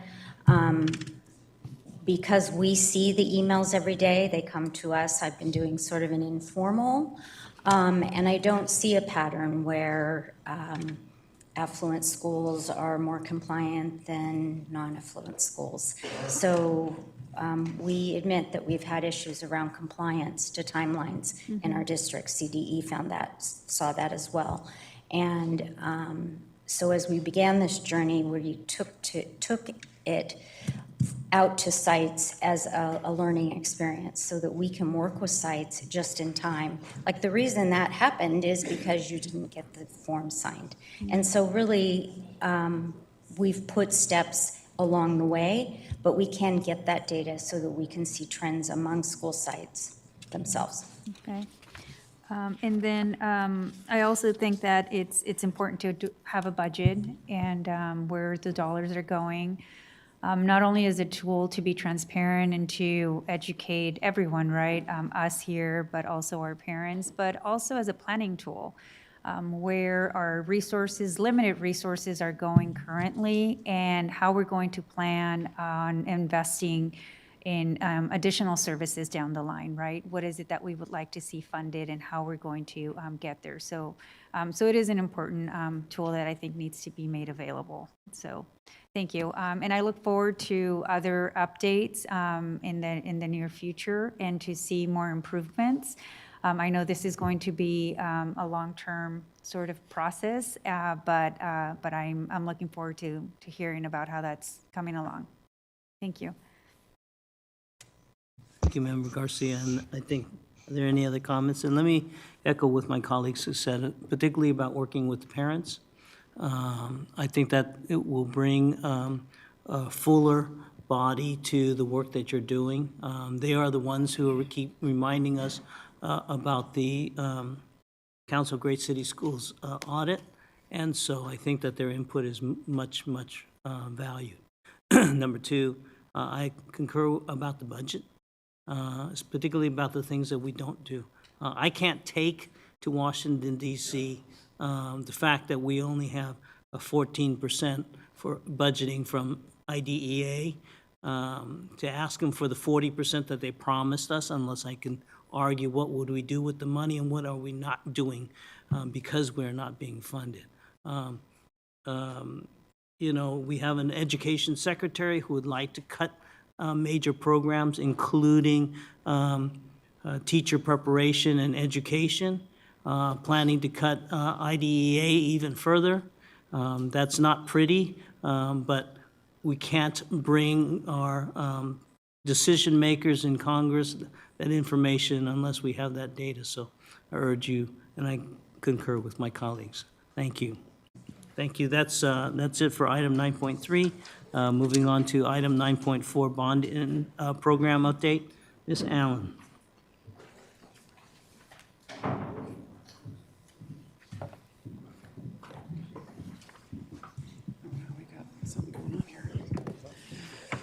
All right, good evening. Joining me tonight is Kathy Domenico. She's the managing partner for Capital Public Finance Group. I've also asked Diana Flores to come up as we're going to spend a couple minutes and talk about one of our favorite projects, which is the central kitchen. So this is the time of the year that Kathy usually comes and talks to the board about our bond funds and where we've been, where we're going, and kind of how we're going to get there. So I'm going to turn that part over to her. Perfect. Do you have the slides going? Perfect. So what, as Kathy mentioned tonight, I don't think it's our presentation. No, just as they're getting this set up, tonight we're going to do our annual update on the measures Q and R General Obligation Bond Program. And just a reminder, and maybe something to inform some of the new board members, the general obligation bond funding is separate from the general fund. It's restricted to capital improvements, as specifically authorized under the ballot measure that was authorized by your voters back in 2012 for both measures. So as we're talking about the bonds, we want to make sure that we're thinking through that context. Specifically, in 2012, the two bond measures were Measure Q, which was authorized in the amount of $346 million, and the projects authorized are generally identified here on the table, the column on the left. Measure R was authorized in the amount of $68 million, and the projects that were authorized are shown here on the right. Originally, some of you, the new board members, may not realize the district did not anticipate being able to issue all of the bonds in their entirety within kind of a 10-year spend down window. So when the facilities department was planning projects back in 2013, there were some original allocations, and you see what those are here. But since 2013, assessed value in your district has actually grown substantially. And I'll show you in a moment what that looks like. But conceptually thinking, if you look at what's happening in downtown Sacramento and all the turnover, back in 2013, we didn't know all of that was going to happen. Not just the arena, but the new construction surrounding the arena and the turnover of property has really put us in a more favorable position to issue bonds. So as such, to date, we've issued about just under 270 of Measure Q, 270 million of Measure Q bonds and 37 million of Measure R bonds. You can see on this chart here, this higher than anticipated growth in assessed value is really enabling us to be able to issue the remaining Measure Q bonds as early as next year, with the Measure R bonds planned to be issued in the 2019-20 fiscal year. That is better than we originally anticipated and better than it was last year when I was up here. So that's all positive information. Really what's driving us now is our spending schedule, our construction expenditure schedule, as opposed to our tax rate restrictions and the assessed value growth. And just as a reminder, when we authorized the bonds, you promised the community that combined the tax rates on the two measures would not exceed $54 per 100,000 of assessed value, and you've achieved that in every year. I just wanted to show you quickly with the growth pattern in assessed value and why you've been able to issue more bonds. You had over 7% growth in assessed value last year and has trended upwards since 2012-13. So just to focus a little bit on how the money has been spent, this is a summary of how the just under $270 million of Measure Q bonds have been spent and allocated among the categories. You can see the largest expenditure is in the core academic renovations, with modernization following and some technology upgrades as well. And you can see how the expenditures follow through. This is only showing the bonds issued to date for Measure Q. For Measure R, we're showing the funds that have been expended and are allocated. And as Kathy will talk about shortly, we are planning to move forward with the construction of the kitchen and have shown this accordingly. So you are seeing the $37.1 million that have been issued to date with the remaining Measure Q authorization of $30.9 million shown and how that would be allocated. Just to recap an update from previous board conversations, we also wanted to show these same dollars allocated by trustee area. So you've kind of got the same money plus some interest earnings on those bonds, which is why if you try to total it up, you're off by a little bit. But this shows the completed work, in progress, future work by trustee area. And again, spread out more visually in the map.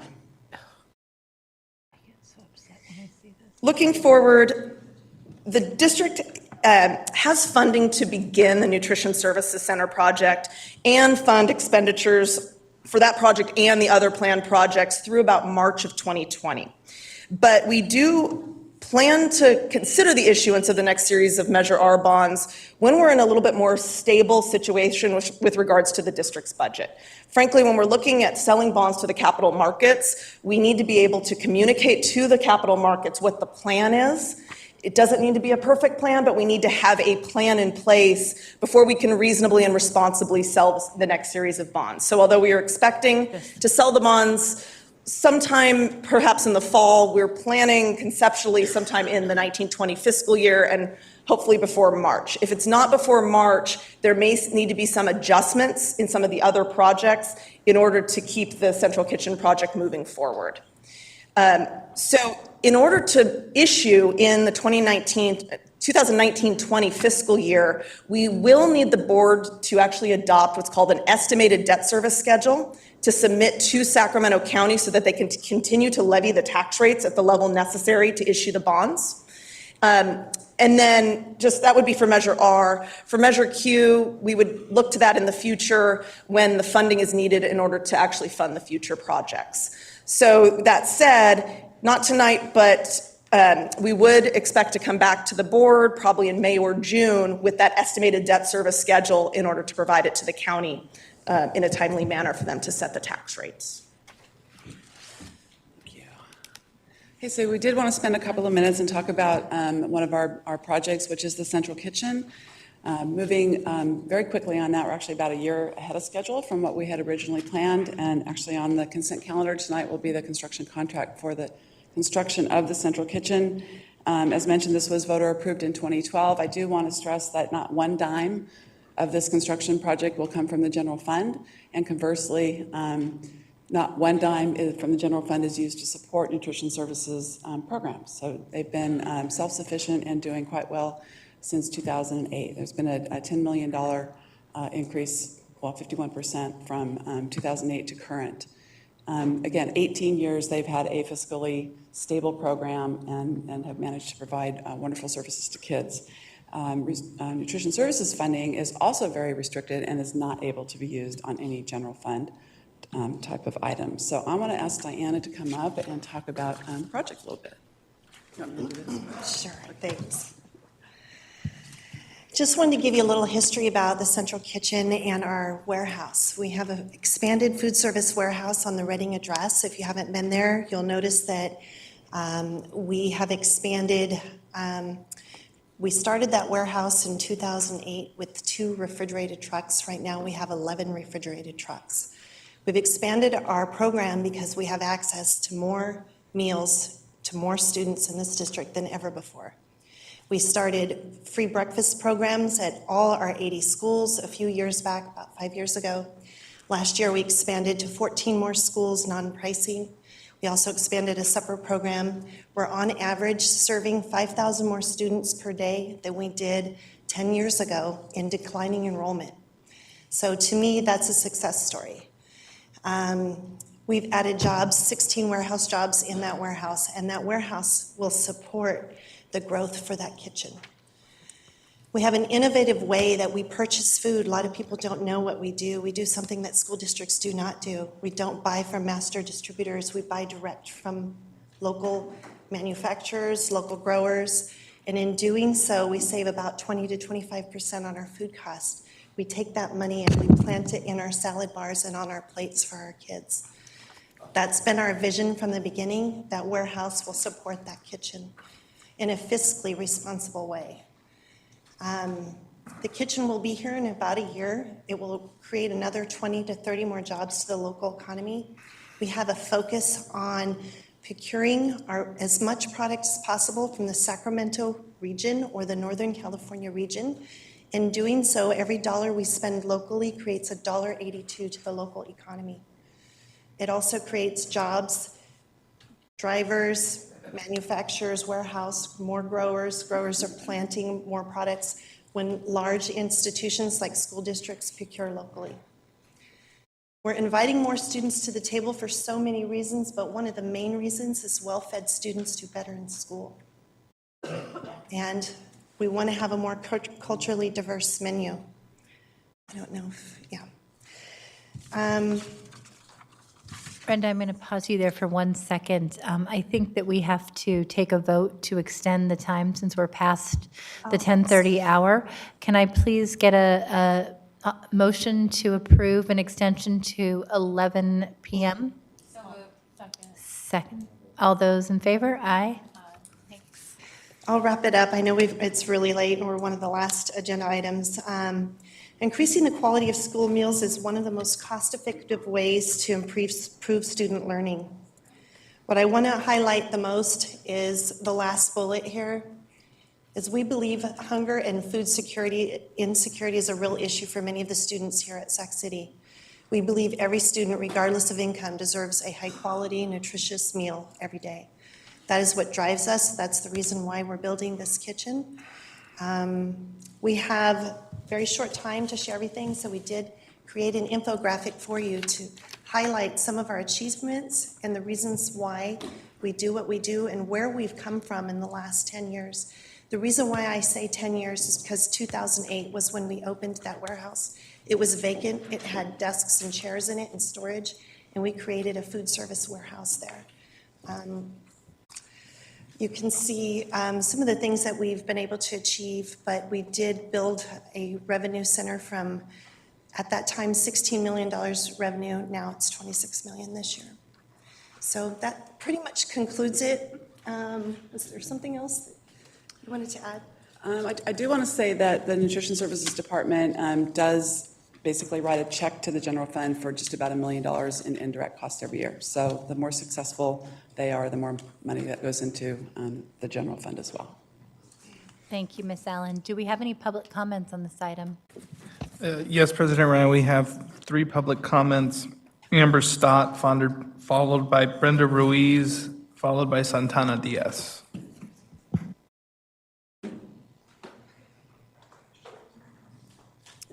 Hi, Amber. I have that same T-shirt. It's a good one, right? Well, thank you to the Broccoli Best Board and the superintendent for having me here and for this reason that we have to celebrate tonight, because Diana knows how to run a budget. And I've been so proud to work with Food Literacy Center and to be able to work alongside Nutrition Services. I feel that their success has enabled Food Literacy Center to be able to be in schools and be successful. We deliver our program absolutely free to after-school programs in your district. We don't charge a dime. We fundraise for that from the community. And Nutrition Services works with us very closely, and they're doing so many many amazing things, from the beautiful salad bars that they have, where we partner to put an item every month in certain schools on the salad bar, and then the kids learn about it in our cooking class, their local sourcing. They're just doing such innovative, amazing work, and this is just a great project that you guys get to easily say yes to and get behind. I have a quick little letter to read to you from a student at Pacific Elementary. Dear School Board, I'm a student at Pacific Elementary. I like junk food. We made a broccoli taco recipe in our food literacy class. It tasted good. We want to be healthy. We wish it was easy to be healthy. We learned that you're in charge. We want your help being healthy. P.S. How's it going? So this is one area where you may be needing to make some hard choices, but this is an easy choice. And this is protecting the health of our kids and the kids who need it most. So thank you for what you do, and thanks to Nutrition Services for this amazing project. Thank you, Amber. Chef Ruiz. Good evening. Thank you, President Ryan, Superintendent Aguilar, and Board of Trustees. I'm here representing the Sacramento Food Policy Council as president. Tonight, I think, is a night of congratulations and thanks. Thank you, Kathy, for reaching out and making sure that we knew that this item was on the agenda. Thank you, Diane, and all of your staff, Chef David and Kelsey, for all of your amazing work. Thank you to all of the Board of Trustees that have sat on task force in the past, and to the great leadership within facilities and the great partnership that we can see from the outside between two departments that are staying within their cost, being accountable, collaborating with the community very well. And so I think tonight is an opportunity to highlight that this district does have really awesome programs, lots of reasons to feel positive and to have hope for the future. And the Sacramento Food Policy Council looks forward to continuing collaborating with you. Thank you, Brenda.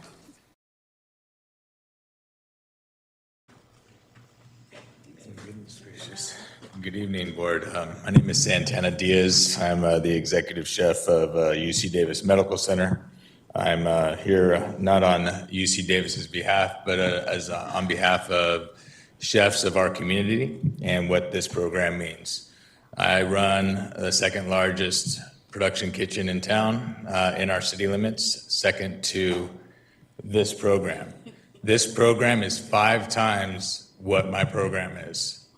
To put that into perspective, we do over 45,000 meals per week. This program would do 5 times that. Now, we're talking about a different kind of food, if you will, for children, but we do adhere to children in our facility. And so what I can tell you over the last 16 months that I've been involved with my current employer, what the impact on our community and to our farmers, our ranchers, the 1.5 million acres of agricultural community, acreage that we have, that we source from. But what that has done is create more jobs with our farmers and ranchers to support and sustain what I'm ordering and what we are producing on a daily basis. And within the 16 months, it has proven that it does work. It'll never be commodity pricing. That is what we accept. But the dollar amounts that they touched on, every dollar that we invest in our community turning into $1, over $1.80, back into it is real. We are showing it, we are doing it, improving it, and we would support this effort because this joint purchasing of what this program represents, we would be able to help one another as the 2 largest production kitchens in our city, which would then create further jobs and then again bridge that gap of creating healthy food for not only our children, but to securing their future as well, to provide healthy food that potentially at a better cost. Thank you. Thanks. So we have no other public comments at this time. I want to thank all of our partners from the Central Kitchen for coming out tonight. I remember almost 3 years ago when I penned alongside Supervisor Patrick Kennedy an op-ed calling on the board to take action after years of inaction on the Central Kitchen, to find a location, to break ground, and to begin the work of creating healthy meals, scratch cooking, locally sourced food that would really make Sacramento City Unified a district that could be proud of the choices we made when it came to the health and well-being of our children. I remember our trips to visit Elk Grove and other nearby districts that had undertaken the task of a central kitchen, and the learning that occurred from that, but also the incredible vision of Brenda and Amber in saying we can and should do better with that. And after more than a year of task force meetings, getting to co-chair that, to see finally the board's leadership in moving this project forward was probably one of the proudest moments of my time on the board. I am extremely excited about the breaking ground. I am extremely excited about the potential, not just for feeding our students better food that ensures that they can learn at their best potential, but also teaching them at a higher level about what it means to eat healthy food that is grown locally. And I really see this as being the bedrock of part of this work. So thank you for the hundreds of hours that you have put in over the years and your continued watchdogging of this process as we move forward. I do want to touch upon a few things just on the summary of Measure Q and R projects at a wider scale. For me, obviously, access to healthy food is an equity issue. And as we talk about a looming strike, I am painfully aware that for our high poverty district, many of our children depend on their breakfast, lunch, and supper because we offer early supper at their school sites. And I want to thank the School Nutrition Services Department for working with me to ensure that, one, when we had to close the school sites due to the fires, that we provided meals, that we were able to turn around in a very quick fashion meals over the holiday breaks. These are things that quite often aren't done, but need to be done in a district as high poverty as ours. And so I am so grateful for your leadership on that front. I am very concerned on another subject matter as I look at the summary of Measures Q and R project by trustee areas and the astonishing inequities in the expenditures that have occurred. And I quite often have lamented this over the years. I know much of this was put into the process before I became a board member, but representing the highest poverty trustee area in all of Sac City and seeing that my trustee area got $23 million as opposed to areas 1 and 2 with $62 million and $61 million is unconscionable as far as I'm concerned. I know that there have been wonderful projects like the building of second-story buildings in beautiful historic neighborhoods that happen to be very affluent. And I have a school that I have shed tears over the years because not only is it an unincorporated area where the school is located, but it's a school that quite often is talked about as should be torn down and rebuilt, which is Pacific Elementary. So we have the largest school, single elementary school site, highest poverty, doesn't have the benefit of city services, and yet they don't get their fair share when our more affluent areas continue to boast incredible improvements and enhancements to their schools.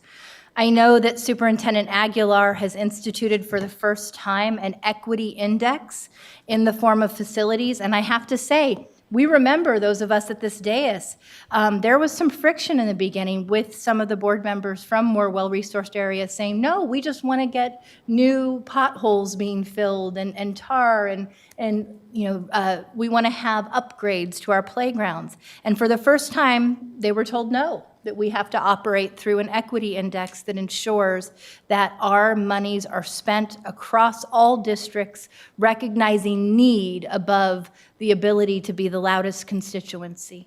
And so I'm grateful for that, but I'm also very, very sad by looking at the gap in expenditures between my very high poverty, high need area and our more resourced areas in the district. I find that unconscionable. Board Member Morawski. Thank you, Board President Ryan. I'm a bit following up on that comment and concern, and I did want to ask if we have a systematic way in which we assess facility needs, and if we have a master plan that we've looked at, adopted, a long-range vision. I think facilities are so important for just, you know, the structure of how we live our lives, and, you know, having facilities that are beautiful and safe and clean and upgraded are important for all of our kids. So we do have a master plan. It was completed in 2012, just prior to the bond. So it's outdated, obviously. And we are actually interviewing in a couple of weeks for our consultant to do our new facilities master plan, which will be written specifically with an equity lens. So that's one document that we use to determine which projects should happen. The next major document we use, and actually maybe even more so than the master plan from time to time, would be our 5-year deferred maintenance plan. So 5-year deferred maintenance plans used to be required by the State Department of Education. They're not required anymore, but those of us in the business who've been doing this a long time, that's kind of our Bible. We love that plan. It takes every component of a building and a site and spreads it out over 5 years and for every single site. So it's a very comprehensive document. When does this roof need to be replaced? How much do we think it's going to be? How much would it be if we waited 5 years? You know, how much money are we going to lose if we don't do it now? So it's every building component. As far as how some of the money was allocated in the bond, mostly in Q, there was language in the bond that specifically called out 9 sites for core academic renovation and repair. Those sites were identified in the master plan. The total for those sites by themselves, 9 sites, was $346 million. So we prorated everybody down accordingly. So the core academic piece of this takes up $122 million. Every trustee area got at least one project. You know, mostly they were supposed to be for high schools, but there are a couple trustee areas that don't have a comprehensive high school, obviously. Beyond that, then, you know, we go back to these pots, right? A lot of technology money, a lot of money went into technology upgrades for E-rate and district Wi-Fi access, et cetera. The mod repair and upgrade projects, again, huge dollar amount there, $84 million. We didn't really expect to do class size reduction, so that was something that was great, but it just wasn't something that was originally anticipated. It's certainly an allowable expenditure in the bond program, but you know, we didn't anticipate reopening Washington Elementary. We didn't necessarily anticipate a 2-story classroom building at Judah and at William Land. So some of these things just come up because we weren't thinking about that at the time the bond was passed. Understood. On this chart, what's the difference between core academic renovation and the modernization, repair, and upgrade? How do you differentiate them? Yeah, core academic renovation is, again, 9 sites that were identified in the bond language. Oh, that's just what we called it? Yes. In the bond, okay. So it's a category we created in the bond for those 9 projects. Okay, right. Got it. The rest of all of that stuff is basically large repairs, again, class size reduction. Then we did, there's hundreds of projects, over the last 6 years. And then R was what I kind of called our outside bond. This is where the stadiums came from, the track and fields, the gym renovation at Harm Johnson, for example, the track or the field over at West Campus. And then the balance of that is obviously to the central kitchen. Okay, thank you. I look forward to hearing more about how the needs will be assessed systematically as we go forward with a new master plan. Yes, definitely. Thank you, and congratulations on all the progress with the central kitchen. Yeah, it's incredible, and good food is a very high priority for me. So thank you for all your work, and thank you to Amber and everyone else who came tonight. Yeah, we're moving, our transportation staff is moving spring break, and then we're going to knock down that building. It'll take about a month to abate it, knock it down, and then we'll start work on the central kitchen. We're still planning on opening, late fall or August, September of 2020. Yay. So pretty good timing. Wonderful. Thank you. Board Member Garcia. Yes, thank you. So just a point of clarification and a couple of questions.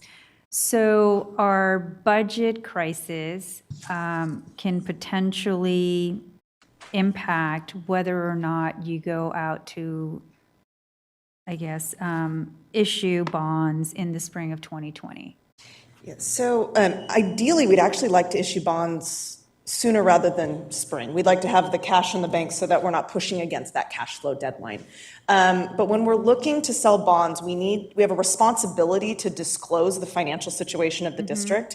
And when you're in a state of uncertainty, the capital markets get nervous. And practically speaking, you're going to it's not responsible to go out to the markets at a time when you can't give them as much certainty as possible. The result could be not a lot of interest in your bonds. And of course, when we're in a supply and demand world, the more demand you have, the better your cost is.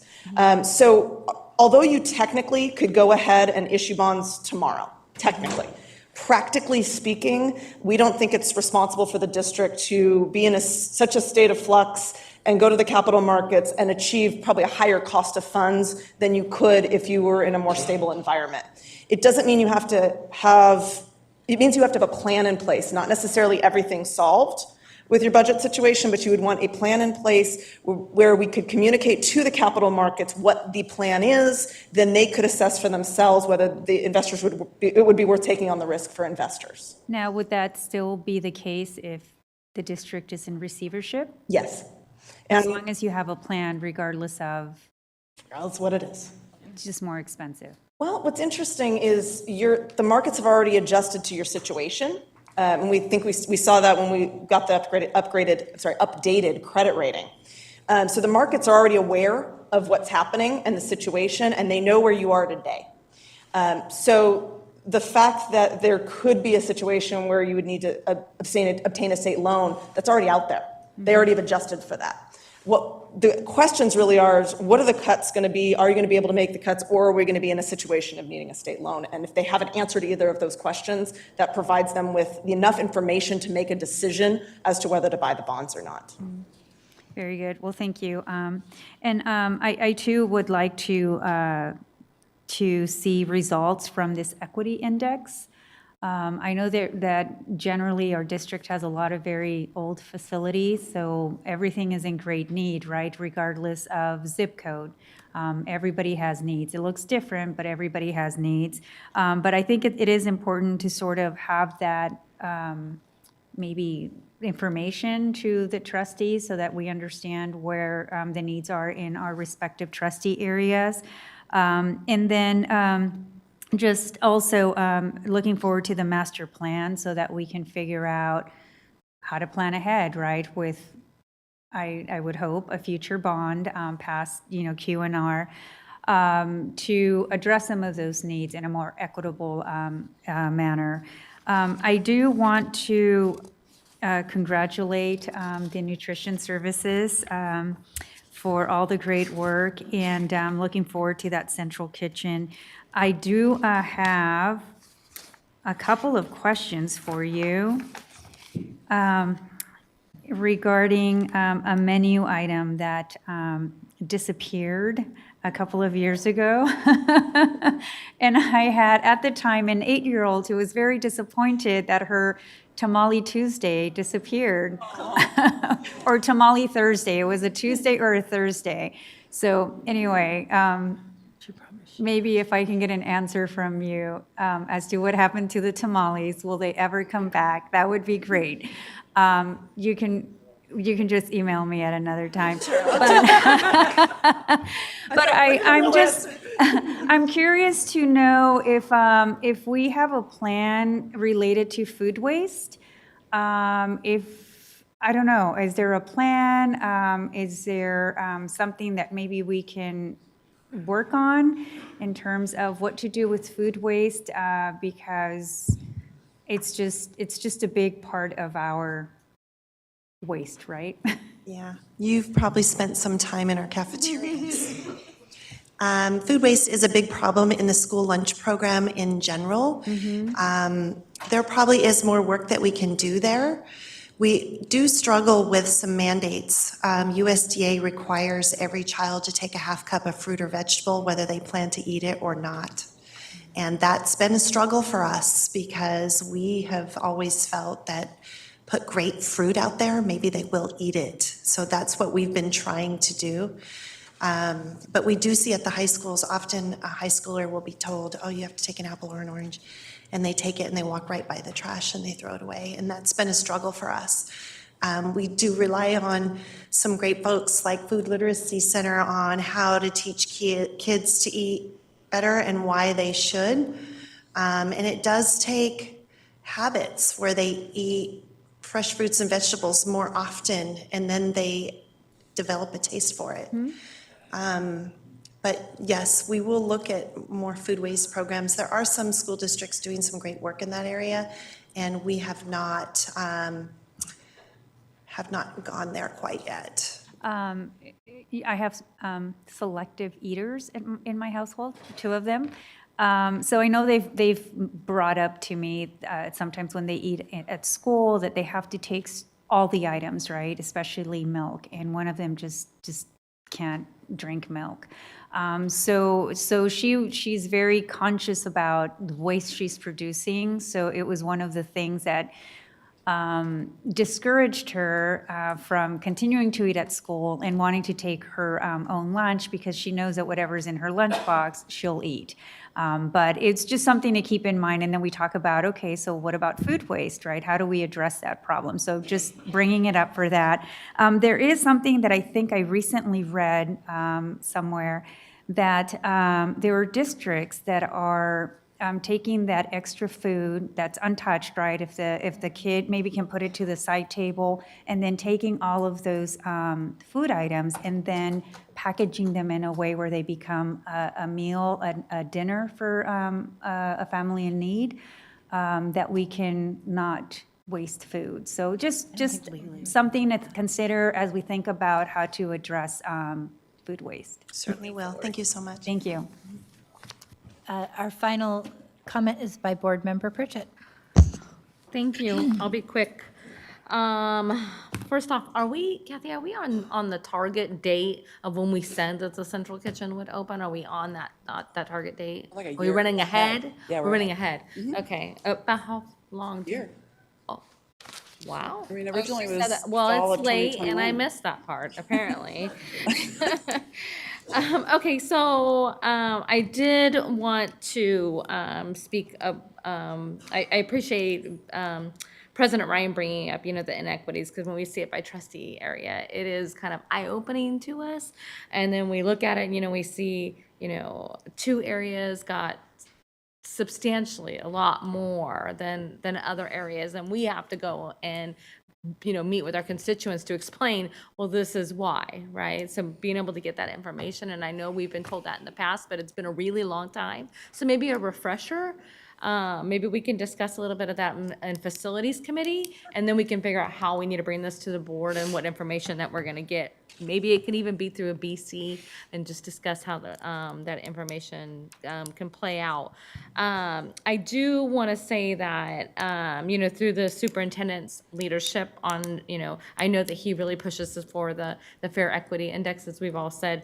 When we go to do that, the new master plan, I'm hoping we see more of that, which I know is probably on your mind, right? Especially with everything that we're saying. My one question actually 2 questions for you. One question, Area 3 that I represent, it still shows there's a large amount that shows future funds, and it's, aside from Area 7, which is, 1 million, it's the largest. Was that for the CTE kitchen, for the Culinary Academy at Rosemont High School? Is that what that was for? No, this is for Einstein Middle, core academic. And then the Area 7 is Sac High's balance. So what happened to the? I need to ask for a motion to continue until 11:30. No, 11:15. Have you looked at the agenda, how much we have to go through still? We're probably going to be here until after midnight. Okay, 11:30. All those in favor? Aye. So, Member Pritchett, it was just, Einstein is the last of the, well, Einstein and then Sakai are the last of the 9 core academics. Okay, so can you remind me, because I just recently had a community member that came and asked me what happened to the culinary kitchen that was supposed to happen at Rosemont High School? So that's Was that on a grant? It's a different funding source. That was a CTE grant, CTE Career Tech Education Incentive Grant that the district did get. Unfortunately, it just wasn't enough to do all the projects that we had hoped to do, but it's not. Has anybody it's not told them? Yeah, well, I maybe don't not think everybody, they- but I yeah. don't think they know. I'll reach out to. Okay, and then lastly, just, when, I think that, once we have the central kitchen, maybe we can think about how we do lunches at different sites. And, especially at the high school level, one of the biggest complaints that I get is that kids just don't eat food because there's not enough time.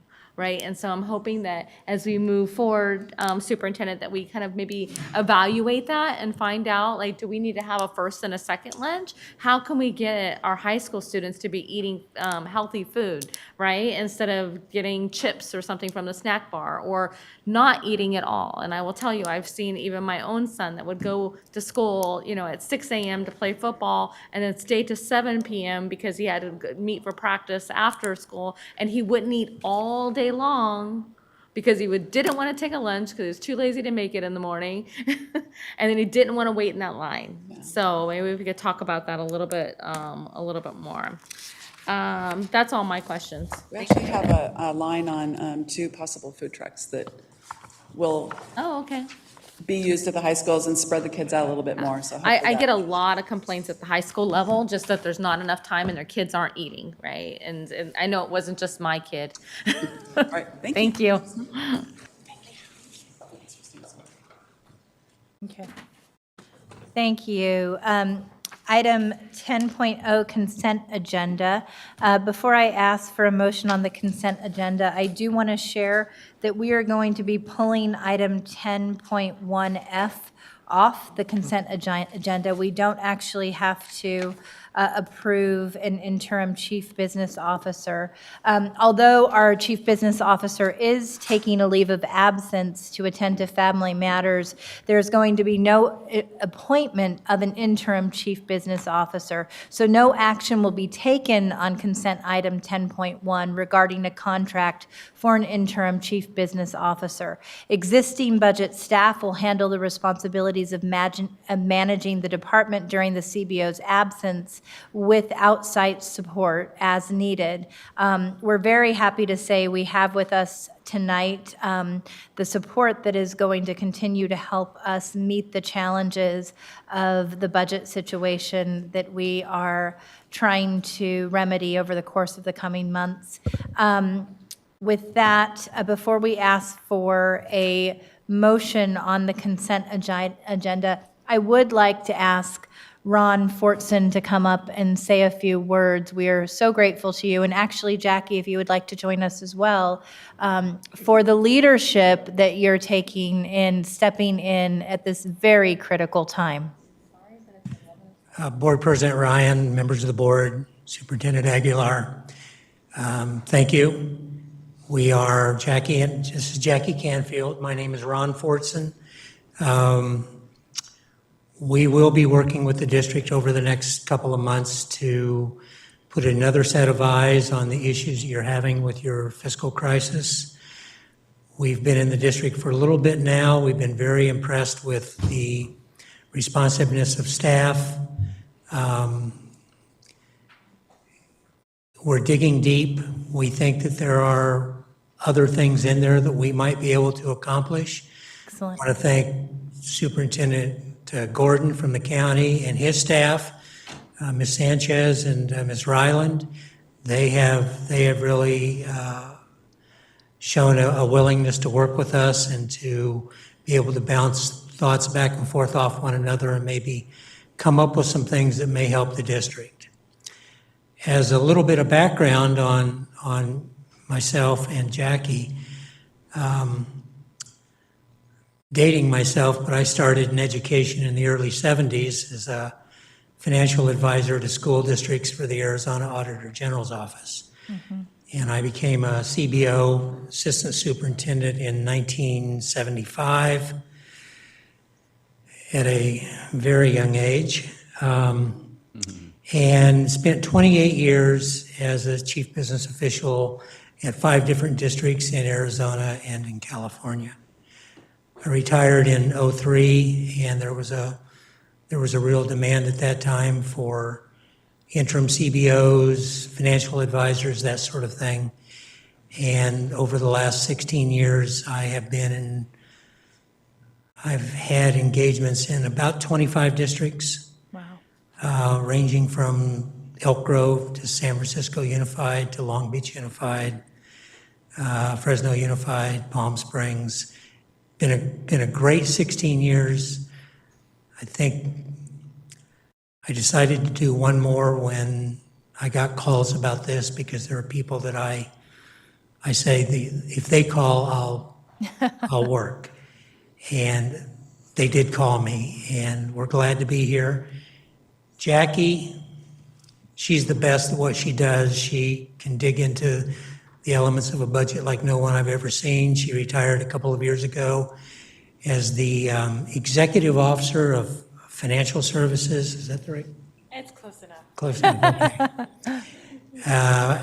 Spent 36 years in the Fresno Unified School District. Wow. So Jackie saw it all as well over those years in Fresno. So we are very glad to be here. We look forward to the engagement, and we look forward to being able to add some value and hopefully come back at what we're calling the third interim with at least a little bit better news. We all know that the structural deficit you have isn't going to be fixed in the third interim. But we have seen some things that we're discussing with county staff that we think may bring some level of relief. Thank you, Ron. I have to tell you, not only am I so grateful to both of you for the sacrifice of coming to Sacramento to support us, but John Gray from School Services says that you were among the best in the business, present and retired, and speaks so highly of you, Jackie. So we are incredibly grateful to have you, and we also know, based upon multiple calls from people throughout the state, that you are the top of your class in terms of what you do. So we appreciate the time. Well, thank you very much. It's nice to hear. Okay.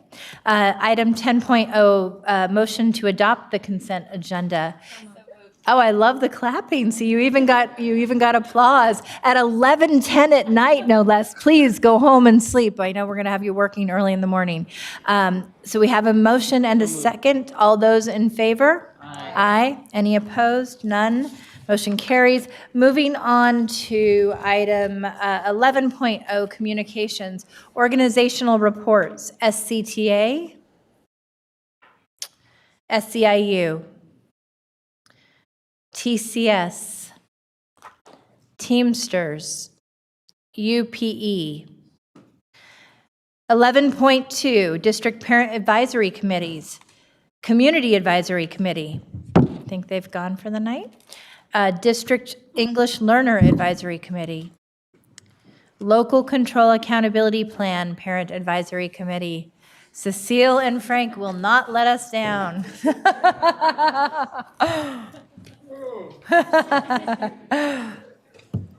Curious, do you guys have a cot here? Huh? Do you have a cot here in the? Yeah. Frank DeYoung, LCAP Committee, I'll keep it brief. We've been working on our priorities and comments and recommendations based on those priorities, which I'll hand off so we have a copy for each of you. I just want you to understand that they're a work in progress. We want to work with district staff to establish measures for these priorities so that we can, be able to see how they're doing, and also work with the budget to see what costing might go with some of the things we're asking for. And that's where we really are at this point. I mean, we've had some budget updates, but you don't need to hear what we heard. It's not much different. So, but that's where we are right now, and we're going to continue to work on this and finalize it. But I thought we'd give you a early copy of what we're working on so you can see where we are. And thank you for your time. Thank you so much, Mr. DeYoung. Item 11.3, Superintendent's Report. Thank you, President Ryan. I'm going to be very brief, just given the time this evening. I do want to thank everybody for still being here, particularly members of the public, and do have to spend a little bit of time talking about what we've all now learned in terms of the announcement of a planned strike next Thursday, April 11th. And I want to start by just reiterating the following, and that is that we will continue to do everything that we can to avert a strike. We continue to believe that a strike is unnecessary and that there are processes in place that can be accessed when these types of disagreements exist. In fact, we're very fortunate and thankful that the State Mediation and Conciliation Service stands ready and willing to meet with us, as well as SCTA, to work out any disagreements that we still have. So I want to thank them very much for that. I also want to make very clear that at this time, next Thursday is being treated as a regularly scheduled school day, and we plan to move forward with those plans as of this evening. I do want to encourage any member of the public to access our website. We will be offering updates there around the strike that was announced by SCTA. I also want to just make clear that we will continue to communicate with our SCTA leaders that we stand ready to continue to have a conversation about how we continue to serve students, but also avoid a state takeover of Sac City Unified. We've talked about the grave consequences that we would face under that kind of arrangement and relationship with the state. We've done so through numerous letters, and I want to just continue to reiterate what I've expressed in those letters. The first one is that, of course, a strike is going to be very hurtful, first and foremost to our students, but also to our families, as well as our employees. President Ryan mentioned this, and we heard a presentation about the importance of making sure that our students are fed. And we know that we live in a community where our students and our families depend on us. They depend on us providing a safe learning environment, and that's what we intend to do on Thursday as well. I have also shared with SCTA that we will continue to look at ideas that they have shared. We did pass in our Save Our Schools resolution, I believe, some of those ideas, and I encourage people to read that document very carefully. And finally, I just want to encourage, as we've seen with our other labor partners, that we commence negotiations for our next contract with SCTA. We've offered many dates to start those conversations, and as I've said, we continue to appreciate the gesture from the State Mediation and Conciliation Service, because I think that is the best path forward, given the strained relationship that is, certainly as I've been told, one that predates my tenure and the tenure of many of our board members here. So with that, I just want to finish by saying that, again, we do intend to keep our schools open on April 11th, and we'll continue to communicate that with our families in a variety of languages over the next few days. Thank you, Superintendent Aguilar. Item 11.4, President's Report. I too will be very brief since it's so late this evening. I did want to thank again our representatives from the African American Achievement Task Force. I did say that I was so grateful for their leadership week after week over the course of many months to develop such thoughtful recommendations for lifting Black achievement throughout the district. I know it was hard to hear them at times, and I just want to appreciate their patience, but also recognize the power of their voice. And I think that that was evident in the high level of engagement across board. I also wanted to share that for my day job, the Campaign for College Opportunity, where I'm Executive Vice President, we were proud to complete the State of Higher Education for Black Californians. We were one of the first organizations in California to begin doing this disaggregated data and reports on how we are serving or failing our communities of color. This is an extremely important report because while it shows that we have lifted African American achievement in terms of graduation rates and college access, primarily at the community college level, we are failing our Black students in helping them actually achieve their college degrees once through the doors of public post-secondary education. And equally disturbing, we are seeing that our Black students continue to be overrepresented at really astonishing rates at our private for-profit colleges. And so I hope that you'll take a copy of this. I have executive summaries and full reports that I'm passing out for the whole board, and then also we'll have some in the back of the room.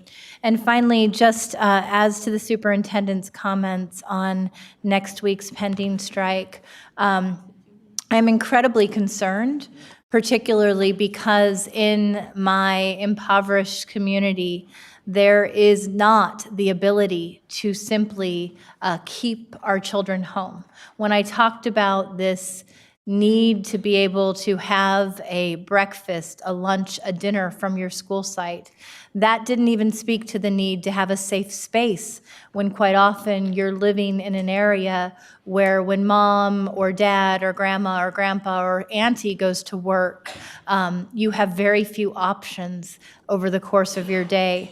And so we are going to do everything we can to keep our schools open. We're also going to continue to tirelessly work to avoid the strike. But ultimately, at the end of the day, each and every decision we make will center around how do we serve students, how do we continue to serve students, recognizing that they are our North Star. Item 11.5, Student Board Member Report. It looks like Student Board Member Halbo left. Item 11.6, Information Sharing by Board Members. Vice President Wu. This will be quick, but I don't bring good news. I came back from Washington, D.C., and I just wanted to share with my colleagues that our numbers for next year, updated census poverty data. Sacramento had a population of 52,925 students ages 5 through 17 in 2016, and we went up to 53,187 in 2017, so increase of 262 students. But, and this is going to be, I'm going to hopefully bring a resolution promoting the importance of the 2020 census. Our poverty count in 2016 was 13,719, and it went down to 10,275. In 2017, a reduction of 3,444, or 25.1%. Why is that important? Because the latter number is what our 2018 and 2019 Title I allocations are. Our Title I allocation for 2018 was $23 million. We will not lose 25%, but we'll lose 10% of that. So we're going to lose $2,304,000 for a total of $20,736 for the next fiscal year. Not good news on top of the $35 million we already have to cut. So facing $2.3 million less in Title I funding is not good news, but it illustrates the importance of everybody being counted, particularly those who are in poverty, because that is the only number that counts toward Title I. is the poverty count. So I want to make sure that we go out and we encourage our communities, every one of them, to be counted, because that is a big number to lose in 1 year amount of money. Thank you, Vice President Wu. Item 11.7, Board Committee Reports. Board Evaluation Committee. Board Fiscal Transparency and Accountability Committee. Thank you. We have a meeting scheduled for next Thursday at 6 p.m. in the Tennessee room. Thank you. Board Facilities Committee. Our next meeting is scheduled for April 15th at 11:45 a.m. Board Governance Committee. And the Governance Committee is also meeting next Wednesday at April 10th at 6 p.m. in the Indiana room. Thank you. Board Policy Committee. Our next meeting is April 16th, Tuesday, April 16th at 4 o'clock here at CERNA. Thank you, Board Member Vang. Item 12.2, Head Start Early Start. Receive Head Start expansion reports. Do we have any public comment on this item? We have a public comment on 12.1, actually. I have 8 minutes to get us through the next extension. Cecile. All right, attendance. I know this is one of mine that I always try and bring up because attendance is so important. We need the kids in school in order to really make a difference. So on the attendance report, you have 6 elementaries that are below 94%, which is pretty shocking.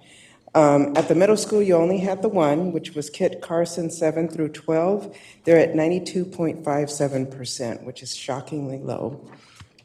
And then, I know I have 8 minutes.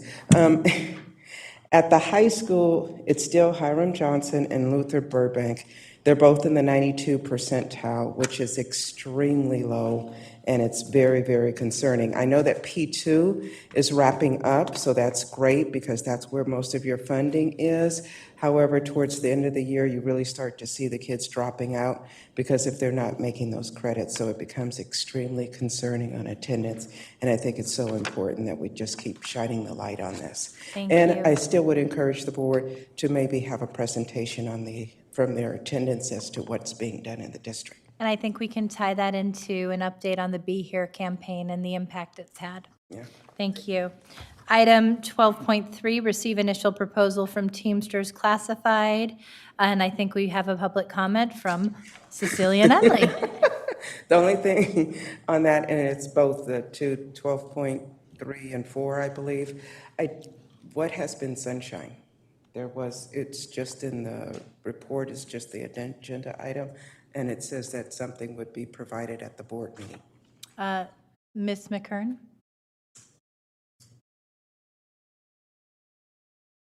You're right. We'll address that. I'm sorry, I don't know. We'll address that. Okay.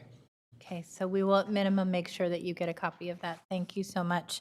I appreciate you bringing that to our attention. Item 13.0, future board meeting dates and locations. The next meeting will be held on May 2nd due to the spring break. 4:30 p.m., closed session, 6 p.m., open session. With that, I will entertain a motion for adjournment. All those in favor? Aye. The motion carries. We are adjourned.